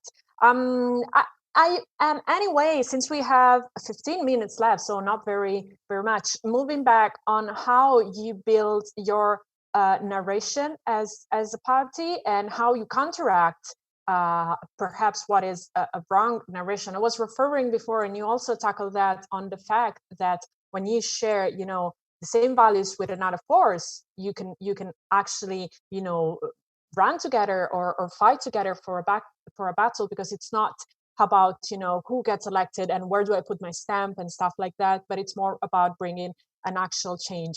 So I'm gonna ask Vanessa, how do you see this from you know, a social media narration perspective? What can we do? How can that be done? So I believe the most important thing is always to listen to the audience. If Volt or any other party, if they look and they listen to what the people are saying, they will almost by instinct they will know what to do, because people are really, and especially in this social media times, people are really strong on their opinions, their beliefs, even if we don't really agree on them. They are really they have really strong beliefs, and we have a really huge problem in this last maybe 4 or 5 years, of fake news. So on social media, it is really easy to spread fake news, no matter the topic we are talking about. And so we as a political party, or we as an institution, or we as a public person, we always need to actually counteract with that. We need to look at those fake news, deconstruct them, and make sure that people trust us enough in order to believe our word. If you see fake news regarding public investment, for instance, and you are in the government, you can, as a political person or as a political party, or as an ambassador for that political party, you can put up those fake news. You can say, no, this is the data. You are believing something that is fake, and I am giving you the actual numbers and the actual data. So I believe that this is the most important thing to do nowadays, is to listen to people, because this is a really direct channel you have with people. Not only conducting surveys and asking people what they want, or what you want to know about these people, but also looking at the comment section, going in online forums, on Facebook groups, searching for some keywords on Google, and also on Twitter and Facebook and whatever. Sometimes, yes, it takes money as well, because you need to have some paid tools to do so, to do social media listening, to do online and web listening. And these are really expensive tools, actually. But you can do this by hand. It's not as thorough work, not in a million years. You don't have all the data. You can't know everything people are saying about you or about the topics that matter to you, but you can have an idea, and you can follow the leads and the tracks that what people are talking about on a topic that's relevant to you. So doing that kind of work, looking at all of these points and all of these topics of discussion that people are talking about every day on social media and online, because this is always what people talk about at coffee shops, or at school, or at their work, whatever. So if you search for this, if you listen to this, this is a really great way to adapt and to know what people want to hear eventually, and what you can highlight from your ideas, from your policies, from what you are actually doing, what you need to highlight in order for people to trust you and eventually vote for you. Thank you very much, Vanessa. You actually reminded me of a great book I read about this. It's called Everybody Lies. I don't know if you know that, but it's from an American author who's called Seth Steven Davidovich, and it's about what you can find out about people looking into Google's big data. So apart from what people actually tell you, what they really look into when they're alone, you know, things you don't want to share, but you look into anyway. And this is a great part, I believe, of knowing your audience. So I'm gonna move and ask Samuel, if you want to comment perhaps on how you actually keep contact with your community. You mentioned your community is quite small, but how do you interact with them? Is it through social media? Is it you going around the city? Of course, with the lockdown is not possible. And how do you like keep your community together around you and make evident, make clear what you do, or perhaps what you were not able to achieve that you promised them, or things like that?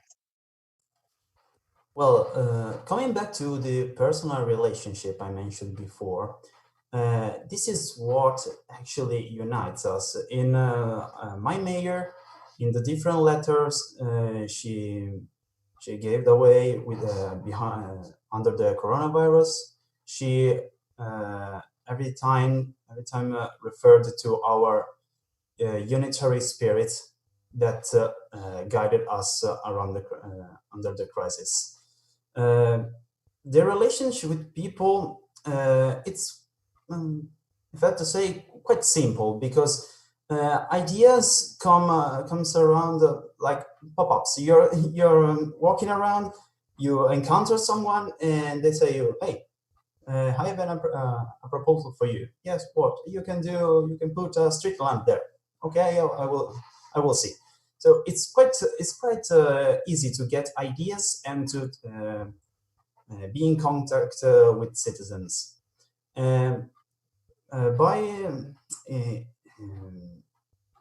To say what we do, it is also easy because it's just word of mouth. People knows, people talk with each other. They say, "Oh, look, the municipality is doing that thing," and then you already told everyone what you are doing. So yeah, the contact with people is quite simple. I see, I understand. I wonder if that's the same for you in a bigger city, Felix. How do you plan to keep contact with your audience? Do you have a plan, or you're just gonna surf through that and see how that rolls out?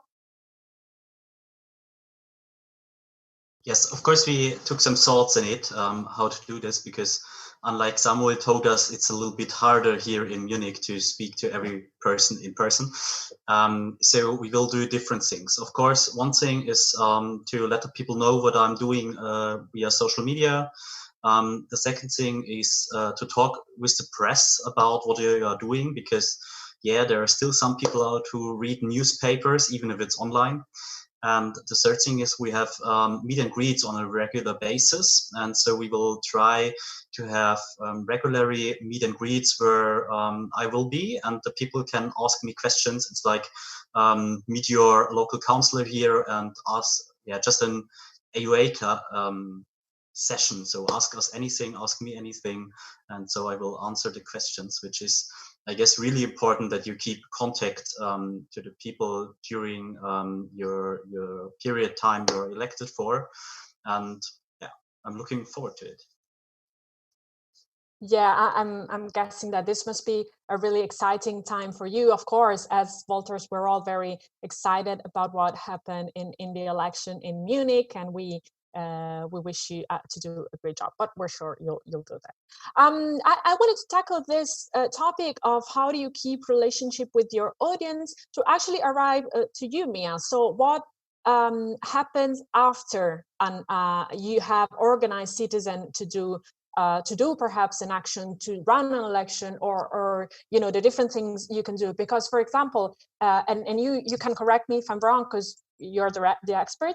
I know that there are, as you mentioned, so this method was born in the US and was, for example, also adopted during Barack Obama campaign.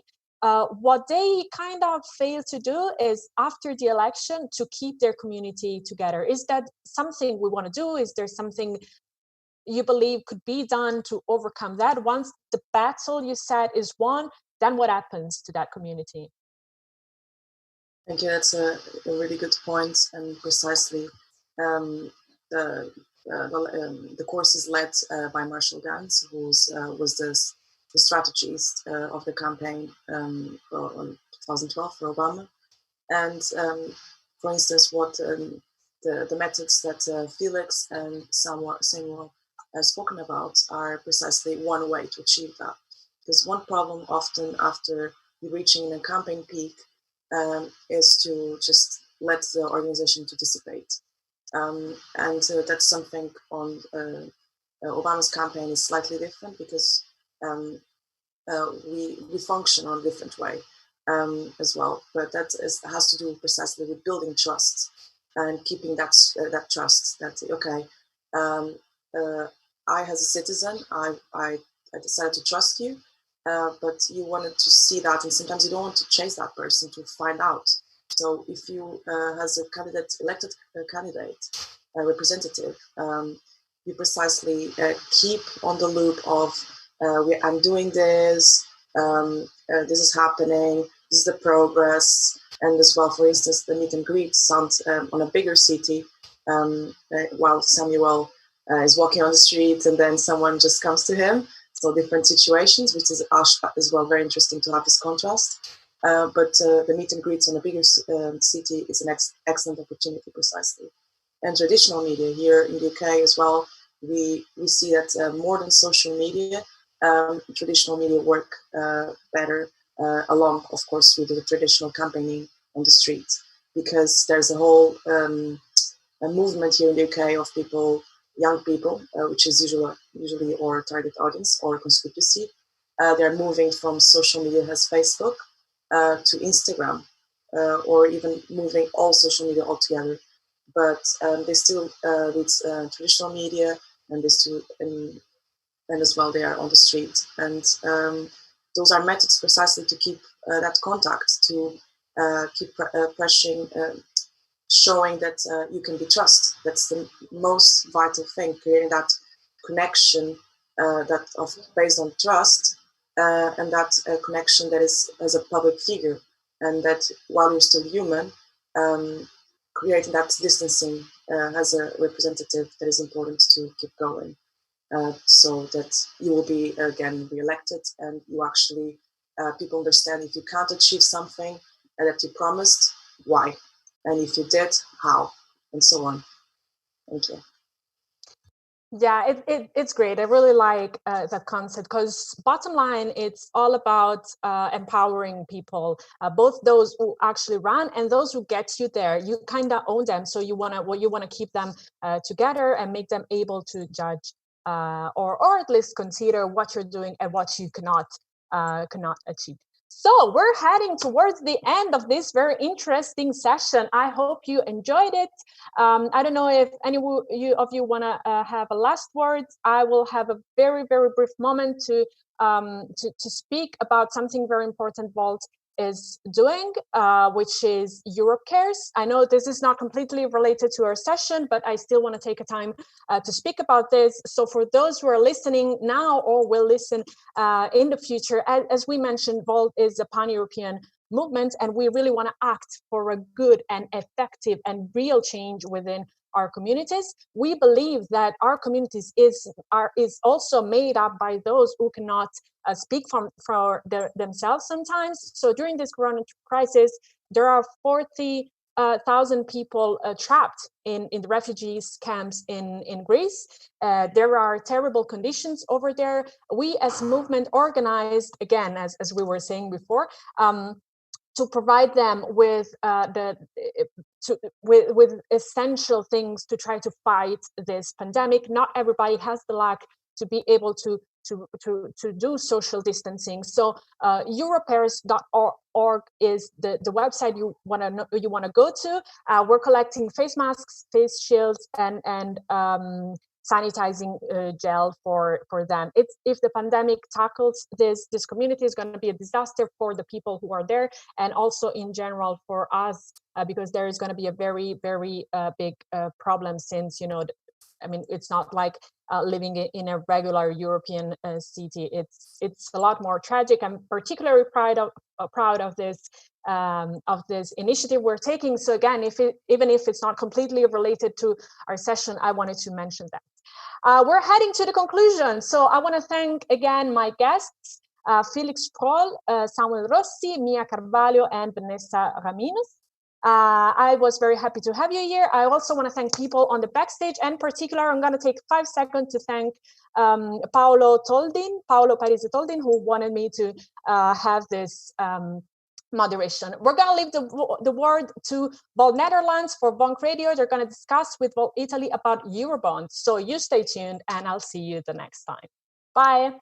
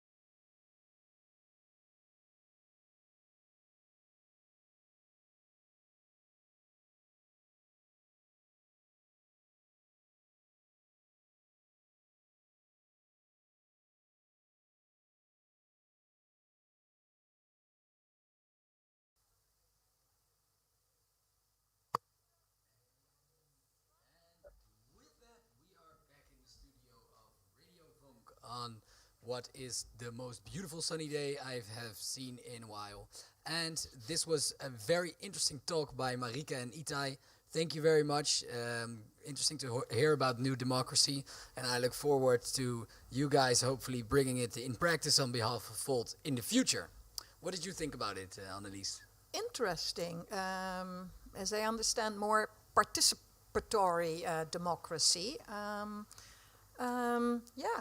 I think we should go that way, and I hope we can give it a good place in our program for the party, so it will appeal to the possible voters, to all of you at behind your laptop or at your telephone right now too. So yeah, interesting. Thanks. Yeah. What about you, Matteo? Yeah, I think it's very interesting. I think the idea can definitely be very revolutionary. However, if applied correctly, right? I come from Italy, where we have a party that used a lot of this direct democracy in a way that maybe was not so democratic at the time. So implementation will be key, and it's something that we need to think very carefully about, but it looks like it's under control. So I have my full trust in it. Nice. And so we're going to go towards a conversation between Bas Jacobs and Matteo. Matteo, can you give us some introduction, perhaps? Yes, last week on a much less sunny day, I had a discussion right here with Bas Jacob. I got completely drenched on the way here.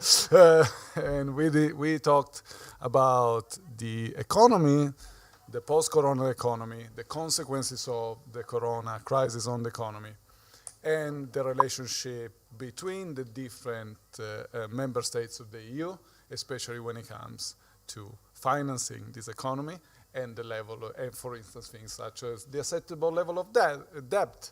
Why, Italy can spend less than the Netherlands? Why should Dutch families pay for Italian debt? So very interesting. Very interesting. Yes. Probably not a Saturday afternoon topic, but it was a very good conversation. So please enjoy, and we can talk about it later. Nice. All right. Great. Excellent. Okay, so hello and welcome. Today we are here for a conversation about the Dutch economy in this time of Corona, also in view of the European wider economy. My name is Matteo Millone. I'm a Volt member. I also used to be an assistant professor in finance. Now I work for the Dutch Central Bank, and that's why I need to say that all the views now are my own only and do not represent in any way those of the Dutch Central Bank. And I welcome Bas Jacobs, who's a professor of public finance at Erasmus University. Thank you very much for joining us. Maybe you want to give us Pleasure to be here. Quick summary of what your research is about, what your expertise is. Okay. My academic expertise is mainly centering on welfare economics, in particular optimal taxation. So I ask questions like how should redistributive tax systems be organized? How progressive should the tax system be? Should we tax capital income or wealth? How should we set commodity taxes? These kind of things. Also, I've studied education policies, education financing systems, and more recently, I'm also doing a bit of macroeconomics. Things like how should government stabilize the business cycle when there is a downturn in the economy. So these questions all have in common that I want to understand how governments should do policy and what is the best way to conduct economic policies given the objectives of the government. So as an economist, I'm asking the question, what is the most efficient way to reach a certain government objective? And I study models, I try to do this with simulations, sometimes a bit empirics, but that's my academic work. Yeah, that's fantastic, and that's why we have you here, and I think your academic work is important in any time, in any circumstance, but right now is going to be even more important, especially now we're fully in the midst of the corona crisis. As an economist, I'm asking the question, closed, what is the best, the most industries efficient are way closed, to reach a certain... schools might reopen soon, right? But here we're expecting a significant hit to the economy. The IMF is expecting minus 7.5, for Italy is minus 9%. I'm Italian, that's why I mentioned this. So what we know is that there's going to be an intervention. There needs to be a government intervention to get out of this crisis. I think no one of any connotation, political or academic, debates that. The question is, how big is it? And should we be scared of the debt that is going to be one of the results of government intervention? Okay, the last question, I can be very short. We can deliberate extensively about it, but I think this moment is not the time to worry about government debt. I think it would be a capital mistake that we return to austerity policies the moment this crisis is declared over, because I think this is the wrong order. I think government debts are now high because of good things. First, there's this massive healthcare crisis that needs to be funded. Second, the government needs to do automatic stabilization because the economy is shrinking now, tax revenues decline, expenditures on unemployment benefits and social assistance benefits rise. So the government needs to, or will stabilize the economy. Moreover, the government needs to provide liquidity to firms in lockdown sectors. They lose all turnover while their costs, wages, or rent will continue. And this means that without any liquidity support, without any short-term funding, these firms will go bankrupt and will be lost forever. And this will create massive scars, massive damages to the long-term supply of our economies. And this would create a very nasty, you can say, shadow over from the crisis into the future if we don't manage this correctly. So the government needs to increase government debt to provide this liquidity support, also to provide disaster insurance. We have a disaster. People lose their incomes without bearing any responsibility. It's not their fault that this crisis is around. So we need to also insure people against loss of income. So we need to finance the healthcare system. We need to do the automatic stabilization so as to fight the recession that will result. We need to provide liquidity support, and we need to have disaster insurance. And this will all contribute to the government deficit and the government debt. And this is actually a good thing. Government debt should be used to smooth these disaster shock over time, to dampen the economic fallout that we're currently facing, to distribute the burden fairly across these generations. And also, if you're a real economist, to smooth out the tax burden. Because if we would now suddenly start raising taxes, that would be also unwise policy. Yeah. So you think that after this large amount of spending, then also taxation needs to be phased out in a way, or phased in a gradual way? Depends on what you view as the optimal level of the government debt. Now, for the Netherlands, I think that the debt we had before the Corona crisis was below 50% of GDP, might have been actually too low. We are currently still facing negative interest rates. The 10-year interest rate on government bonds is about 0.3%, minus 0.3%. So that means that people in the bond market are willing to pay the Dutch government money to borrow more. I think there's long-term trends that have to do with secular stagnation that lead to basically a big supply of savings in world capital markets, and basically not enough demand from investors, from businesses to soak up this supply of savings, so these interest rates are very low. Now, with the crisis, savings will also increase. People become precautionary.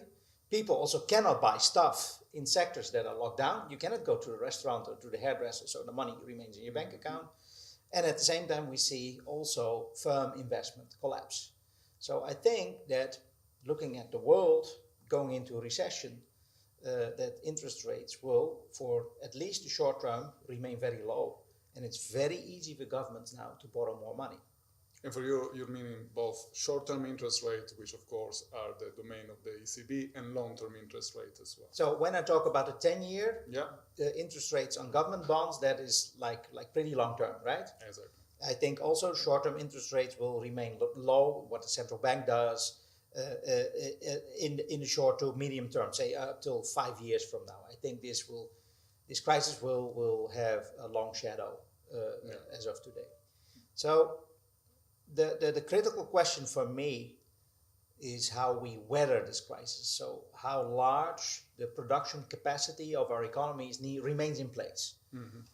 So if we succeed in keeping the damage to our economies low, then the supply remains intact.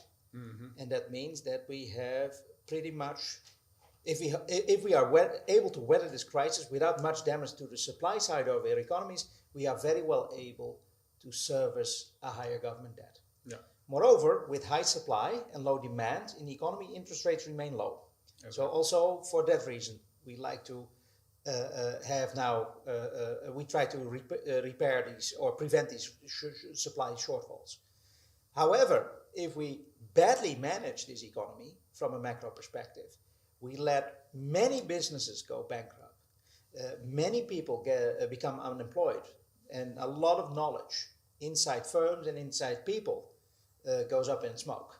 A lot of technology disappears. A lot of productivity in short term becomes lost during this crisis. Then I see that there is a probability that interest rates might rise. Because if then the supply to our economies gets damaged so much, and as the coronavirus fades and people start to spend more and go out, but then there's no more firms producing all the goods and services that they want, then we get a rise in interest rates, wages and inflation. Maybe we re-enter normal economic times again. We get out of the liquidity trap type of situations.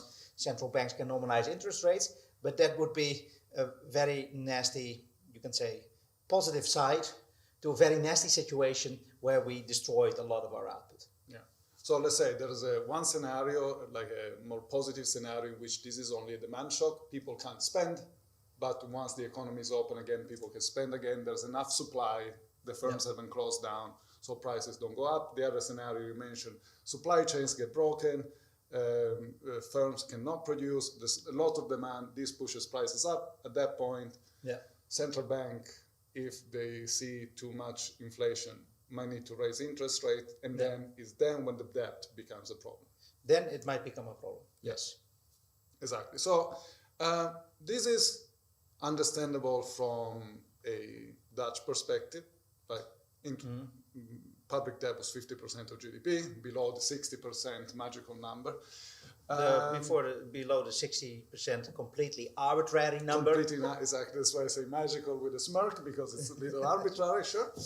But then we have, so the Netherlands should spend, but then we have countries like Italy, right? So that has 150% debt to GDP ratio, who should also spend, and it's also in the same market as the Dutch market, but probably cannot spend to the same extent. What do you think the solution, not the solution, but what do you see the problems there are? Oh, okay, I think on multiple layers, the Italian case is, you could say, more troubling. First of all, I think that the health crisis is much worse in Italy than in, say, Northern Europe in general, because of you can say the hospitals, the healthcare system is less able to cope with the corona crisis, and also maybe more people get ill due to the demographic structure of the Italian society.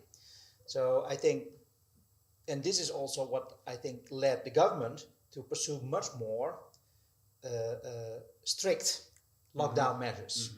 Because if the healthcare system cannot deal with more patients, you try to prevent this overflow of the healthcare system by being more strict in social distancing, in locking down sectors to prevent this overflow of the healthcare system. So you can say more problems in the healthcare system, bad, it's not bad, but a different demographic of the Italian population led, I guess, the government also to become much more strict and harsh in terms of lockdown measures. And this in turn has much more adverse consequences for the economy than in countries that are more lenient with these lockdown measures.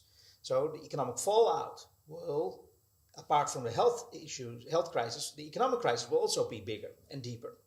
And you mentioned the numbers for the Italian growth rates. They're a bit lower even than the Netherlands. But it might also take a bit longer if the economy remains locked down more severely and for a longer period. Now, so this means also that the health of the public finances is deteriorating faster. It started out already from an initial position that was worse, and it will deteriorate faster.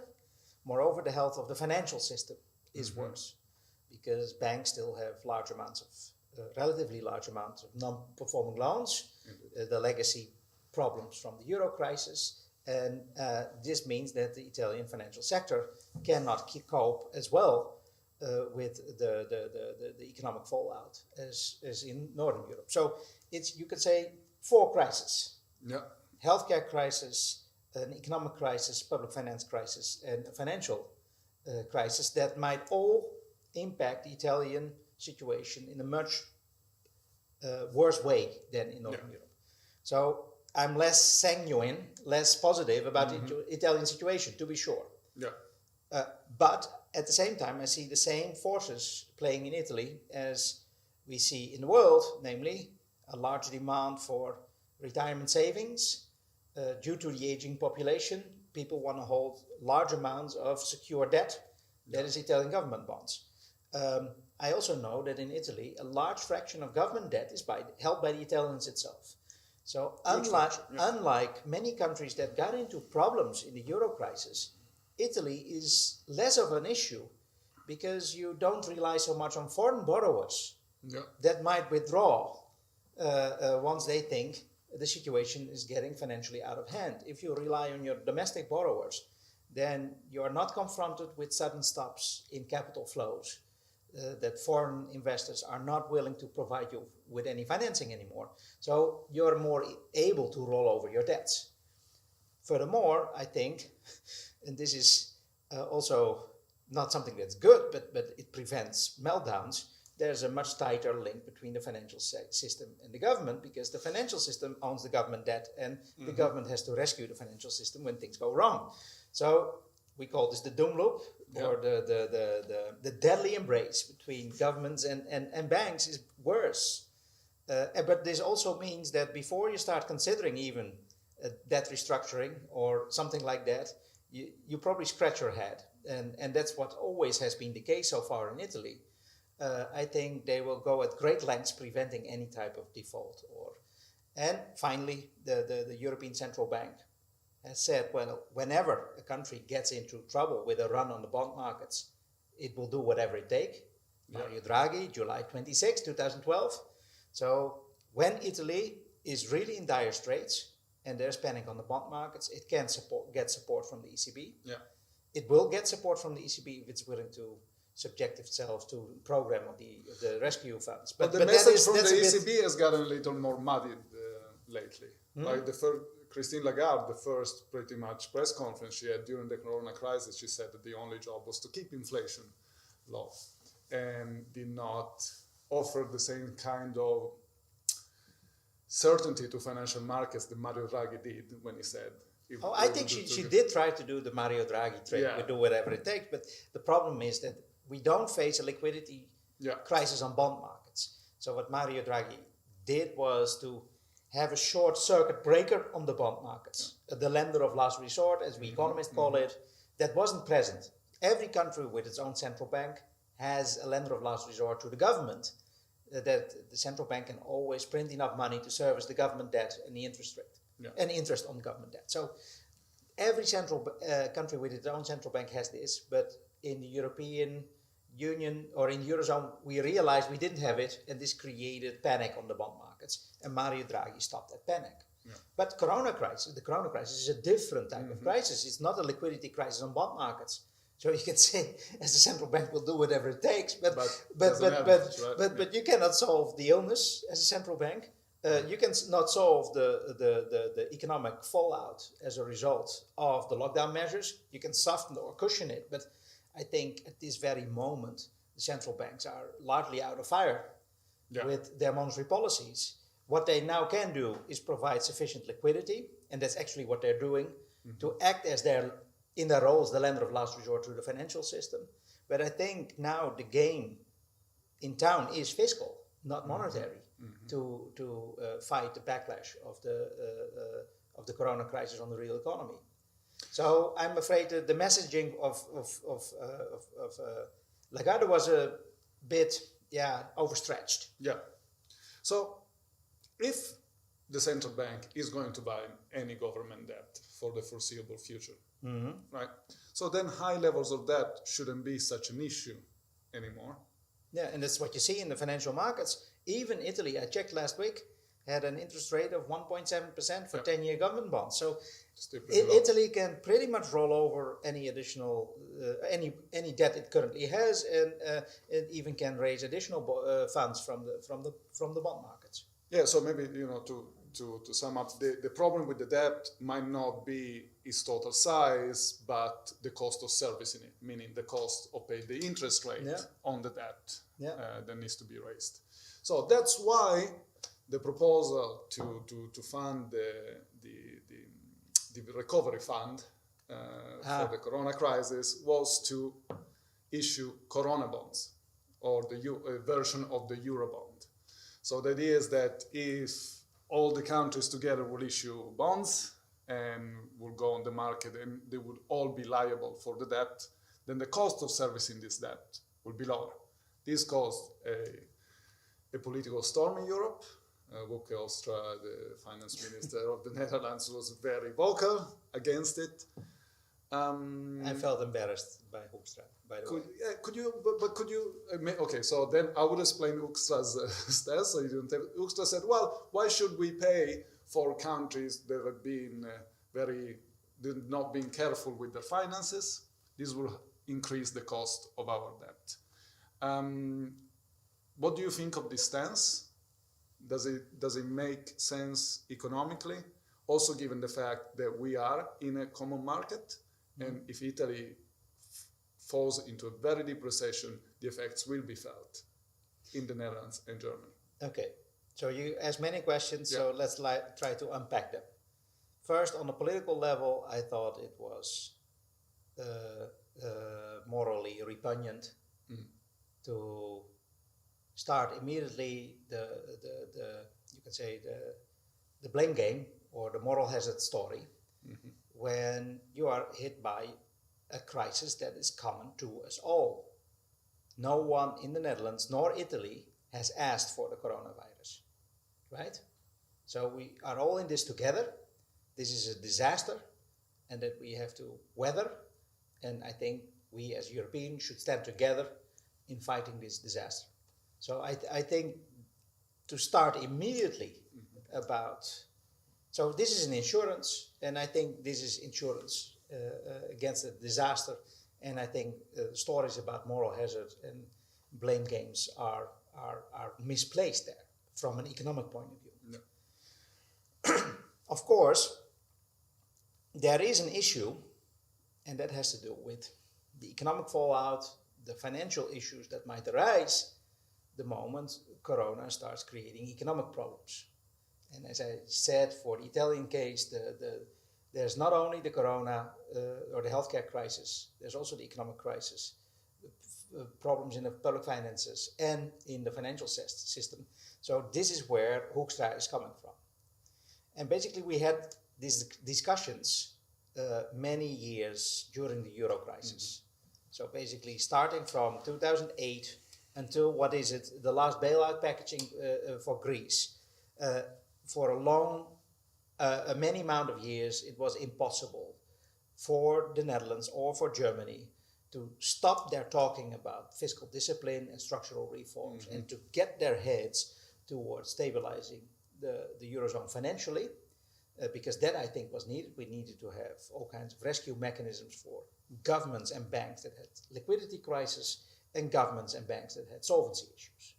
And to a large extent, we didn't finish the business. Banking union is not finished. The rescue fund is not finished, in my view. But we did progress. We did make progress in instituting these kind of rescue schemes that were absent in the Eurozone before the crisis. So that was good. Now the discussion on Corona bonds. So factually, I think we have agreed to issue Corona bonds. So the 240 billion that has been freed up from the ESM, that is debt that's guaranteed by all the Eurozone member states. And that debt is used to fight the Corona crisis. Yeah. So I would say this is just, you can say, relativity of fiscal language. This is, for me, Corona bonds. I think more can be done and perhaps should be done if needed. Then the question whether we should now go one step further and to make all debts in the Eurozone jointly and severally guaranteed by all Eurozone taxpayers, there I can see that the Netherlands and also Germany say, we're not going to let us be pushed into a discussion on something that's deeply fundamental to the Eurozone, you can say, architecture, that we are going to, so crisis fighting schemes and all these things standing together, I think there to start talks about moral hazard is inappropriate. Yeah. But when you're discussing really mutualization of all Eurozone debt, then this is a massive transfer of sovereignty, and this is a massive transfer of taxing powers. And then you need to think about the democratic the legitimacy of how you want to organize this. I think issuing joint government debt also at the Eurozone level also requires democratic institutions, truly democratic institutions at the Euro level. So a European Parliament which has taxing powers and these kind of things like normal parliaments have. And you also need to transfer sovereignty from member states to this, say, supranational power. And this requires both, you can say, from northern member states as southern member states, the willingness to transfer this sovereignty. Yeah. And here I'm having no illusions whatsoever that neither the North nor the Southern countries want to transfer substantial amount of sovereignty to the European level, because the Northern countries are afraid that they have to pay, the Southern countries are afraid that they're being told what to do. And they have both, and all, so you cannot say, well, we want to have money from Europe without being told what to do, and vice versa. Exactly. So, and this brings me to my next question, and maybe we can transition a bit more into the political aspect of it, is the fact that, let's say well, there's two things. The first thing is that in the South, this is perceived as more austerity, and austerity has seemed not to work First, do you agree with this statement, first of all, or not? I think the move to austerity in Europe was a big and grave mistake, although in some southern European countries it was necessary. Mm-hmm. So in Greece, it was impossible not to do austerity if you had a government deficit in the order, what was it, 12, 13% of GDP, and you lied about that in the order of 10% of GDP. So I think it was necessary. I think also in Spain and Portugal, and also to some extent in Italy, it was to some extent. But I think in Italy was always a bit of a different case because it had much less foreign debt problems than these other countries that I mentioned. Yeah. The less foreign debt problem, it has less of a household debt problem. Yeah.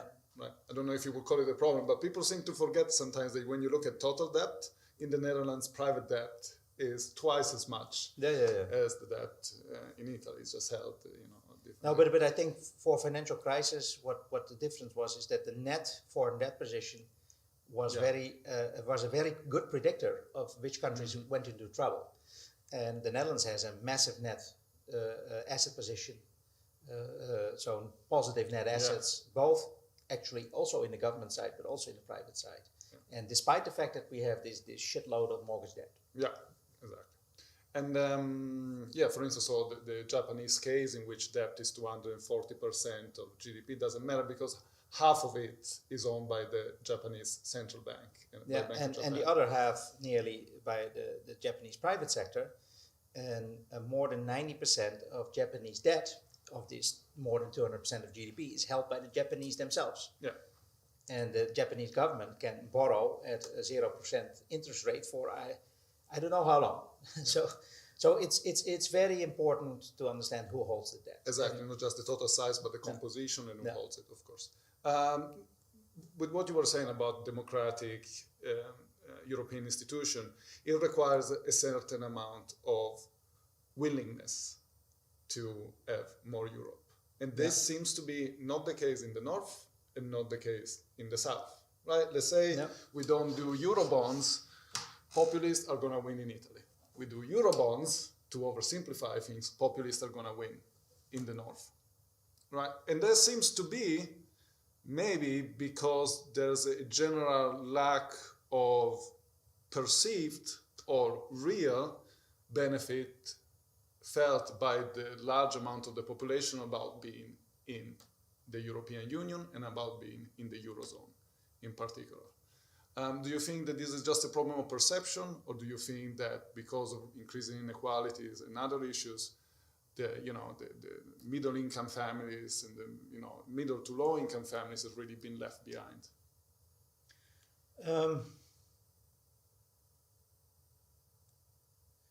So I think there's a grain of truth and a grain of falsehood in the idea that Europe could benefit from Eurobonds. First of all, I think what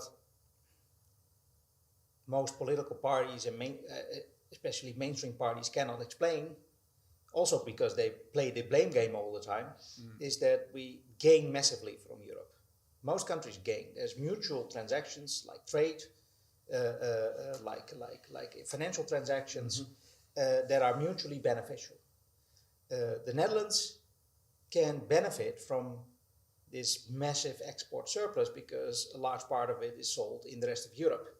So what we don't eat ourselves, we can sell abroad, and we make money by selling our produce abroad. Also, we make money, so we have a massive amount of saving in our pension funds, for example, and we invest that abroad, a large part in the Eurozone. We make money on it. On pensioners get their retirement income from these investments made abroad. So both our production and our saving relies on Europe to a large extent. And the same story applies to Southern Europe because, and again, Italy is a bit different than the others because it has this lower current account deficit. But still, it can borrow from other countries if it wants. Countries can borrow from the northern countries and to make investments in their own country. Especially, you think this was the hope, of course, when the Eurozone started, that there would be a massive convergence and and a boom in real investment, that the southern part of Europe would catch up with the northern part, and they could borrow the funds for these investments from the north. That would be mutual beneficial.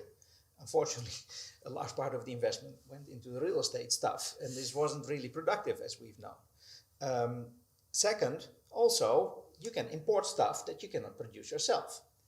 And also you can export stuff that the others cannot. So there's mutually beneficial transactions inside this free trade area, inside this capital market union, and that should benefit us all.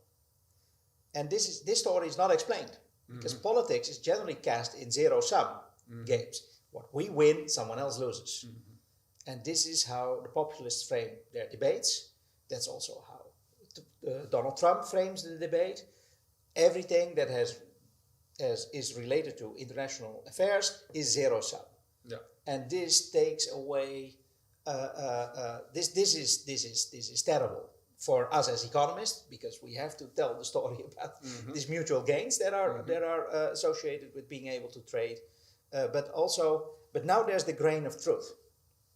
I think that the Eurozone didn't necessarily deliver the goodies, because trade is associated also with rising inequality.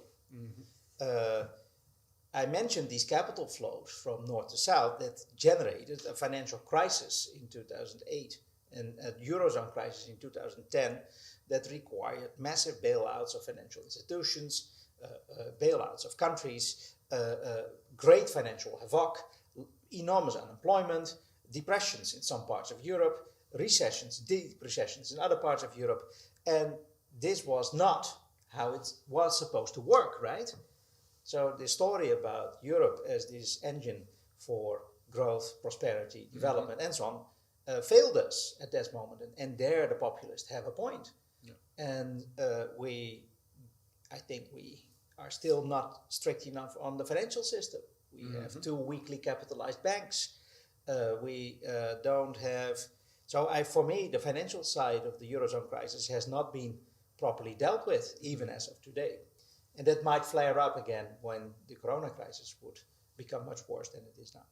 So that's something we didn't fix. The gains from trade, no one ever told you that they were equally distributed. So on average, countries gain, but when you look at the world, it's, for example, the Asian countries that gain from being able to trade with Europe and the US, because they are abundant in low-skilled labor, but our low-skilled workers lose from this. And this is textbook economics. You can have aggregate gains from being able to trade, while some of your workers are actually losing. But the idea was that you could redeploy those workers, but it's of course fantasy, because it's not so easy. The gains from trade have to be redistributed. And at the same time, we saw the tax systems became less progressive, top rates in the income tax system came down, wealth taxes have been reduced, inheritance taxes be reduced, unemployment benefits have been, labor market have been less generous, labor markets have become more flexible. So the push, you can say, in economic policy was definitely into, you can say, more liberal, and I mean this in economic liberal direction.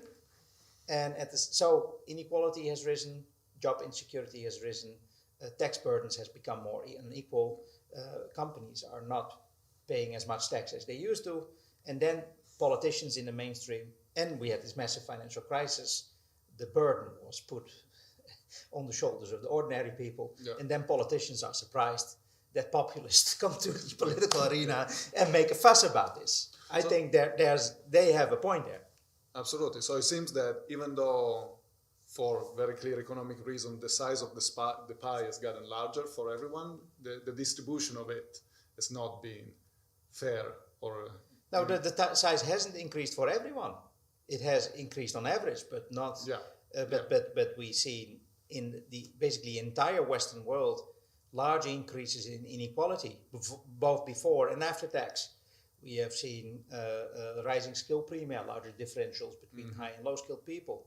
We see that not everyone gains from from world trade. We see also that there are issues with multinational companies having all kinds of trying to minimize their tax burdens via tax havens and stuff like that. So this is all happening at the same time. And this is where Europe could play a role. And I think this is where Europe doesn't step up sufficiently. Yeah. So Europe seems to have stepped up, for instance, in big tech, in trying to, fight market power.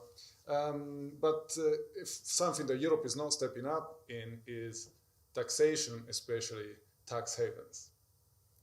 In the sense, one of the recurring, and it might have been a bit of a populistic rhetoric, I agree, but one of the issues in Italy when Hoekstra started to say, we shouldn't have this southern country, the southern, Italy said, well, maybe if these large corporations were not allowed to dodge taxes by being incorporated in the Netherlands, maybe we will have more tax income.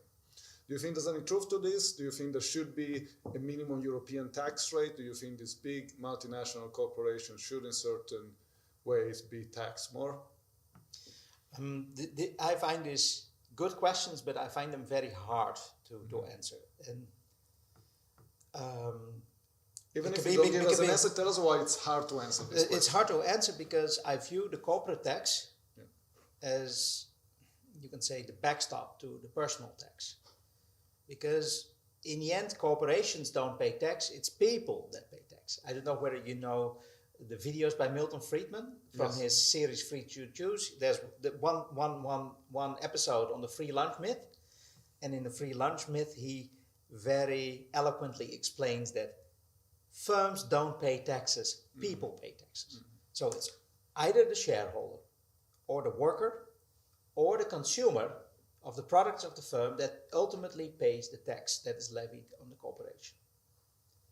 So I think we have, and this is the prime reason why we have corporate tax, is to tax the shareholder.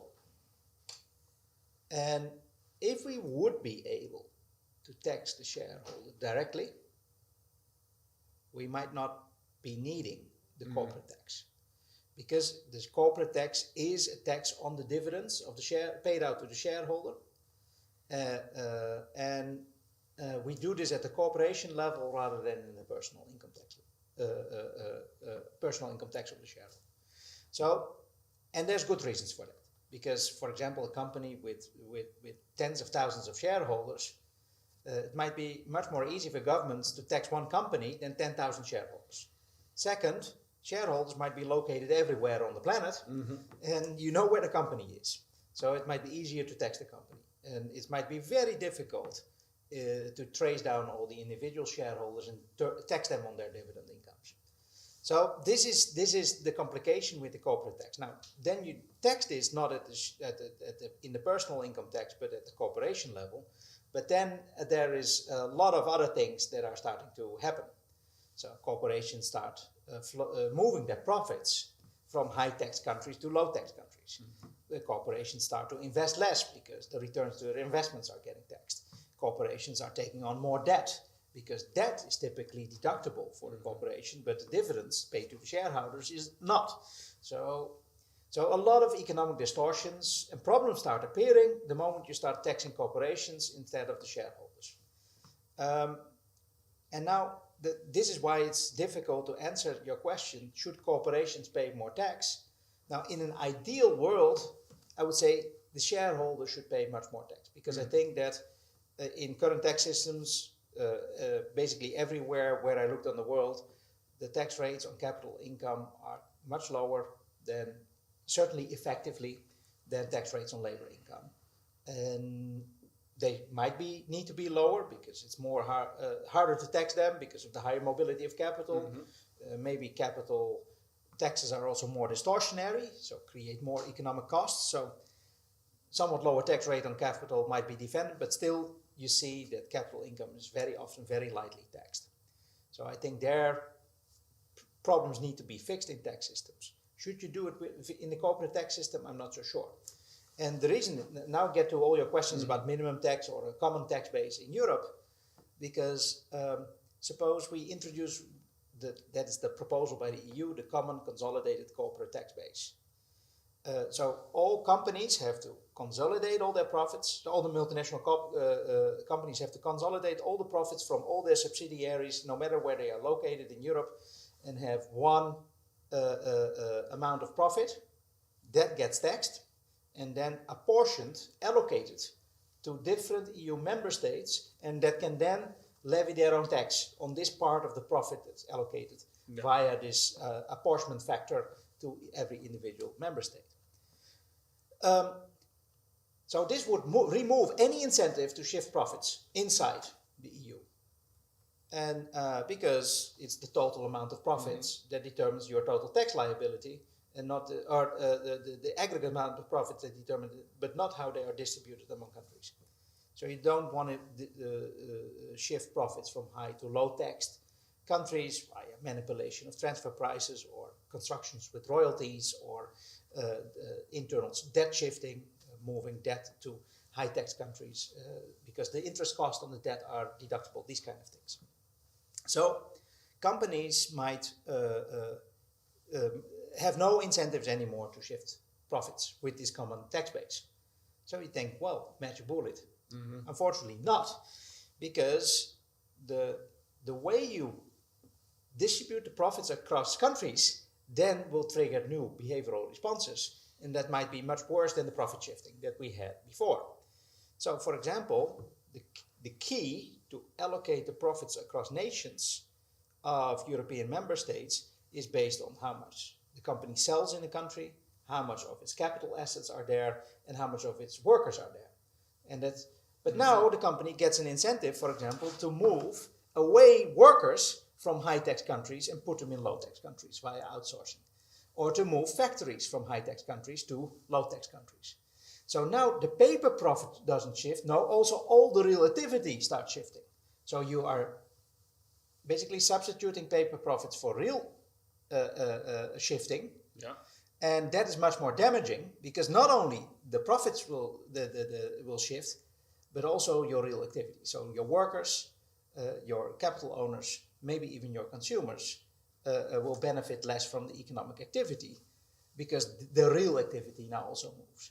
So you introduce a new problem with a common tax base. Moreover, with a common tax base, there's another problem, that is that it might become very beneficial to reroute your profits outside the EU, and then what have you solved?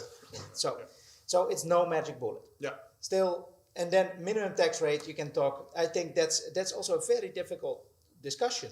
Minimum tax rate, yes, I think that would in principle be desirable, but also might have some political difficulties because, for example, countries like Ireland might lose big time from introducing a minimum tax rate. So what do you do with that? Since tax policy is to the, you can say, discretion of each individual member states, you require unanimity. So I think it would be a good policy, but I don't think it will be politically feasible. Exactly. Yeah. You mentioned something before that triggered my attention. You think that banks are still not capitalized sufficiently. Yeah. Could you elaborate a bit more on that? Yeah. Well, in the Euro crisis we had, so before the Euro crisis started, before the Great Recession started, yeah, we seen leverage ratios of banks less than 2%. What does this mean? That for every euro banks lent out, they had less than 2 cents of equity and more than 98% of loans, borrowing, other stuff from other banks and so on, from the financial sector, also to fund this borrowing. Yeah. Anat Admati, who wrote together with Martin Helwig a book, The Banker's New Clothes, referred to this metaphorically speaking as, well, we're driving around in a residential area, at a speed of 200 kilometers an hour. Normal corporations have leverage ratios that are 35 to 70% is very normal. Somehow we came to think it's normal that we can have a stable banking system with minimal amounts of equity. And I think this is crazy, really crazy. And there were some discussions on raising capital requirements. So now we have the Basel Committee that sets the capital requirements, right? And so we now have a minimum capital requirement of, I guess, 4%. Yeah. And so going from 200 kilometers an hour in a residential area to 140 kilometers an hour is still, I think, massively dangerous. It's actually even lower than 4%. Yeah, and also I think it's 4% only on the dates when banks have to report to authorities. So at all other days of the year, the effective leverage ratios are even lower. So I think that even if all banks comply with the standards we currently have, the standards are ridiculously weak. And most economists that have, so you know about finance? If I'm informed correctly, most economists in finance think that it should be at least something like 12.5% of equity. People like leverage ratios of people like Admati and Helwig even go to 25%. So that's but I don't know many academic finance economists that think that 4% is right. And well, it all depends, let's say, on the riskiness of the asset. That's why we have risk-weighted assets, and the other capital measure that we use is common equity to risk-weighted assets, in which you don't count all these assets as the same. If I'm a bank that only invests in real estate, of course, I'm not as risky as a bank, as an investment bank, right? So the leverage ratio then applying the same leverage ratio doesn't really matter. That's why we have CET1. But I think there was a big problem with banks determining the risk weights in their own risk models, and this was very difficult to verify for supervisors, right? That's exactly my job, and there's a lot of work that goes into it. Yes. And we're trying to get better and better at it. Unfortunately, these are econometrics model in which, you haven't done much empirical research, you said, but I've done a lot, and I know that the outcome of your model can vary significantly. But I think maybe it's so. I think this discussion is for non-experts extremely difficult. Exactly. So we should. But I think we can give the main. So what I think is strange that banks aim for the minimum. So if the supervisor says the minimum, they all are at the minimum, but they are never above. So, and for me as a welfare economist, for me, it is clearly the case that having high leverage creates negative externalities to societies. So banks will say, well, the cost of debt is much higher than the cost of equity is much higher than the cost of debt. So we want to have more debt. But at the social level, the cost of debt is clearly not higher, lower than the cost of equity. So because of the chance of financial crisis, because of interest deductibility, it's logical that private actors say, well, this cost is much lower to me because it's deductible. But at the social level, we lose revenue that you need to factor in. You need to factor in that we save banks when they're systemic and too big to fail. So that's an implicit subsidy from the taxpayer to the banks, and this implicit subsidy gets higher if they have more debt. So these things call for me. There are negative externalities associated with that, not positive. And if anything, we should give a deduction for equity rather than. One of the first moves of the ECB and the EBA was to tell banks, these additional capital requirements that we usually ask, don't worry, they're not binding. This was decided within a week, and the interesting thing about it is that because the idea was if we lower the requirements, banks can lend more, and they can help firms during this crisis get through it because they don't have. So a capital requirement, let's say, restricts the amount of loans that the bank can disburse. But basically, they fall in the trap of the lie that banks keep on telling the whole world, including the financial supervisors, that the capital requirement is constraining their lending activity. No, it's not. You can issue more equity if you want to have more lending. Sure. I don't know why this always has to be financed by debt. Well, because if you issue more equity, you decrease your equity, and the return on equity of your shareholders, which in the end, are the shots goes down. But I can see why they want it. Yeah. But that's a different question than why they cannot do it. So they can expand lending by issuing more equity, but they just don't want it because debt is subsidized by the taxpayer and equity isn't. Yeah. And the subsidy ends in the pocket of the equity holder, the shareholder.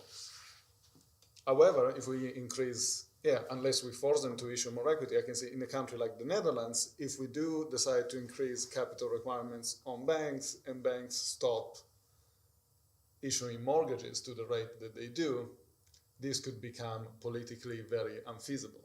I mean, if but I find it very strange that if you look at the balance sheet total of the Eurozone or the European total, I'm not sure, this is something like in the order of 10,000 billion euro, right? Something like that. I think it's in the, and I don't know the number. Okay, maybe I'm making a mistake here. My apologies. I need to check it out. But banks can apparently fund their balance sheet with a massive amount of money in debt, but then they start screaming hell when a tiny bit of that needs to be funded by equity, right? So we can fund thousands and thousands of billions of debt, of bank loans with debt, but only a tiny fraction more with equity. That's impossible. I don't buy that story. And also, when crisis when shit would hit the fan in the Eurozone, I hope not, but then I think for debt equity conversions would help and things like bail-in would help to make banks more stable. Yeah, I mean, the bail-in, it's an interesting thing, and maybe we can close with it. The bail-in is the idea that if the bank gets into trouble, some of the people that lend the money to the bank, the least senior debt holders, will, incur some of these costs. And, from an economic point of view, it makes complete sense, but then it illustrates one of these demographic and market differences between countries. In Italy, most of these non-senior debt, this risky debt that should bear the cost of a bank falling down, is held by pensioners. Is held by people that shouldn't have lent, no one should have sold them these instruments, right? But I remember when the Euro crisis was happening, and I was in Italy, and I asked my grandma, I was like, Grandma, can you please show me, where your money is? Yeah. All over savings was subordinated debt from a single bank sold to her by an advisor from that bank, right? So then a measure like bail-in, which makes complete sense economically, right? And I agree with this. The investor that take more risk should bear the cost of the risk. Once you translate it to the demographic of it and who actually holds this, then in Italy it became politically unfeasible. Yeah, same with Monte dei Paschi di Siena. Monte Paschi di Siena, exactly. That was the same story. Yeah. Bail-in didn't work because there were too many large depositors that didn't know that they had subordinate debt at the bank. So I think this illustrates the challenge and the challenges for a party like Volt when we're trying to define an economic policy that will work for all of Europe. That there are so many differences between countries, and so challenging condition that it's very hard to come up with something that is comprehensive. So if you would have one advice to give us or something that we should be particularly careful about, it would be appreciated if you have any. No, but your last example shows why we need Europe or why we don't need Europe. So I think there's a lot of stuff that we cannot organize on the national level, at the member state level.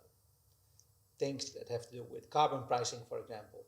I think that most economists are in favor of having a CO2 tax on all emissions. But individual countries have difficulties implementing it, if not all other countries are doing it, because then firms will remove their production activities. So climate, taxation is something that we need to do at the European level. Migration policy is something we need to do at the European level. Maybe even security policy we need to do at the European level. So there is a couple of things that member states cannot do on their own. And there we need to have good European institutions, good European policies, and good European politicians. However, there are some things that you can organize at the member state level. So I think it should be there. So this subsidiarity things that you can organize at the local level, organizing it at that local level. Yeah. And I think this is the only way also you can build support, because otherwise Europe becomes a sausage factory. Everyone gets the same, and there cannot be. So the only way to deal with this heterogeneity that you just mentioned is that when you have things like public services or unemployment insurance or pension systems or all these things that can be organized at the member state level, leave it there. Things that you cannot do, also financial regulation, banks and stuff like that, all these things that cross borders, you need to do at the European level. And I think it's a bit of a sorry tale that we've seen Europe discussing so much things so take an example, the budgetary rules. Yeah. I think they're dividing Europe rather than uniting Europe. I think the budgetary rules are arbitrary, are not capable of dealing with the most simple economic issues. Like they only look at the debt side, but not at the asset side of liabilities. They look at deficits in 1 year and don't look at the longer term sustainability of public finances. And moreover, they create a central force in Europe towards austerity. And they stop governments from thinking how we should look at government investment, how we should look at debt as a tool to support the economy rather than a goal in and of itself. And so here I think that the budgetary rules really have to be rewritten, and even I would, but this is a radical proposal, I would rather abolish them, but this requires banking union to be fully operational. Because if you abolish budgetary rules and governments can go bankrupt, can fail, can restructure their debts, then this should be possible without sending shockwaves to the European financial system. And this can only be accommodated if we have a good and strong banking union so that banks can endure with sufficient funds, recapitalizations, restructurings, can accommodate government that will default. If that is not possible, this is the only reason I see budgetary rules, because of this interaction between banks and governments. So I think there we need to break the deadly embrace. And if we have broken the deadly embrace between banks and governments, we can drop the budgetary rules. And that would put budgetary sovereignty where it should be, namely at the national level. That's a very interesting point. Thank you very much for You're your welcome. time. It's been very fun to talk to you, and hopefully we'll talk to you more in the future. Okay, good luck. Good luck with your party. Thank you. Bye.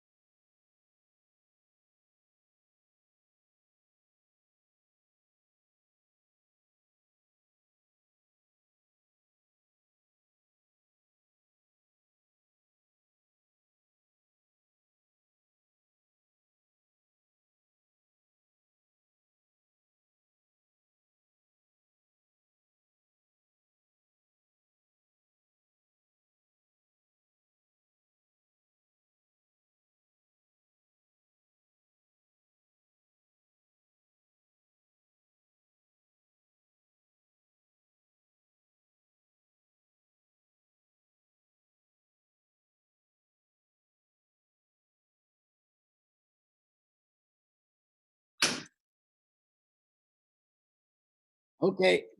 Hello, everybody. Now that the technical issue is fixed, are you sure that everybody can hear me now, Dominic? Yes, okay. Then I will talk about what I just said again. So, my name is Reinier van Landschot. I'm the co-president of Volt Europe, the pan-European movement. We believe that only a Europe that acts together can solve our shared challenges.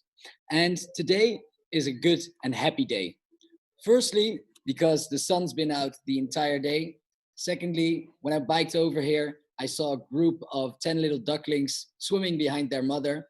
And that's always a sight that touches me.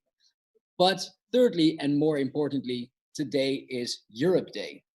What, you may ask? Well, Europe Day is a day where we celebrate the fact that we have a peaceful and good collaboration within the EU for the past 70 years. And why is it on May 9th? And why is this the 17th Europe Day? Well, it's actually because on May 9th in 1950, Schuman wrote or read out a declaration. And that declaration marks the actual start of the European Union and the European collaboration. It is an important moment, and it could be described as very historical. His vision was to create a European institution that would pool and manage coal and steel production. And a treaty which contained exactly that body was signed a year later. What's interesting to say is that it started off with peace. So I quote from what Schuman read in 1950 from his speech: "World peace cannot be safeguarded without the making of creative efforts proportionate to the dangers which threaten it," which I think is still relevant today, because we need to have creative efforts that are very far reaching and that where we think very big. Because, for example, one of the dangers that threatens our peace now is climate change. And the only way to solve that challenge is by a creative effort that is immense, such as integrating the EU a lot further, one of the things that Volt wants to achieve. Another thing that is in his declaration, another quote that I want to share with you is the following: "Europe will not be made all at once or according to a single plan. It will be built through concrete achievements which first create a de facto solidarity." And in the times of the COVID crisis, solidarity has been all over, and there's examples of how solidarity is really present. But at the same time, there's also a lot of examples where solidarity is not present at all. So it is up to us to ask from our political leaders to have more solidarity within the EU. And if they do not take that responsibility soon, then it is up to ourselves to do something about the injustices we see. That's why Volt has also started a campaign called Europe Cares, where we gather relief supplies for refugees in the Greek islands. That being said, I want to welcome all. Thank you all for spending your Saturday evening to listen to our event on Europe Day.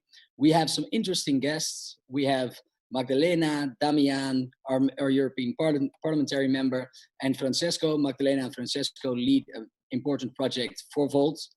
And if you look at 70 years and the first 50 years that follows after that, the EU has been an immense success. It can't be said often enough. Everybody outside the EU also thinks that is a remarkable success, with such a high amount of wealth, with peace, prosperity. It's a diplomatic piece of art. However, in the past 20 years, there have been crises that the EU has not been able to react on. And that often leads us with the question now, quo vadis? Where are we going? And for that, the European Commission has started a conference on the future of Europe to talk about precisely that question, to look at the Europe of the next 70 years. And to talk about that, I would like to, without further ado, introduce to you first Francesco and Magdalena, two incredibly talented Volt volunteers.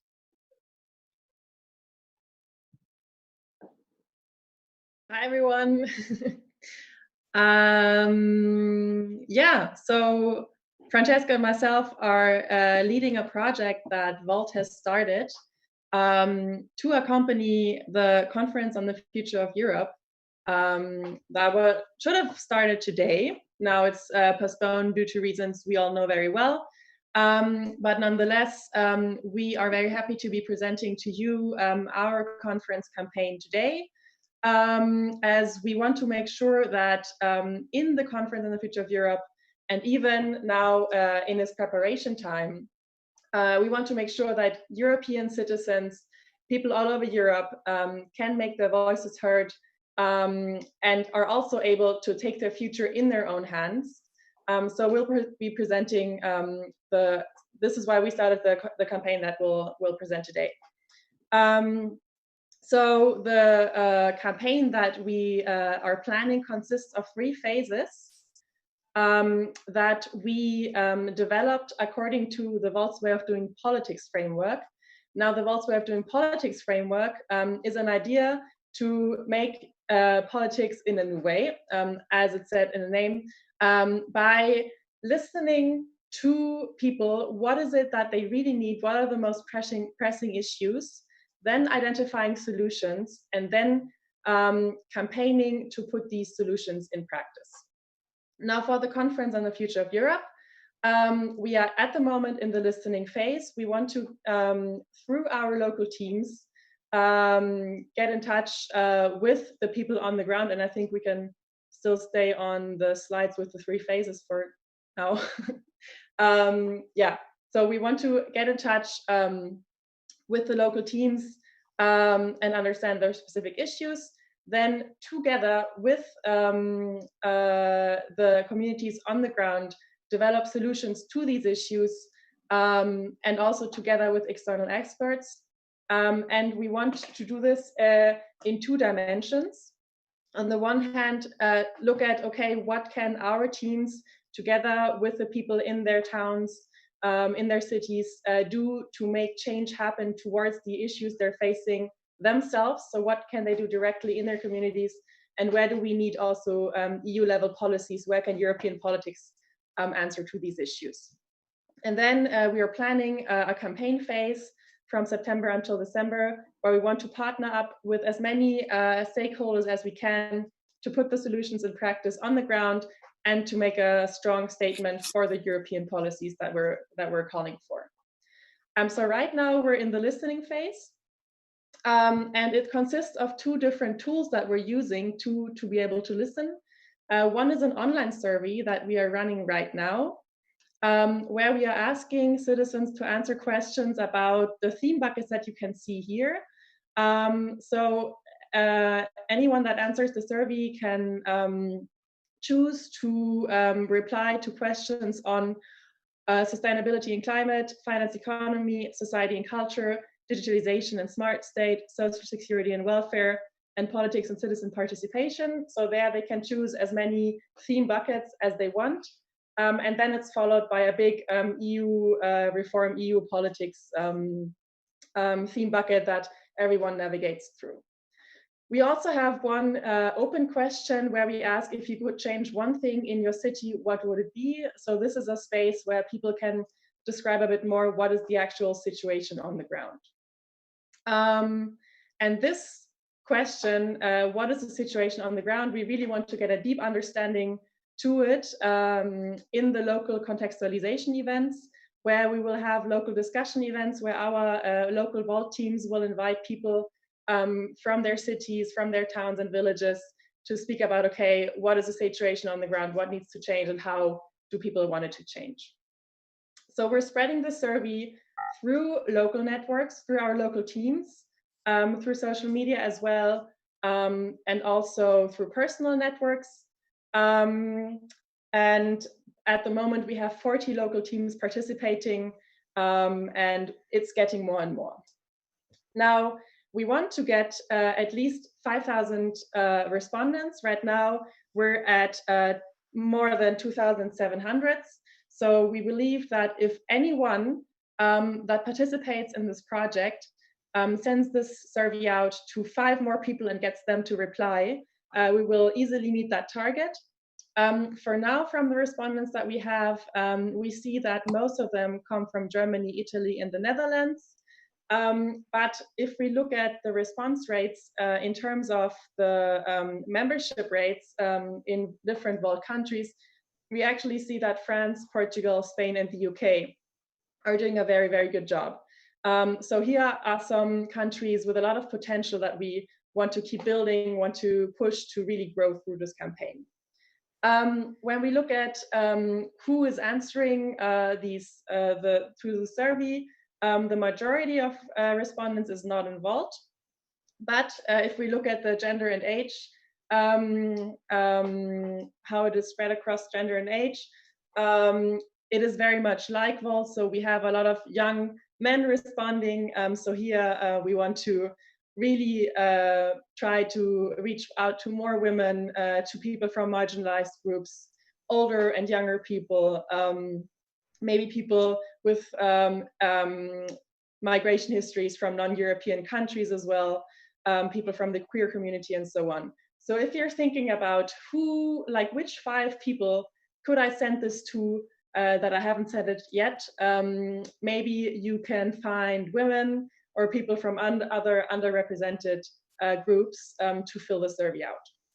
When we look at what theme buckets the people choose the most, digitization and sustainability are coming in first, and they're followed by society and culture and politics and citizen participation. Yeah. We will have a more local analysis to then see what is important where. And with that, I hand over to Francesco to present the next steps in the campaign. Thank you, Lena. Thank you, Hani. So I want only to underline one thing Lena already said, that it's really important. If you guys send the survey to friends, to family, to Vaulters in your community, and you are a local team participating to our campaign, it will let us, through the survey, know what are the main interests in your area. So it's very important that you actually fill the survey so that we can have data on your area and on the interests and opinions of your community. So we are really looking forward to work with the local teams. As Lena said, the very first step after the results of the survey will be these contextualizations. They will be our occasion to first try this division, this duality on which we are organizing our campaign. And this duality works on social innovation and policy, as Lena already said. And I just want to underline that this division is very important because it expresses our way of campaigning for the conference. So on one side, we have citizens and communities that look for solution, get engaged practically, looking for a concrete result on their local level to solve things. But it is not just the local level. So they try to find ways of social innovation in order to communicate these ideas also to other local teams, to other local communities across Europe. This is the strength and the possibility we have actually in Vault. And this is also how we will be working in the campaign. And of course, on the other side, we have the policy side. And that is a side that it's a work that we will never leave out, but it will be always a policy work that comes from the bottom, so from also policy ideas of local Vaulters that are imagining to be part of a government, of the local government. And also it will be a work, as I will just say later on, it will be a work of policy, imagining how more bigger and higher institution can actually bring change and help citizens solve their local issues, their European local issues. So after this, we were saying contextualization event, we will gather the proposals about social innovation and policies, and these proposals will consist mainly in best practices that local teams can actually want to exchange with other local teams, or also best problems that can actually are not solved yet. And these exchanges will manifest in these European exchange meetups. So, of course, these European exchange meetups will be organized by matching local teams. We have still to figure out how we can actually develop a good matching progress, but we will surely work on that through the survey results, because the survey results at first will tell us which are the main interests and the opinions about the theme buckets you saw before of every single local team. And then we will match local teams based also on affinity, based on these similar interests that resulted from the survey. And then we will exchange these best practices. We will gain from these exchange meetups, given that we can do that because we are a European movement. They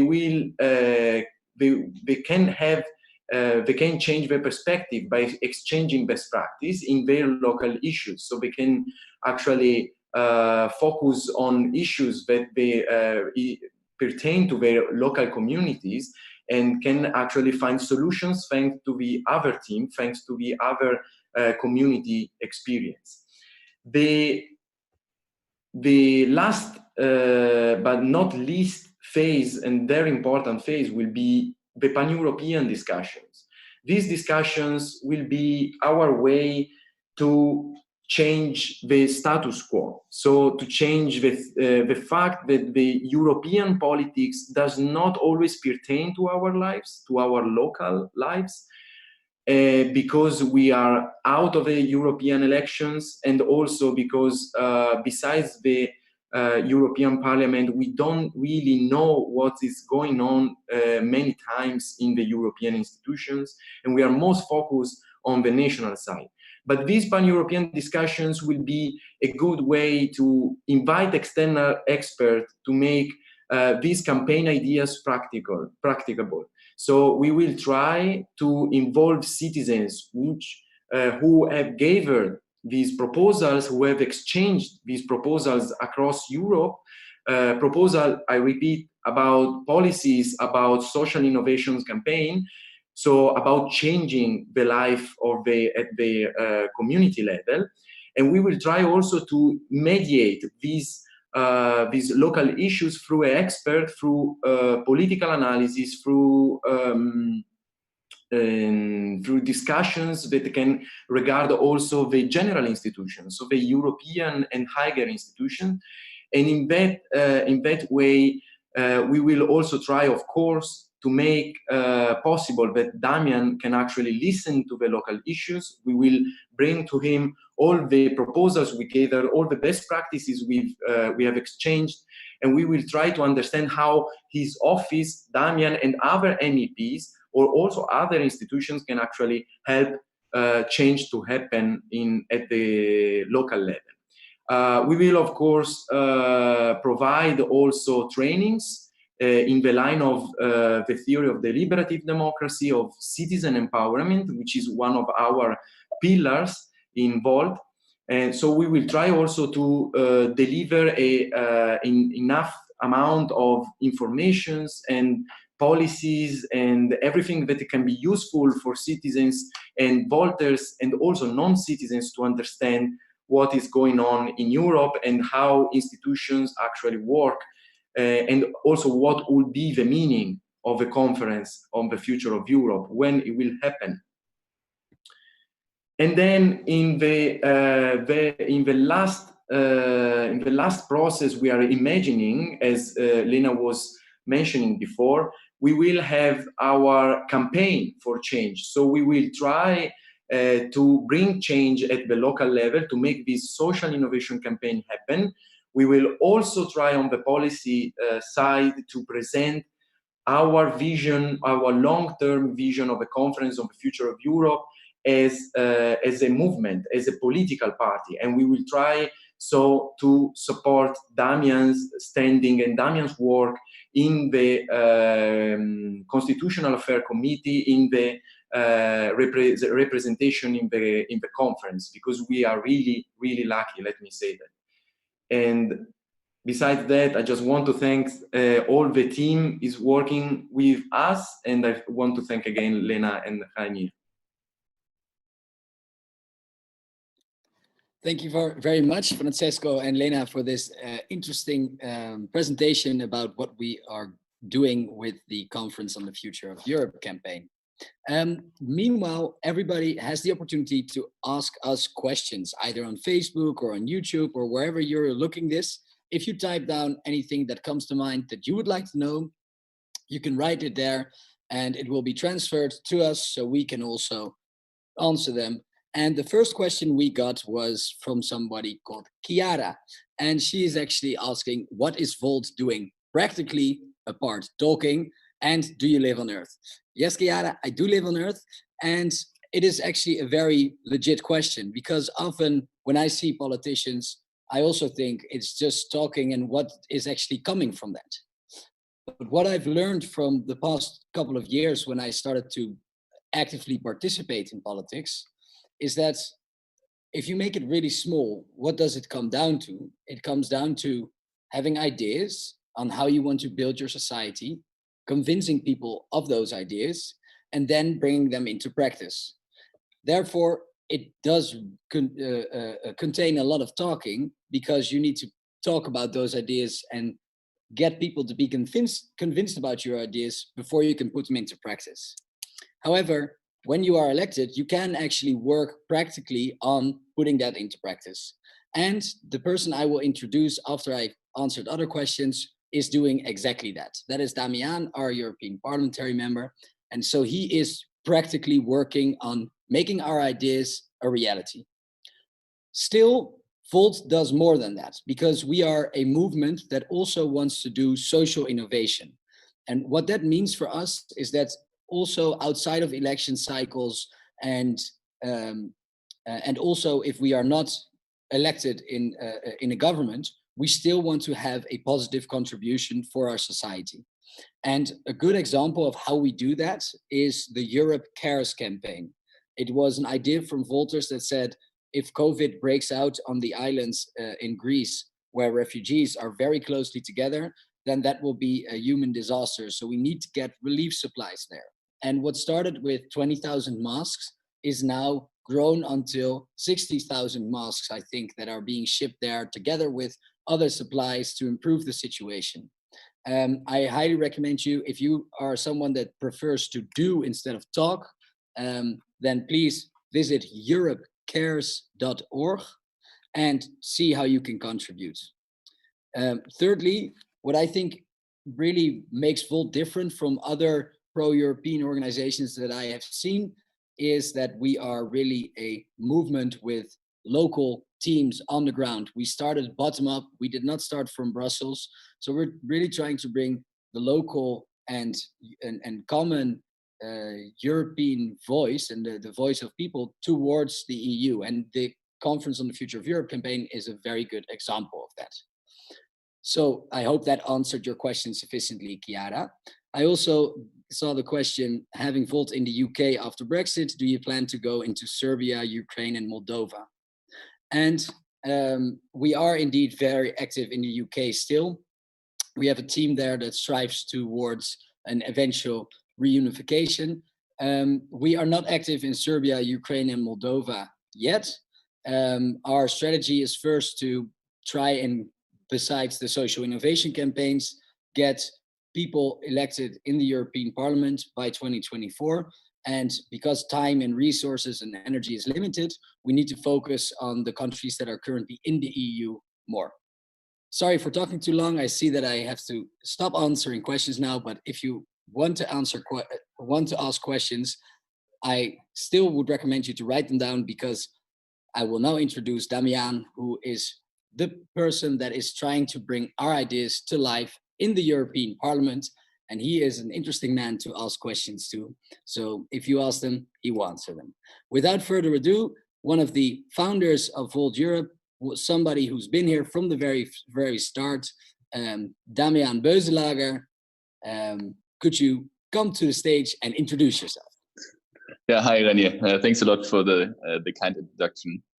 If I can just quickly react to Chiara's question also, and then we can talk a bit more about the conference and then these topics. But I mean, I think the big overarching question that looms behind this is like, are we, having an effect on the reality outside our meeting rooms, if you want? Are we having an effect, a real, actual, measurable effect? And I mean, obviously, when you're in the European Parliament for a limited period of 5 years, and then let's see, it will be pretty obvious in the end.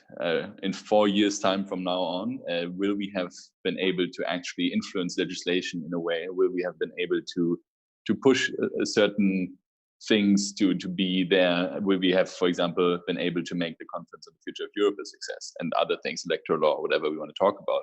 So I think that's very easy to see, but still, I think it's always good for Volt to, on the one side, think about what kind of actual real life changes do we do? I mean, what kind of effects do we have?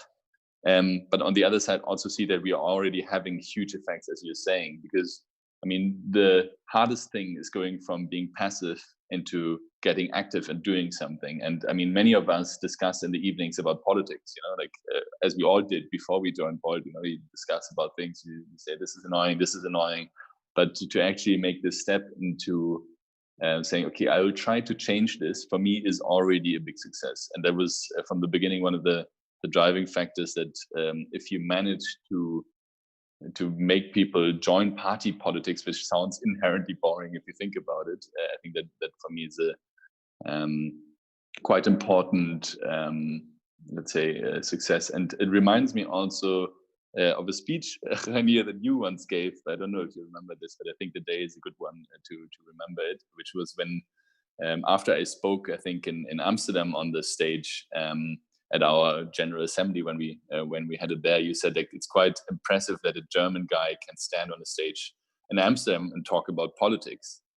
And I think if we think about the fact why the Schuman Declaration came, why we have Europe Day today, why yesterday there was actually the day of the capitulation of the German Wehrmacht to the Allies, I think it's a good day to remember that getting active in politics, be it Volt or any other party, is probably one of the best things we can do to try to fight the political directions we don't want, extremism and right-wing populism. Yeah. So I think that's Chiara's question just sparked that thought in me, that I think we need to remember why we're doing this, and there's good reason to do it, and we're on a good track. And I just ask all the viewers to also consider taking up some form of political activism of some sort. Thanks. I fully agree with that. And I indeed remember that was a special moment for me. Damian, what is your vision on the Conference on the Future of Europe? And how do you think it's best to involve citizens? So just as a quick recap, I can talk maybe 1 second about how we got to where we are now, what we are currently trying to do from within the parliament, and also, I mean, what you can do right now, and then let's say when the conference has started, what we can do all together. So up to now, as you introduced very clearly in the beginning, von der Leyen, so the Commission President, basically promised this when she wanted us to elect her, that she would hold this Conference on the Future of Europe, and then said, okay, it's up to you, to Parliament, to design this, whatever it will be. And so since September, I would say mainly there was a technical working group in the, let's say, of the coordinators, mostly of the Constitution Committee, that together tried to write a resolution. And what I pushed for in my office, pushed for together with Jo, was like 3 main things. And the first one is that we have meaningful participation, because you can have participation and you can have meaningful participation, and there's a huge gap between that. And meaningful participation is something that's also very, let's say, close to the heart of Volt. If you want to involve someone, you have to enable them to get involved. And So what we try to push for very clearly is that if citizens get involved and asked, that in the end, they would be able to look at the outcome and say, is this what we wanted? Because if not, it's just like another Eurobarometer, another survey. And so we wanted to really make sure that like whatever starts at the citizen goes back in full circle to the citizens, and then they can say, this makes sense or not. So that basically any resolution from this conference would have to go through the scrutiny of citizens again. And obviously that the citizens which are there are being informed, have enough time to deliberate, and are being taken along this journey together. And that you don't just constantly exchange citizens, but that you keep them and build and inform. The second thing that we found for was that there's a 3-month cycle. So, and to ensure that the media, but also every citizen can follow this, you have to have one topic in a 3-month cycle. The total conference was supposed to be a 2-year process, and every 3 months, so like in 8 cycles, you would discuss, for example, climate, defense, if you want, probably now health as one of the core topics. And you try to discuss what does the future of Europe look like in this field. And so I was very happy also about the presentation earlier about the campaign, because the topics that you brought up are the topics that will be coming there. And I think it's really important to make this work. And the 3-month cycle would also allow media to follow this. And we could try to actually build so much pressure that the outcome of the conference after 3 months is actually a tangible, good outcome. If it's a 2 months cycle, you know, a 2 months conference and nobody knows what's coming out in the end and when they gave input, it's really, again, hard to have meaningful participation.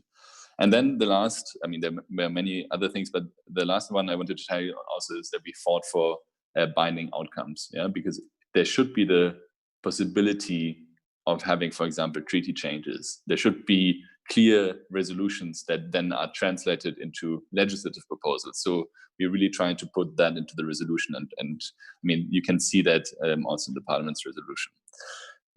So this happened, and Parliament basically had this resolution ready in January, and we adopted it, and we're very happy about it.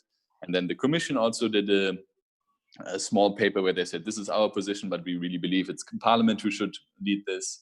And then what we are missing for is, again, like the third body of the EU, which is the Council. And so the member states, if you want, and they haven't been able to find a position yet. And this is also, if I come now to what we should be doing right now, is to build pressure to push the Council to come up with a position. And once they have come up with a position, so it could be the interior ministers, or it could also be the heads of state, once they've come up with a position, then we can again go back together, come out together, the Commission, Parliament and Council, and come up with an agreement of what this conference should actually look like.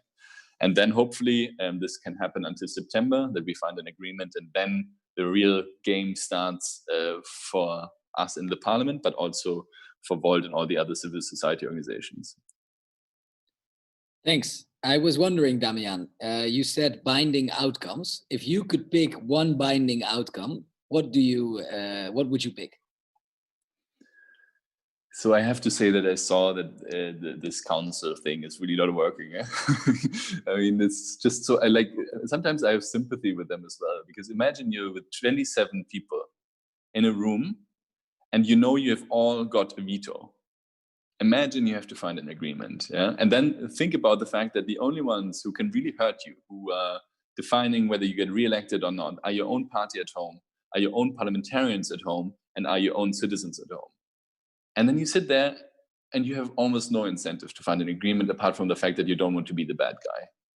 So this is, I think it's really bad to have this governance, yeah? And I think this is where, I mean, you from the Netherlands have seen that as well. There's just some people who go to these council meetings have no mandate to make a change from their own parliaments. And so I think this is really the one thing that I would try to change, is the decision-making process, if I had to pick one thing in council.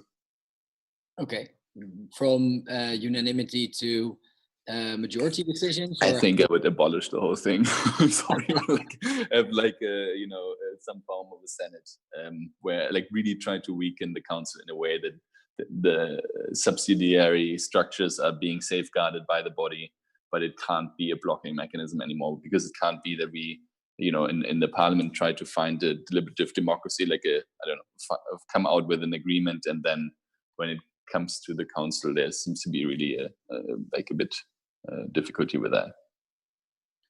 Okay, interesting. So another question I had is, this morning I was part of a panel discussion with somebody who was outspoken negative about the conference on the future of Europe because, and I quote that person, it is entirely top down and citizens will not be involved. So it will just be a Brussels project that will never lead to anything concrete, and that citizens will not, and it will not make citizens appreciate Europe more. I think it's a valid fear that also people in the parliament have voiced towards me. And I mean, my hope is, I think Volt's approach is always to try to be ambitious and then push for it as hard as we can, you know? So I think the will I know, sorry, how do I best phrase this? We will only know whether this will have been the conference that changed Europe for the better once it's done, you know, or whether it hasn't. So until this point, I think we should put all our energy in making it work. And that's also where all the civil society organizations and where Volt comes in and say, like, let's hijack this process. Once it's up and running, you know, let's organize thousands of local meetings. Let's try to get people excited for topics, for actual topics that somehow connect to them, and say, look, here, this matters for you. And then maybe we can come and change this. Because the problem is we need to change Europe, we need to change the mindsets of national politicians. That is basically the big issue that we have to overcome. We have to show national politicians that the citizens care so much about a functioning European Union that they have to change and basically accept that we need to change. And so I would say there is a fear, obviously, that this won't go anywhere, but currently it's not the time to fear, but to try to push for it to work. Exactly. And I think often politics, whether it's national politics or local, it follows what society wants. So it is up to us and other organizations to make sure that the fear of the person I was in a panel with this morning does not become a reality. And I guess this is also a nice bridge to bringing Francesco and Magdalena back into our conversation, because they are doing exactly that. So maybe Francesco or Magdalena, one of you wants to react to what Damian has said. Lena, you want to intervene first? Yeah, I can go. I mean, you had this person that you talked to, and they were scared that it was like an entirely top-down process. And then Damian replied, well, we need to kind of show how it is linked to local realities, how it is linked to what people experience as soon as they walk out the house, or even as long as they're still in their own house. So, and I think this is really where the listening method and the Volt's Way method that we linked with this campaign can work, because it is completely focused on the local level. And one of the big strengths that we have, as already mentioned, is that we have so many local teams across Europe. Like right now we have more than 40 teams across Europe that are running the survey, and that will start local discussion events, and it will start at the local issues, at the citizens' perspectives and problems, and then it will come and see, okay, how can actually a European solution reply to that? So I think that the connection that Damian's asking for is very much there in the campaign that we're planning at this moment. Nice. And within those 40 cities, is there also a region or country or city that you think, hey, I would really want people to become active there as well, so that our survey and our conversations include them too? Because this could be a moment to call out for people that are watching this to help if they have a network that reaches that city or region that you would like to go to.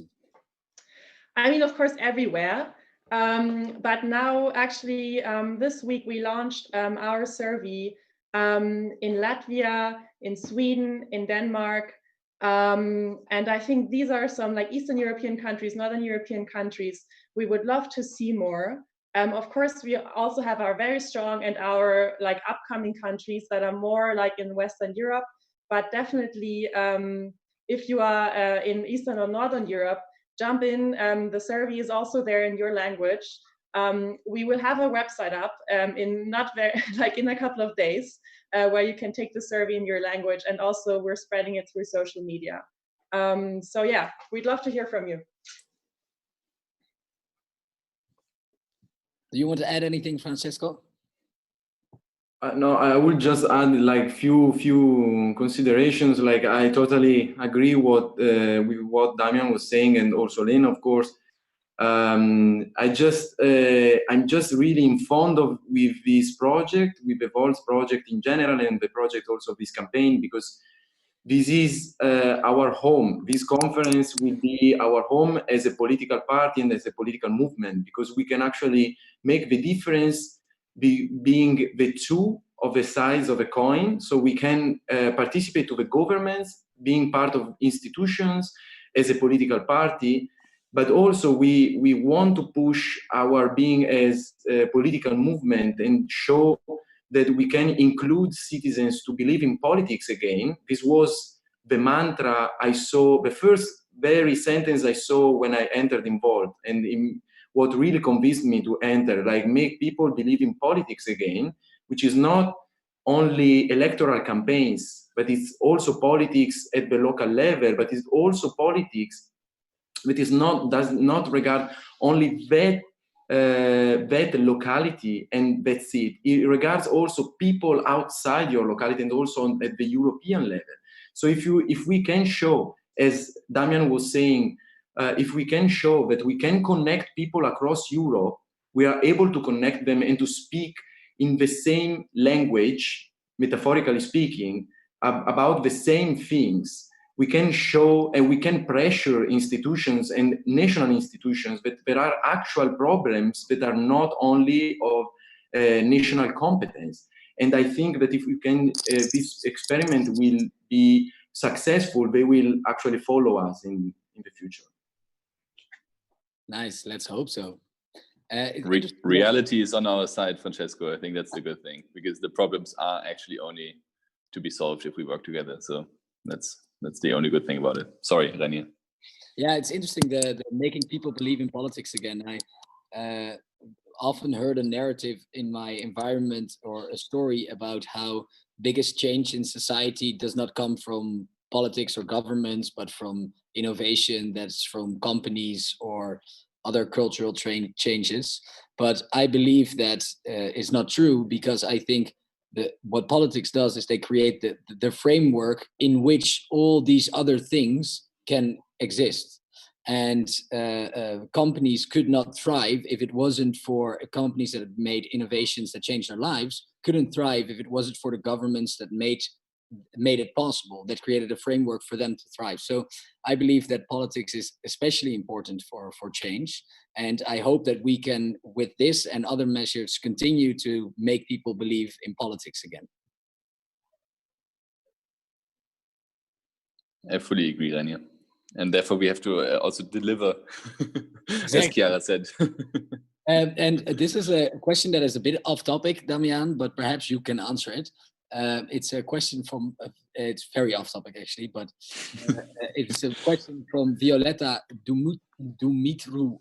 And the question is, what is Volt's position in agricultural issues? Should there be a priority for food made in Europe and extra taxes for food outside that comes from outside of Europe?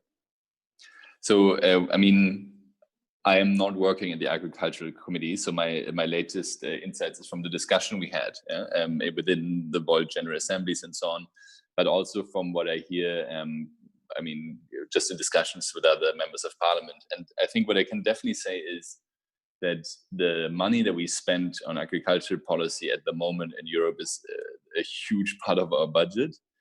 And it helps local areas. Yeah. So especially if you think about rural areas, there's a lot of money going there. But does it help in the best way possible? And that's a big question mark for me, because if you go a bit more into detail how the money is distributed, that you just basically need to own certain amounts of land, and then you get, I don't know, 300,000 euros transferred at the beginning of the year without having even touched it, that doesn't create the right incentives. So our position is always that we want sustainable agriculture, and that we want, for example, the prices for meat and so to increase, so that basically the farmers can actually allow for better kind of living environments for animals and so on. So like this whole question of you don't necessarily need to reduce all the money that you spend there, but you need to definitely spend it completely differently to be able to make it work.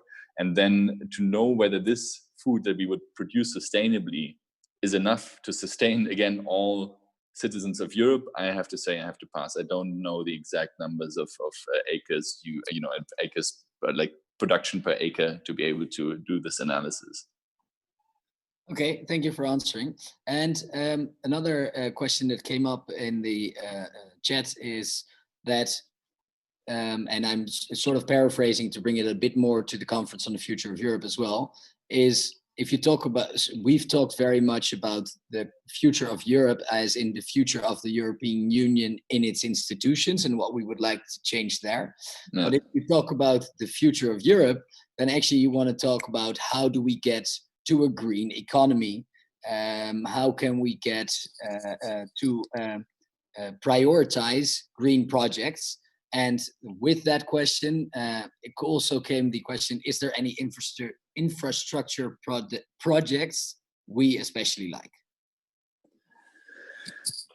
So, first of all, again, agree with the fact that, the whole question is, we should talk about topics and what kind of defense union we want, or what kind of defense we want, or what kind of agricultural policies we want, and that should then inform what kind of future we want to live in, and that should then inform what kind of institutions we need to live in this future. So that's why we also propose to maybe for the in the Conference for the Future of Europe discuss 7 topics that have nothing to do with the institutions first. So you discuss about health, you discuss about agriculture, you discuss about foreign policy, you discuss about whatever you want.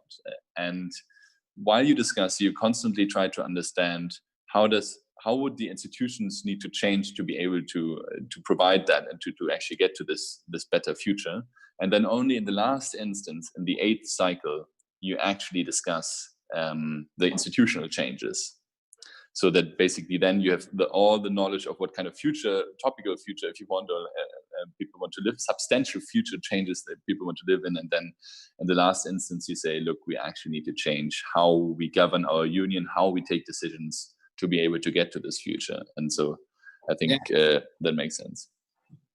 Thanks. And thank you also for that question. I couldn't see who asked it, but it's a very relevant question. Another question, this one is for you, Lena. How can we make people start to speak casually with each other about European politics and not only about national politics? Because there never seems to be really casual conversations about EU politics, only about national politics.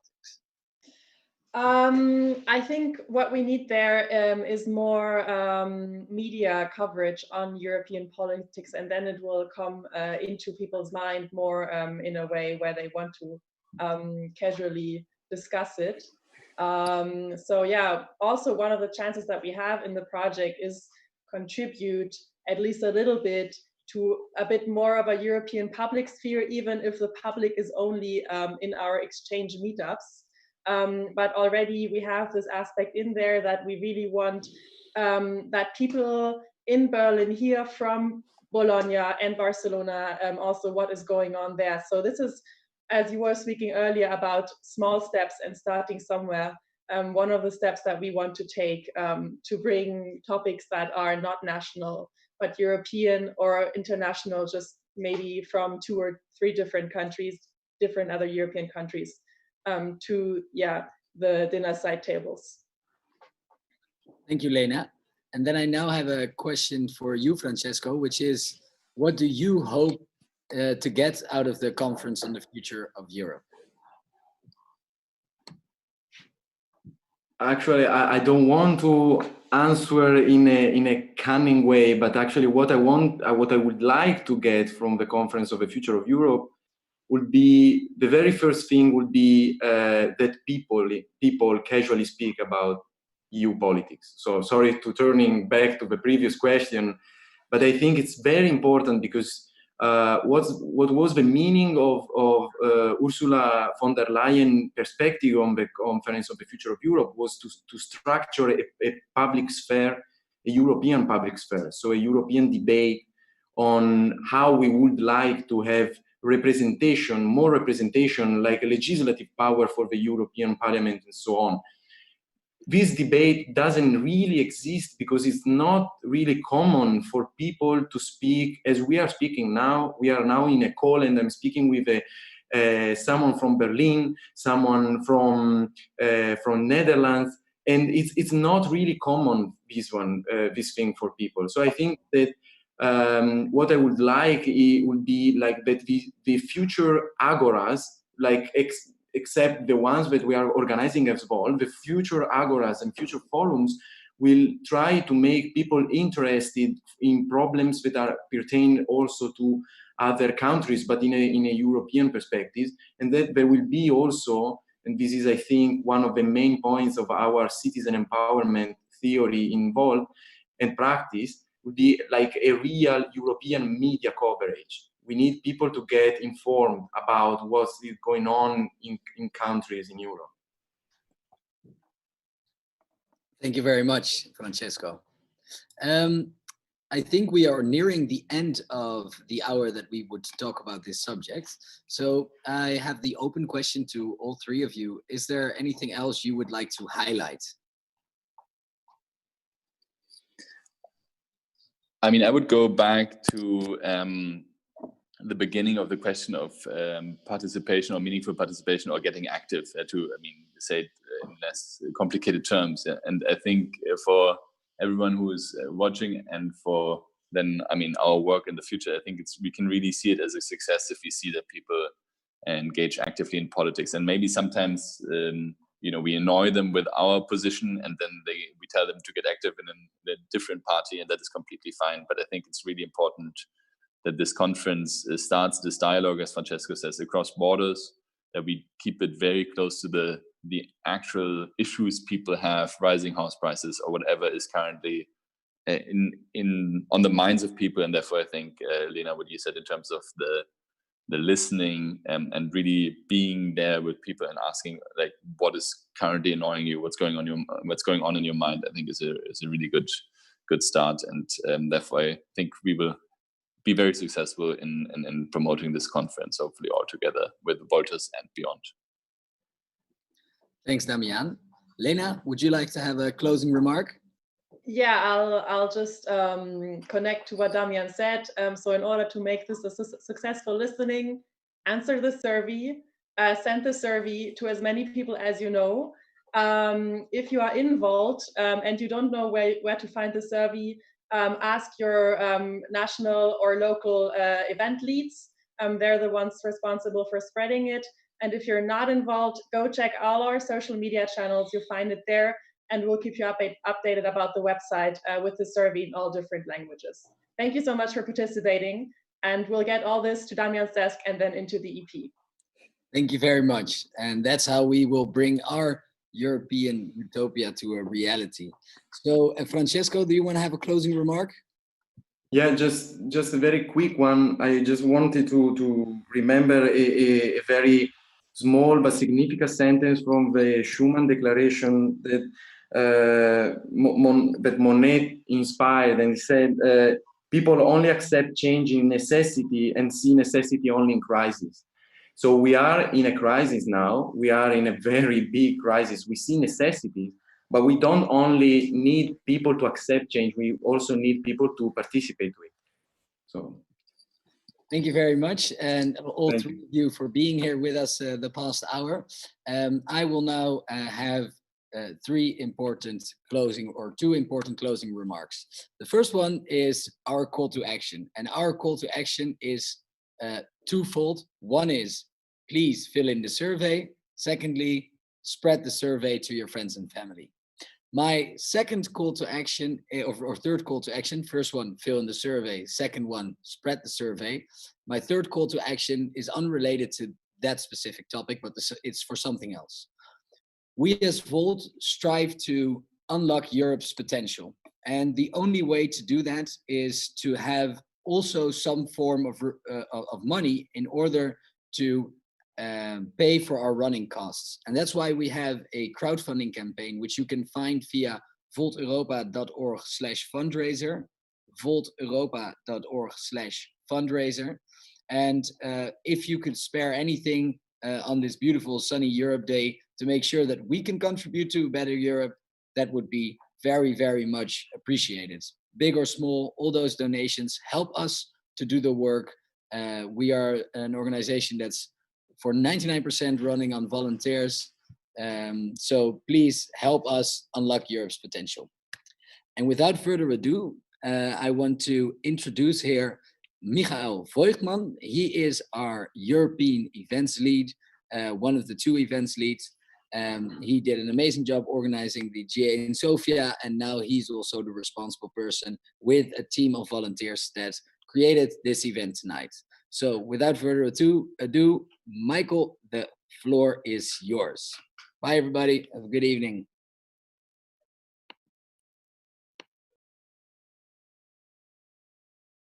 Good evening, Europe. It's a very special pleasure for me today to host the last event of this very special two-day agenda we prepared for Volt. So, okay.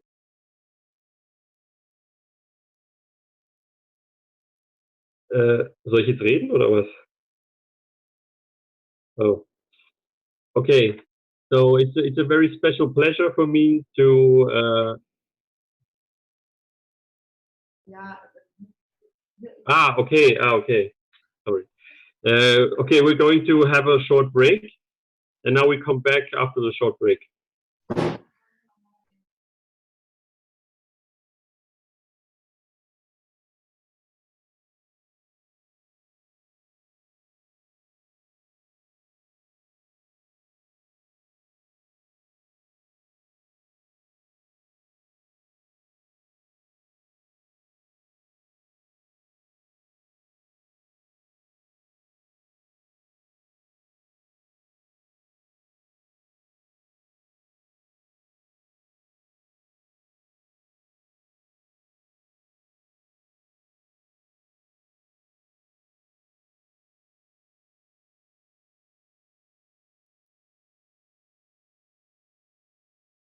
Hello, Europa. Sorry for this little disturbance before this. I'm really, really happy and thankful to be able to host this final event of the two-day agenda we had. And it's a very special occasion for me because a lot of the guests from this call I know personally.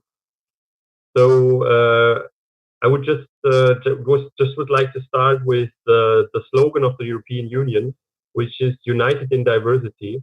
And united in diversity, we are today also in this event because this is the European Movement Meetup. And in this event, we have guests from different European organizations that put a lot of time and energy in in European engagement. And I would actually directly want to start with one of our guests, to introduce one of our guests. His name is Dr. Roberto Castaldi. He is the director of the CESUE, CESUE, and he's also a director of Euractiv Italia. So I would directly give the word to Roberto Castaldi. Hello, Roberto. Thank you, Michael, for the invitation. It's a great pleasure to be meeting with so many friends today. It's been a long day, the Europe Day, with plenty of events online all over Europe, and it's always important to discuss European issues. Well, I've been asked to tell a little bit about some of the experience that we have made at CESUE, the Research Center of the European Union we run in Pisa, regarding Europe. And I think that the best way to do it is to show a little bit of this. So starting from our website, at CESUE we do many things and many projects on Europe, and I'd like to focus on three of them.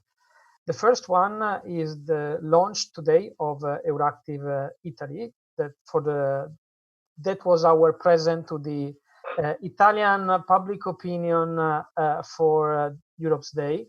We started with an interview with Prime Minister Conte and a declaration by President Mattarella about the European Union, beside all the usual news and about Europe that normally Euractiv has. In the last session of this event, in the previous session, the final word was about the need of a European public space and debate. And this is precisely the reason why we created Euractiv Italy, which is the 13th language in which Euractiv is published, and is one of the main instruments to try and create a European-wide public sphere. The second project I would like to mention is called Awerew, and here you can see the website. This is a project we had with several think tanks and universities around Europe, and we created 4 free online courses about the EU. One, the EU for all, is a sort of EU for dummies. So when we need to explain Europe in a simple way, here you find it in English, French, Spanish, Portuguese, and Italian. It's in 5 languages. Then we have one about the history of European integration that is done in a very strange way, because we had created a musical telling the history of European integration. And so in each lesson, there is a clip from the musical related to that step of European integration we are talking about, followed by some video and then by some short talk by university professors. But each lesson is always about 20 minutes, no more, for online courses. Then a multi-level perspective on communicating the present, which is more deepening course, 20 lessons to discuss the crucial issue about Europe, the crisis we have been living in the last 10 years, and so on. And the fourth one is about teaching Europe for teachers to help them introduce European Union in their teaching. But at Cesway, we also do other projects, and one of our initiative, the last one was just 2 months ago, on the 15th of March, when we only had the national answer to the pandemic at the moment, and nobody was thinking that the European Union had something to do about it. We launched an appeal together with Daniel Innerarity, a Spanish philosopher colleague, asking for a European answer to the coronavirus threat.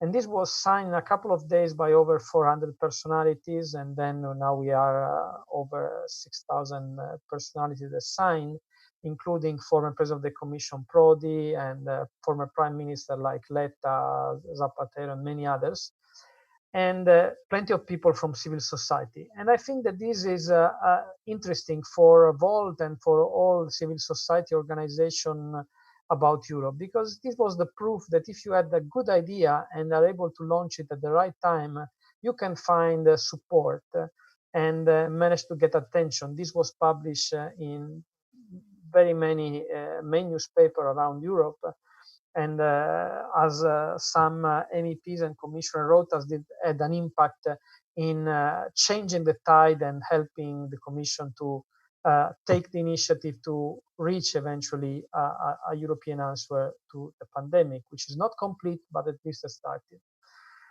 And I would like then to close with a last aspect, which is not something we have done, but something we believe in.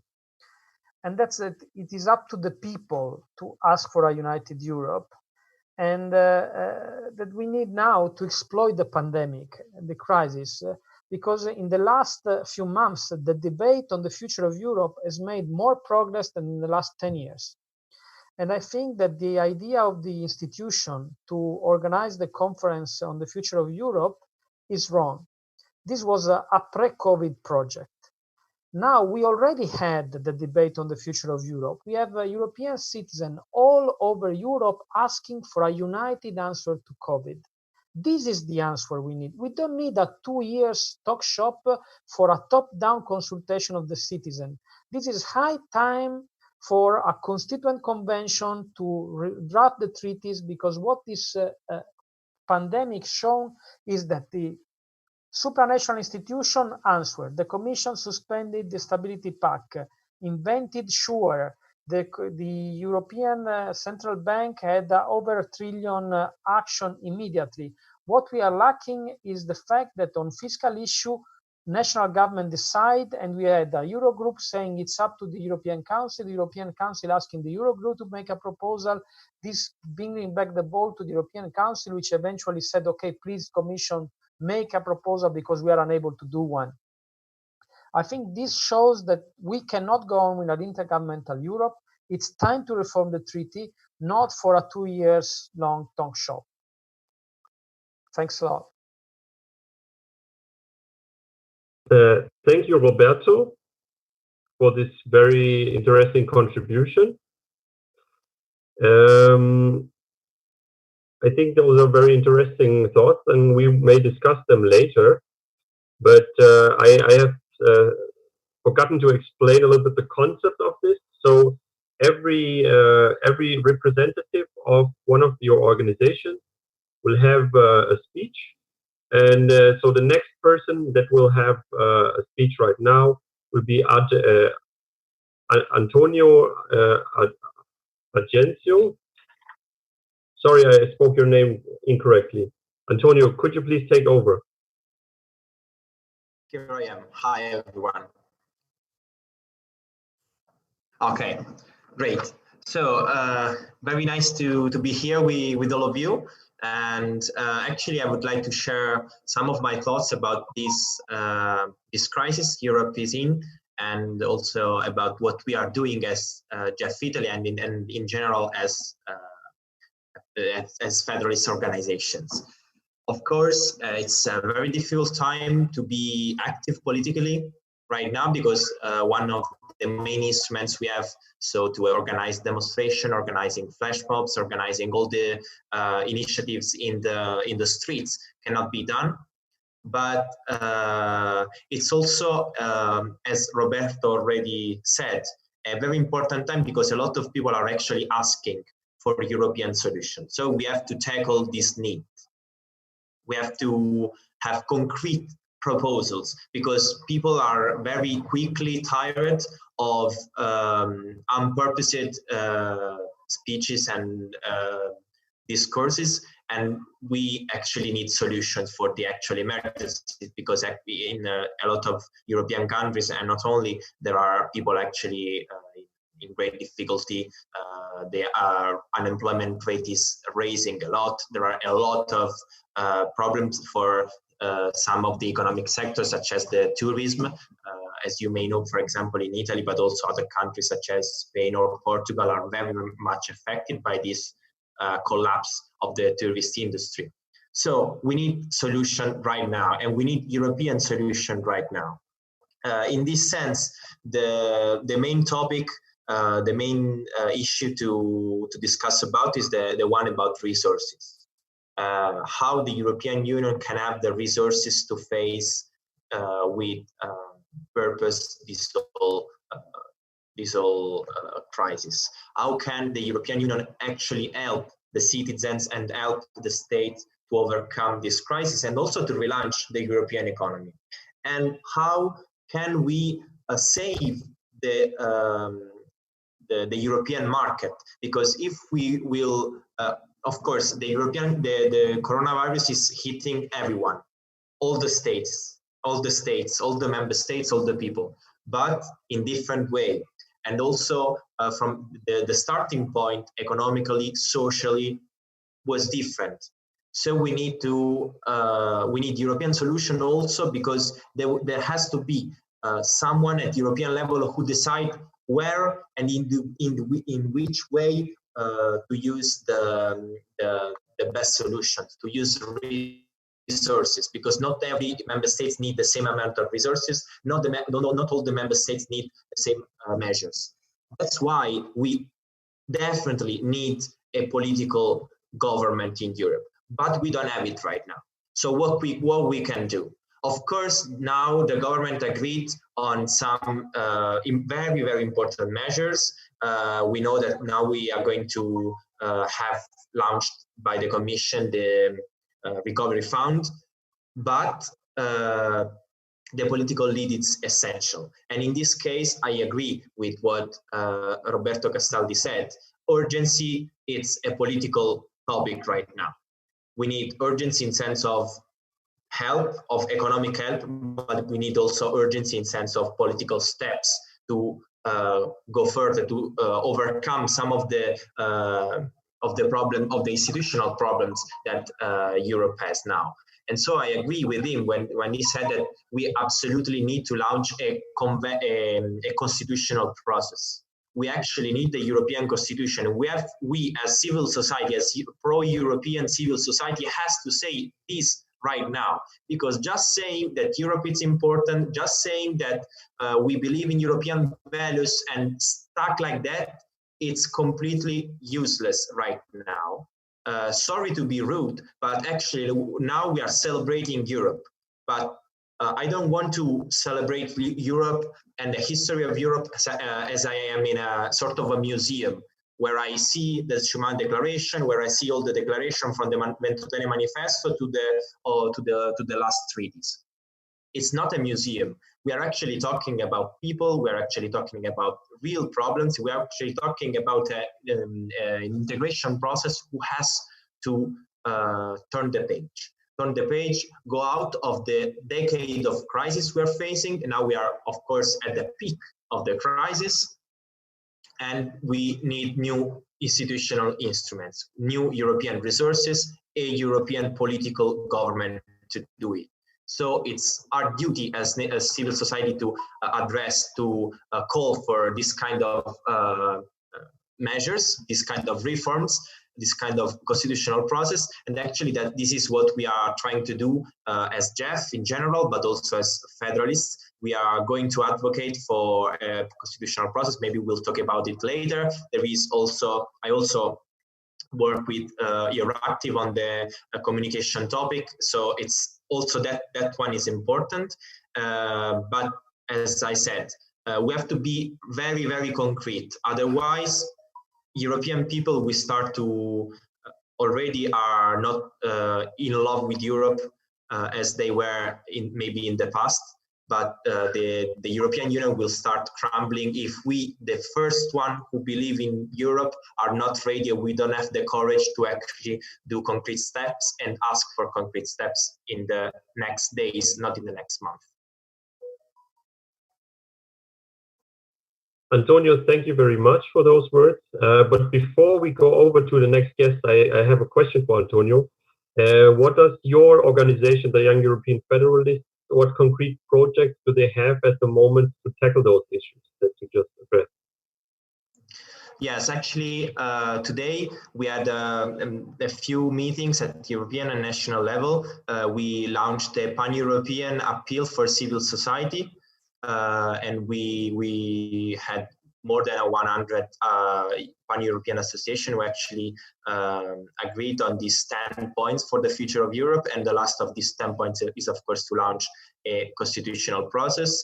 There is also in Italy an appeal by all the main federalist associations. So not just the JEF Italy, but also the Movimento Federalista Europeo, the UEF Italy, the European Movement in Italy, and also the Association of Commons and Regions in Italy.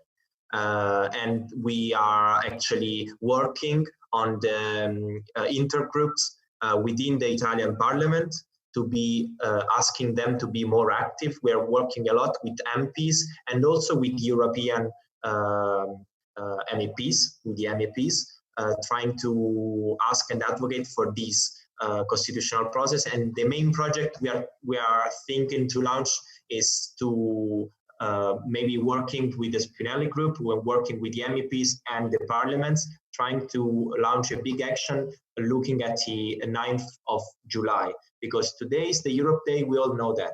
But the 9th of July it will be the 40th anniversary of the launch of the Crocodile Group.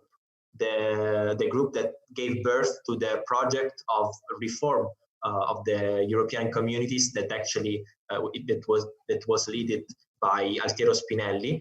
And so we think that the parliaments and the European Parliament in particular have to use this this day, this important day, to relaunch with an important declaration this constitutional process. That's what we are actually working on. And of course, there are also the other side projects about communication, about information, engaging young people with debates every week, basically every day. In Italy, we have section works basically every day. We are having a lot of appeals, a lot of action, but this is the main point and focus. This is what I wanted to share with you.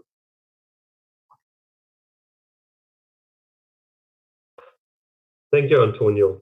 I would now like to introduce a movement, or you can say a movement that has a very special approach in regards to all the other organizations. I used to follow their work in my hometown of Karlsruhe, and the person who was organizing this group back in the days, and I don't know if he's still so active, but he can tell it to us right now, is Michael Prinzhorn. And the group I'm talking about is Pulse of Europe, and they basically brought Europe to the street and made it visible for ordinary people that were just walking across cities.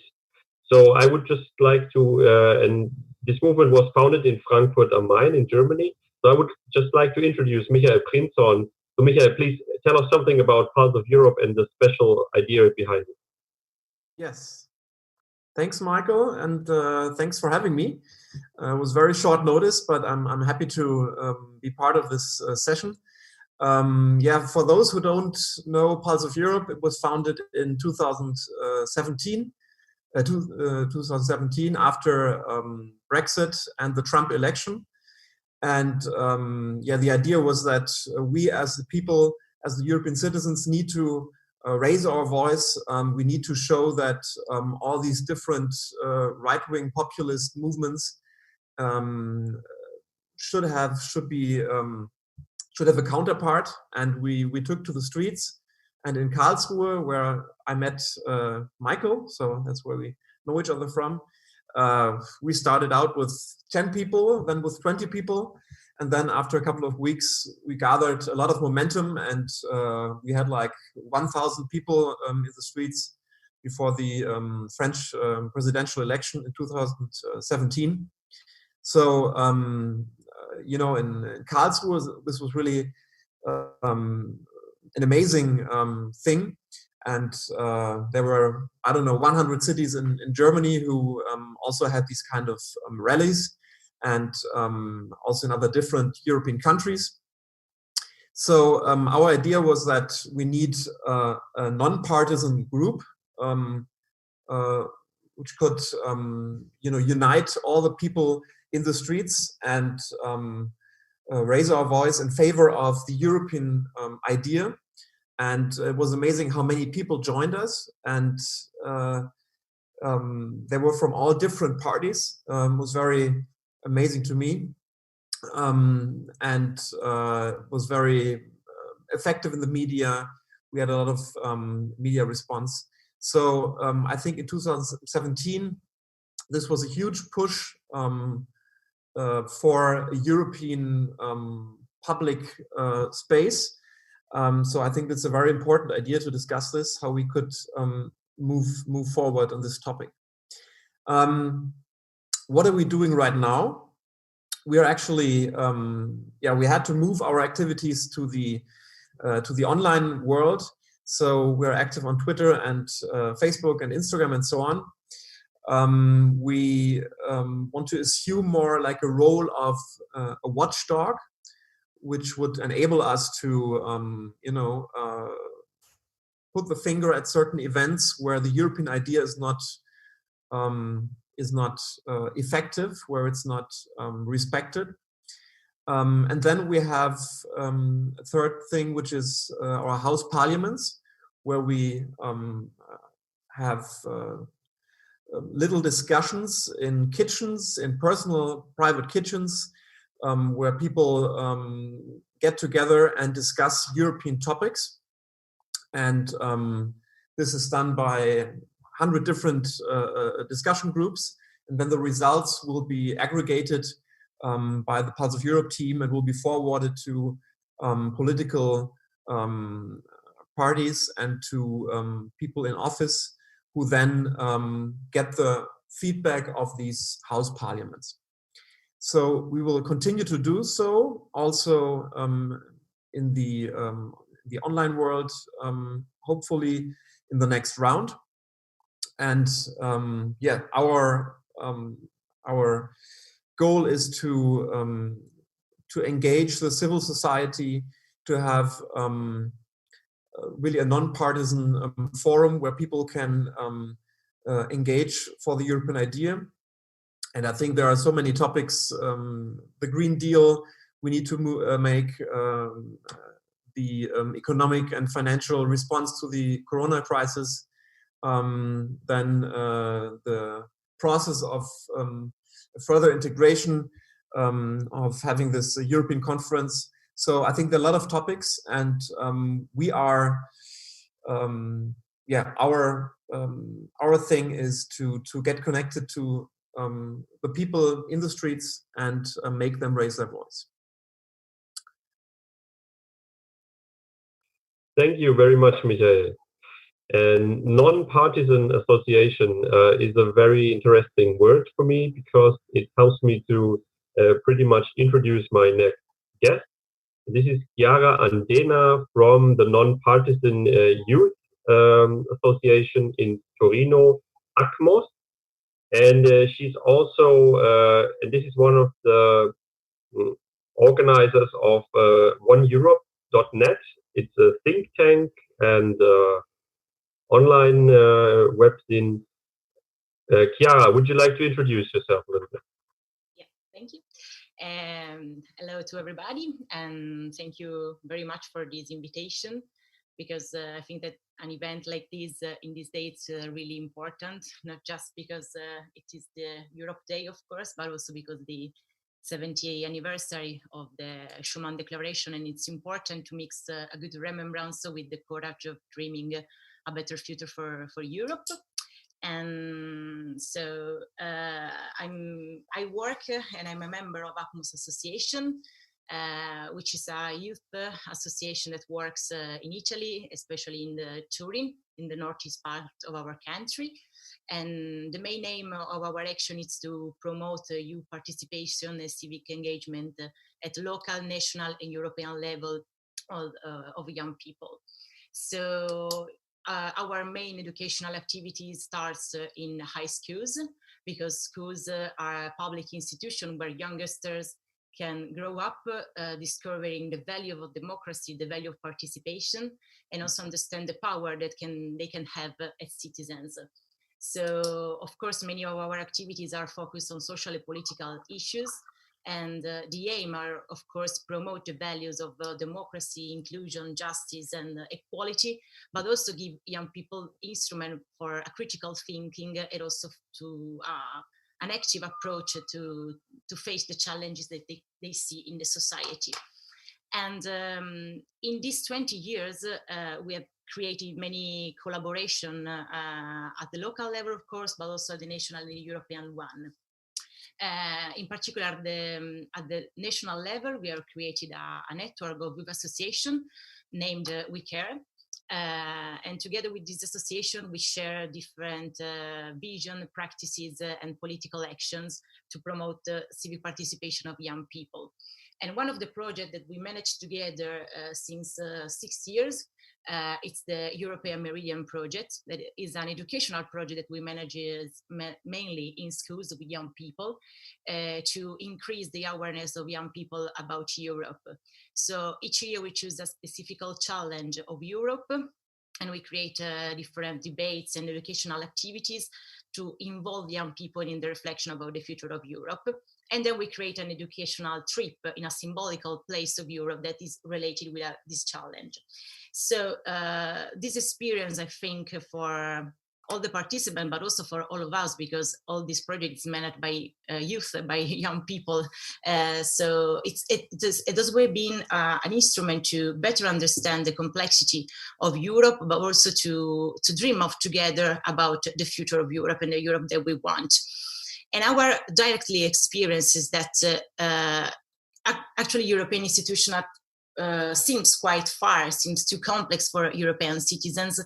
And the main problem is to create participation of young people in the process of Europe. So especially in the current time, not just marked by this emergency, but also marked with all the other problems that we have around Europe, starting from the economical difficulties, the nationalist movement and powers. So we really believe that right now we need urgently a new narrative and perspective for Europe. And the perspective that we are looking at, and in which we believe, is the idea of the Republic of Europe. Because the concept of Republic underlined the idea of public space, means like as a common good to be governed together with same rights and same duties. But on the other hand, the concept of republic demands the protagonist and the involvement of citizens, European citizens, not just of governments.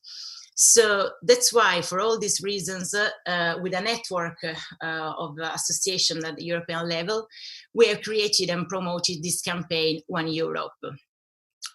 This campaign, it's composed actually by two very easy instruments. The first one, it's a petition open to all European citizens and addressed to the European Parliament to ask the European Parliament to open a new constitutional phase, because we really believe that we need a common home in this European Union with same values and same duty for citizens. And a second instrument is a motion for municipalities.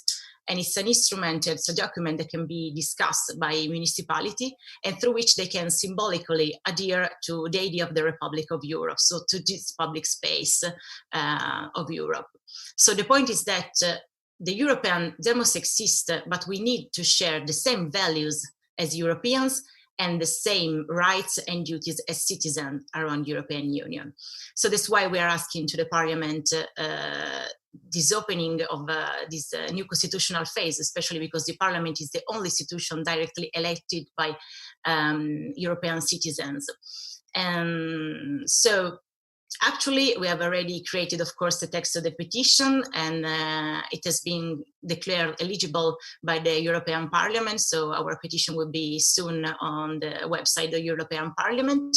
But for now, you can find it in our website, which is www.onedemos.eu.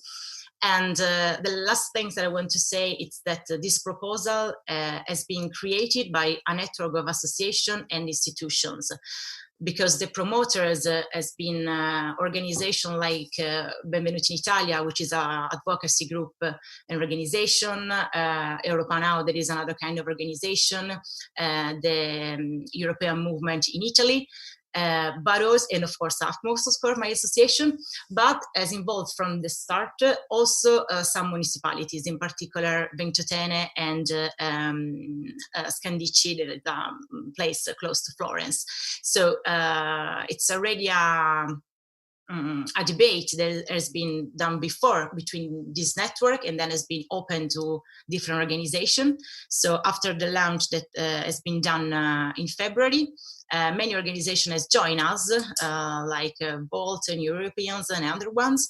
So it's an instrument to everybody. Everybody can use this instrument to reflect on the idea of the future of Europe that we want. So it's important not just to convince the institution or convince citizens, but involve them in a petition and in a debate that start from municipalities, the first and easier level to promote this debate among citizens. Thank you. Thank you, Chiara. So my final guest for today is Roger Casale. He's from a group called New Europeans. I think he is the founder of New Europeans. Roger, would you like to introduce New Europeans to us? Thank you very much indeed, Michael. I'd be absolutely delighted. And happy Europe Day, everybody. I hope everyone's having a fantastic Europe Day. I can't remember a Europe Day like this. And I don't know what you're doing the rest of the evening, but I think this is my my final event. And what a fantastic event! What a lovely invitation. See old friends and make some new ones. We're very happy in your company. Some fabulous organisations here, and celebrating Europe Day together. And I think it's so important that we're united, that we're together on a day like this, and tomorrow and next week and next month, because there's a lot of work to do. And I also just want to, if I may, just thank Volt for the invitation, because I very often sort of tell the story. You know, you remember that they used to say that politicians knew what to do, but they didn't know what to do and still get themselves elected. Remember that? Well, I think today politicians don't know what to do, actually. And I think they need to talk to civil society and citizens who actually do know what to do, because they, especially in this crisis, because they're living that experience every day. And so I think a political party that is spending its time reaching out to civil society organisations to develop a dialogue and really listen and work with us is really to be welcomed. Is something really, really good. And I you know, we are non-partisan, we're non-political. It's not that we're cross-party, we're just non-political. But we respond to parties that reach out to us to talk about the things that we want to talk about, which I need to now come to, and that's what Volt has done. And I think that's a really good thing. So thank you, and I think you deserve credit for that. So New Europeans, I would just make it very brief. I would say there are three key things to what we're doing. We're based in Brussels, also in London. We started in 2013. In London, and now we're headquartered in Brussels. I actually live in Italy. I'm speaking to you from Italy, just down the road from Roberto, I think, who I must get to see, but of course we can't do that until we can move around again. We started with the issue of citizens' rights in 2013 because we realised that if there was a referendum, that people would be very badly affected, who particularly people who moved to the UK from the EU or vice versa. And most people, both sides of the channel, actually were completely blindsided to this until it was too late. And of course, we all know about the ongoing battle for the rights of the 5 million. I've got 7 years experience in fighting that. And I think that what I would say, based on that, is that one of the most important things that I've learned that you need to do is you need to give people a voice. You know, when I first started in London, I got invited to meetings, maybe one like this, to talk about EU citizens' rights, and I said, yeah, but you know, I'm British, so why don't you? Why is there anybody in the room who's actually an EU citizen? You know, got talked about without actually having a voice. And so I think we changed that. I think that's one of the things that we changed. One of the things I've learned. And I think that we try to apply that in all our work. So citizens' rights is still a big issue for us. We're still battling for the rights of the 5 million. But I think there's also an important job to be done to defend the rights of all Europeans. And in particular, not just Europeans who are nationals of an EU member state, but third country nationals as well. And our green card proposal, which we're talking to Volt about, and which some of you may have heard about, I think, can have a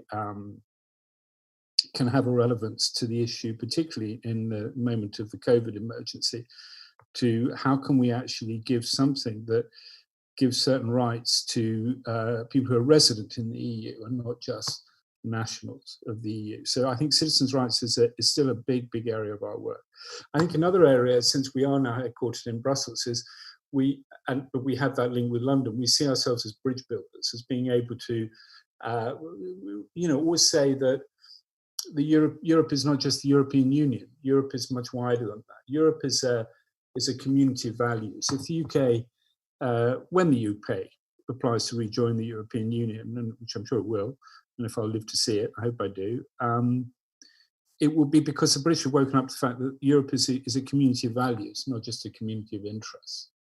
And that they realize that actually they are Europeans because of the values that they share with others across Europe, whether they are nationals of an EU member state or a non-EU member state. And one of our directors of Europeans in Brussels is actually a French political scientist. He's called Olivier Vedrine. He's based in Kiev.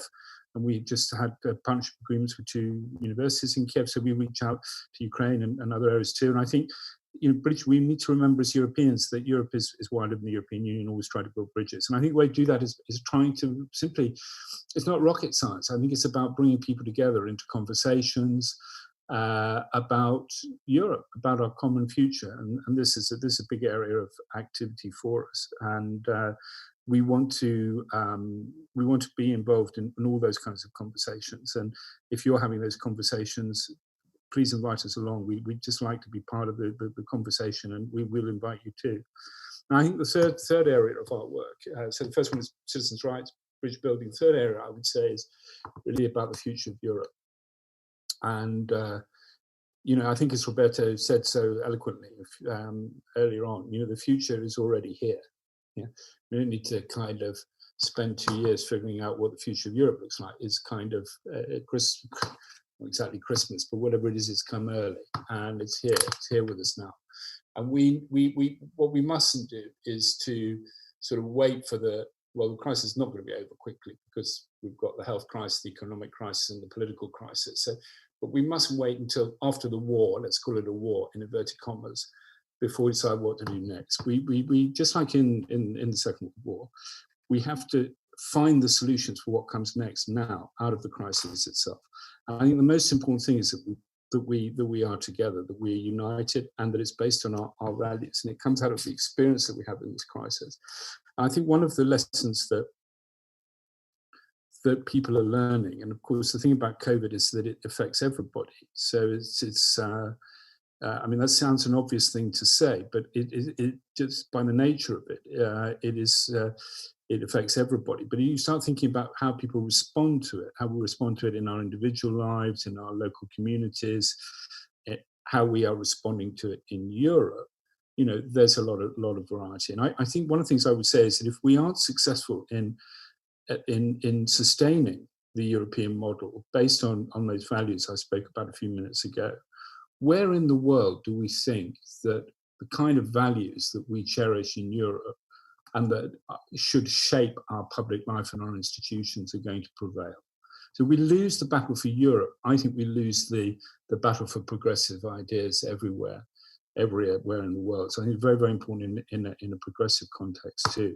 So we have to kind of come together. We have to have a conversation about the future of Europe, and we have to take control of that. And I've been very proud to be involved in an event today called Citizens Take Over Europe, and Europeans were one of the organizations, and some of you may have been involved. And I think that's sending a message and saying, Europe is not just a union of nations and states, of markets and money. It's also a union of citizens. And so we believe in a Europe of citizens, and a democratic Europe, a Europe of equality and social justice anchored in human rights. And I think we recognize as citizens our responsibility to shape that. And Michael used the idea of watchdogs, of guardians, really, and to monitor what's going on. And we try to encourage that.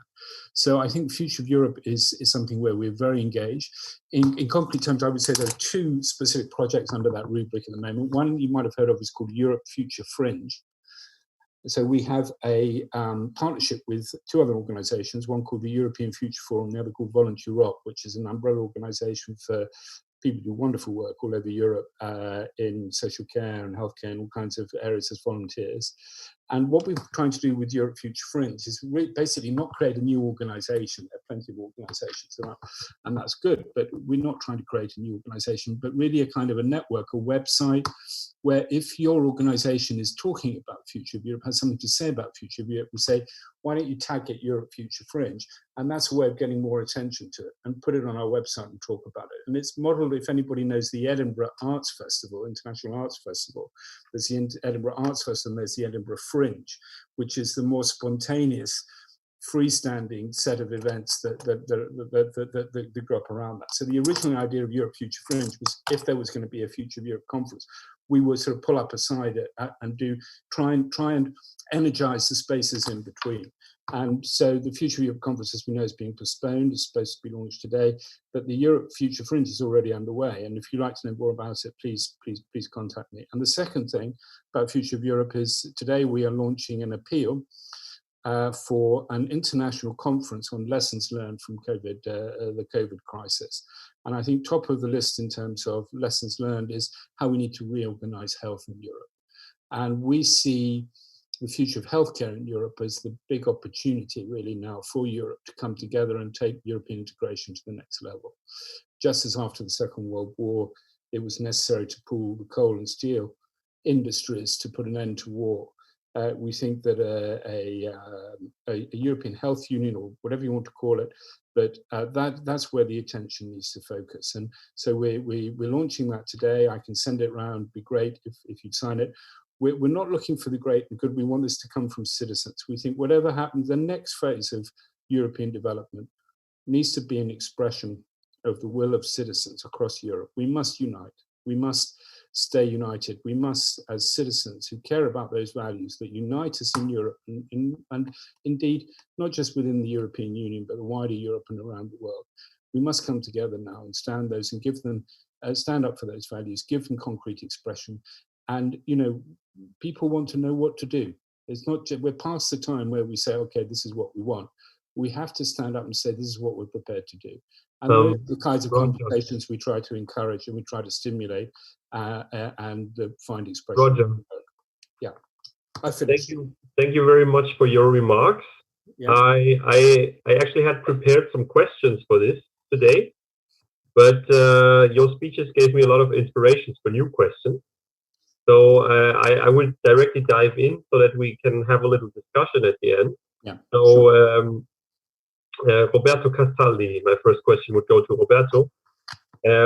So you have kind of suggested that the European Union is currently too complex, and that also the intergovernmental systems are not really effective when it comes to tackling European issues. Could you explain this a little bit more, maybe? Yes, my point is that it is complex because it is schizophrenic. We have on the one side the supranational institution and on the other side the intergovernmental one. The intergovernmental one are the ones that don't work. What they need to decide, they can't because they have the unanimity rule. So we need to take away the unanimity rule and move all decisions, including on fiscal issue, foreign and defense policy, treaty reform, to qualified majority. Unanimity is an inefficient way to take decisions, and it is also an undemocratic way to take decisions because it allows just one country to prevent all the others from taking a decision. So if we take away the unanimity method, the unanimity rules, basically we transform the current intergovernmental institution into something more akin to a second chamber of a legislature, like in a federal system. At that point, all the current complexity of the union will look much simpler because it will be much closer to existing federal system in the world that people know about. I always suggest that to understand the nonsense of the unanimity rule, to make a thought experiment. Let's think that in Italy or in Germany, rather than having a government, you have a meeting of the president of the region or the lender, and they need to decide by unanimity, whatever is their political color. If that was the case, we probably would not have had any effective policy on the pandemic in Italy and Germany, and the number of casualties would have been amazing, even more than it has been. Now, still, there are people who continue to suggest that this is the right method to govern Europe, to put 27 heads of state and government of the member state in the same room or in video conference like now, and decide by unanimity. And the result is that they cannot decide anything, and people complain that Europe is not answering enough. It's not Europe, it's the national government. So I think that what we need to explain to people is that we need to be able to put the responsibility where it should be. European decision must be on supranational institution. National decision must be on national institution. But it makes no sense to have European decision on the national institution, on the national government. This is the main problem we face when we speak about European governance and European capacity to act.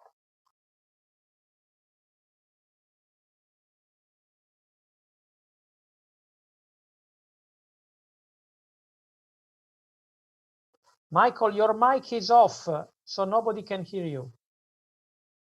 Thanks, Roberto. Sorry. I would pose the next question to Antonio, because he said something very interesting. I mean, part of this event project program today is also to celebrate the Schuman Declaration. But Antonio said that Europe should not become a museum. And well, I would actually like him to explain this a little bit more, what he thought when he mentioned it. So, I mean, isn't it also part of Europe to actually celebrating it to at least some extent, because there are achievements that Europe had, and we should still celebrate them? Or what exactly does Antonio mean by that? Yeah, I'll do it with pleasure. Actually, saying that, I want to say that we of course have to celebrate, and we have to be really, really proud on what we achieved as Europeans in the last 70 years. And this is a very important part of it. But thinking that the European Union and the European project is a project that the place of the European project is backward in the history, it's wrong, because the European project is still going on, is still incomplete.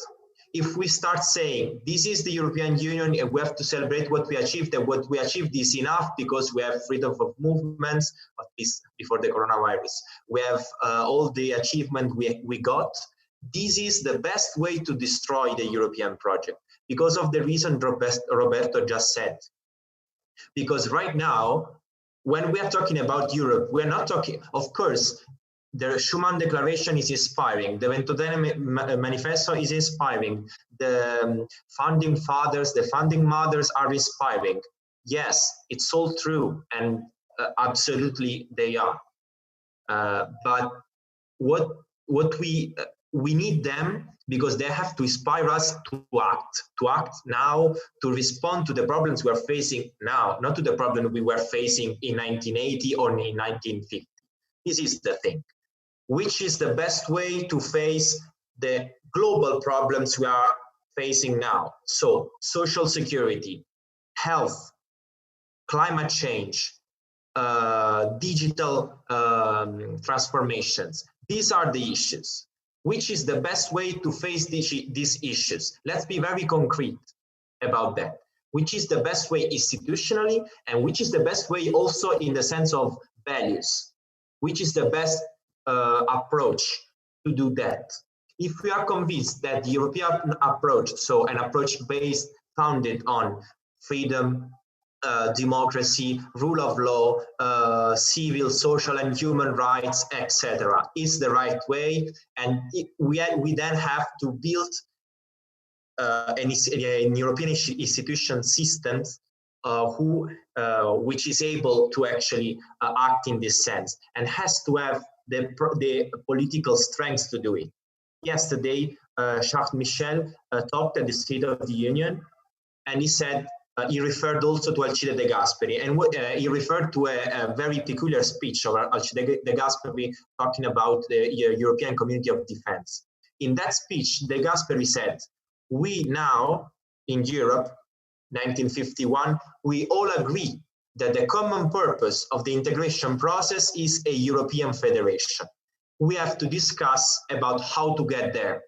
Now we forgot our final target. And that's why the people are getting more distant by the European ideals, because it's not more about European ideals, it's just about technicalities. But the technicalities and the bureaucratic Europe is none other than the nation states who are not able to take political decisions or don't want to take political decisions because they are electorally not convenient. So they give them up to the European level so that they can blame the European level and take all the pros. This is the problem. If we don't tackle this problem, we're going to destroy the European Union. We're going just to, I don't know if you ever watched the beautiful short film about the Great European Disaster. This is also the sense of the museum. Of this is it's the history is built on an historian explaining to a young child how was the European Union in the past, because the European Union ended under the crisis, the multiple crises that destroyed it. This is the threat we are facing right now, and if we need to make a courageous step, otherwise we are going to lose what we achieved. So fight for a better Europe is the best way to celebrate what we did till now. Thank you, Antonio. So courageous step, that's also an interesting term. And Chiara said something about the European Republic.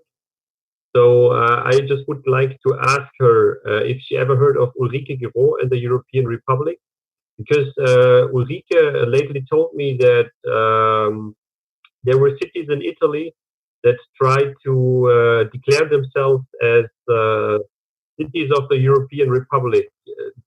Chiara, did you also hear about this, or what was your idea with the Republic? Okay, so I have some problem with the audio. Anyway, I hope that I get your question. Yeah, I mean, actually our reflection starts from the idea of the Republic, because the republics is really linked with the idea of involvement of citizens, the protagonism of citizens, and in particular because, of course, the republic is linked with the idea of a common space, a public space, able to give rights to and duties to the same rights and same duties to citizens.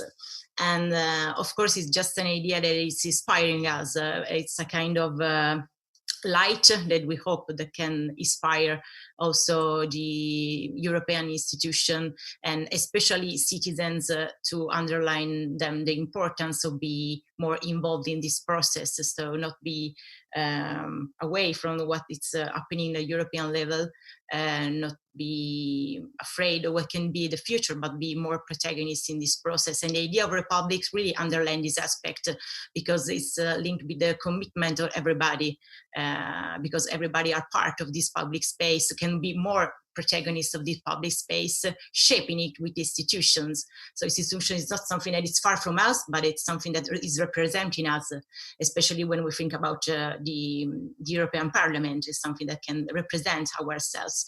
And so that's why we have linked our reflection to this idea and this, especially this word. So not a European Union just done by governments and their interest, but more done by citizens. And well, yes, with all the differences that we have among European citizens, of course. So it's not a way to cancel the differences that we have among Europe, but to give more values to these differences. Thank you, Chiara. And I would pose the next question to Michael, because Antonio suggested a little bit that many people are not happy with the very bureaucratic Europe we have right now. And so Michael is the person that had a lot of direct contact with citizens, you can say, when they made their Pulse of Europe rally. So what exactly is, what's your, what kind of resonance did you get? Because you actually also met people that were not very part of the Euro bubble. So you met ordinary people on the street with your rally. And what kind of reactions did you get? I mean, I think there have been all kinds of reactions, right?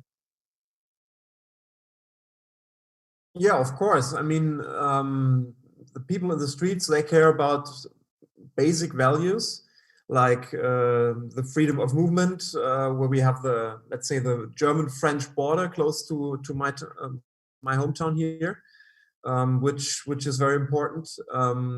We have the topic of peace. We have the topic of cohesion. So I think people care about these basic values, and they have a very precise perception in which situations the governments or the EU is not reflecting and respecting these values. On the other hand, I think there are topics that are technical. Let's take the Corona bonds topic, and it's not. There's the value is that we want to have more solidarity and that we want to have a common initiative to relaunch the European economy. But the question, how do you organize this solidarity and this common initiative is a technical question, which is not easy to answer. And so I think we should have the right mixture of pressure from the streets, pressure from the citizens that certain issues should be solved and that certain values are important. But on the other hand, we should not think that or believe that we have the one solution, which is the only solution for everything, because there are complex questions to solve, and we also need to hear experts, and we should have these both sides in our consideration. Just a very short follow-up question, because you brought up the topic of Corona bonds. Don't you think that also the lack of understanding because of the technicality of the question is also part of the problem? Because the way the media presents the topic in Germany, for example, is very different than it is presented in Italy, maybe. And so the German the citizens have a different opinion just because they don't really understand the topic throughoutly. Yes, and they have a different perspective, I guess. I think what we need is a European discussion where, let's say, a German person sees people from different European countries discussing these topics, not only from the national perspective, but also with each other. And that's imperative. And I don't know how we can organize this, but it's high time to engage this public space, this European media space, so that we don't remain in our national media coverages.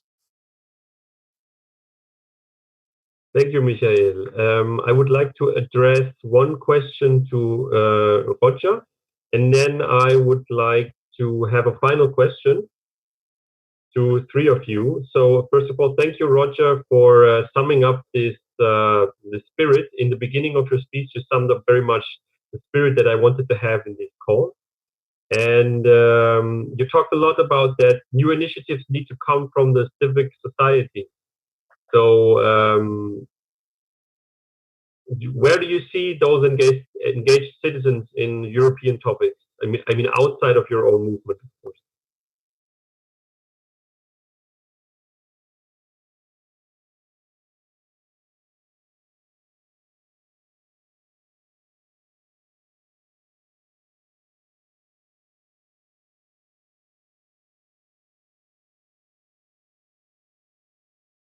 Roger, you need to unmute the mic. Apologies. Yeah, sorry. One example I would give in answer to your question, Michael, which I think is very, very, very hot topic today, and it's a very fine example of what I'm talking about, which is ideas coming from below, coming not just from campaign groups. Campaign groups are really, really important, absolutely important to amplify the voice and to have impact, but also from the lived experience of citizens, and also from the involvement of councils and cities and so on, which is why the work that Chiara's been talking about is so important. And Mikhail, all the work that all the groups on this call are talking about, you have to have a local vision and a European vision. Anyway, we're all on the same page with that. So what am I talking about? I'm talking about the idea that there should be a universal basic income.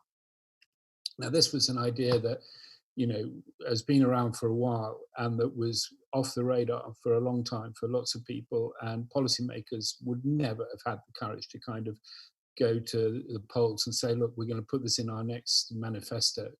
But, you know, those opinion polls being published in Europe, as you probably know about, this week, which show very, very high percentages, you know, 60, 70, 80, 60, over 70% in some cases of public consensus behind the idea of a universal income.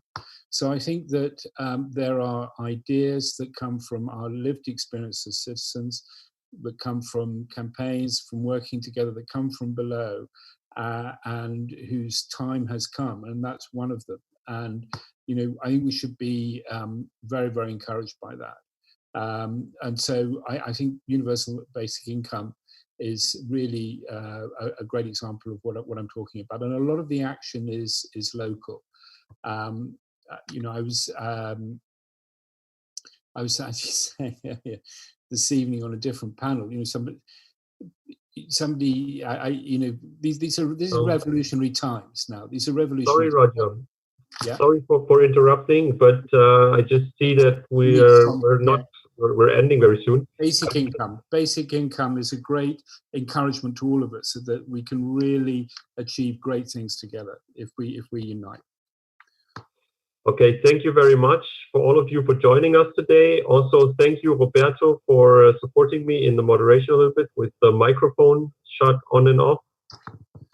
Good that somebody else had a look at this. I hope you enjoyed it. I know it was a little chaotic. I am reminded that I'm better behind the camera than in front of the camera, but thank you very much for joining today. And I hope we'll see again after the Corona crisis is over and we can travel a little bit more and see us again. So thanks for joining today, and it was a pleasure to have you. Thank you for the invitation. And for all the Italian speakers, please have a look at euractiv.it. Lo farò. Thank you so much. Europe Day. Thank you. Bye. Thank you. Bye-bye. Ciao, ciao.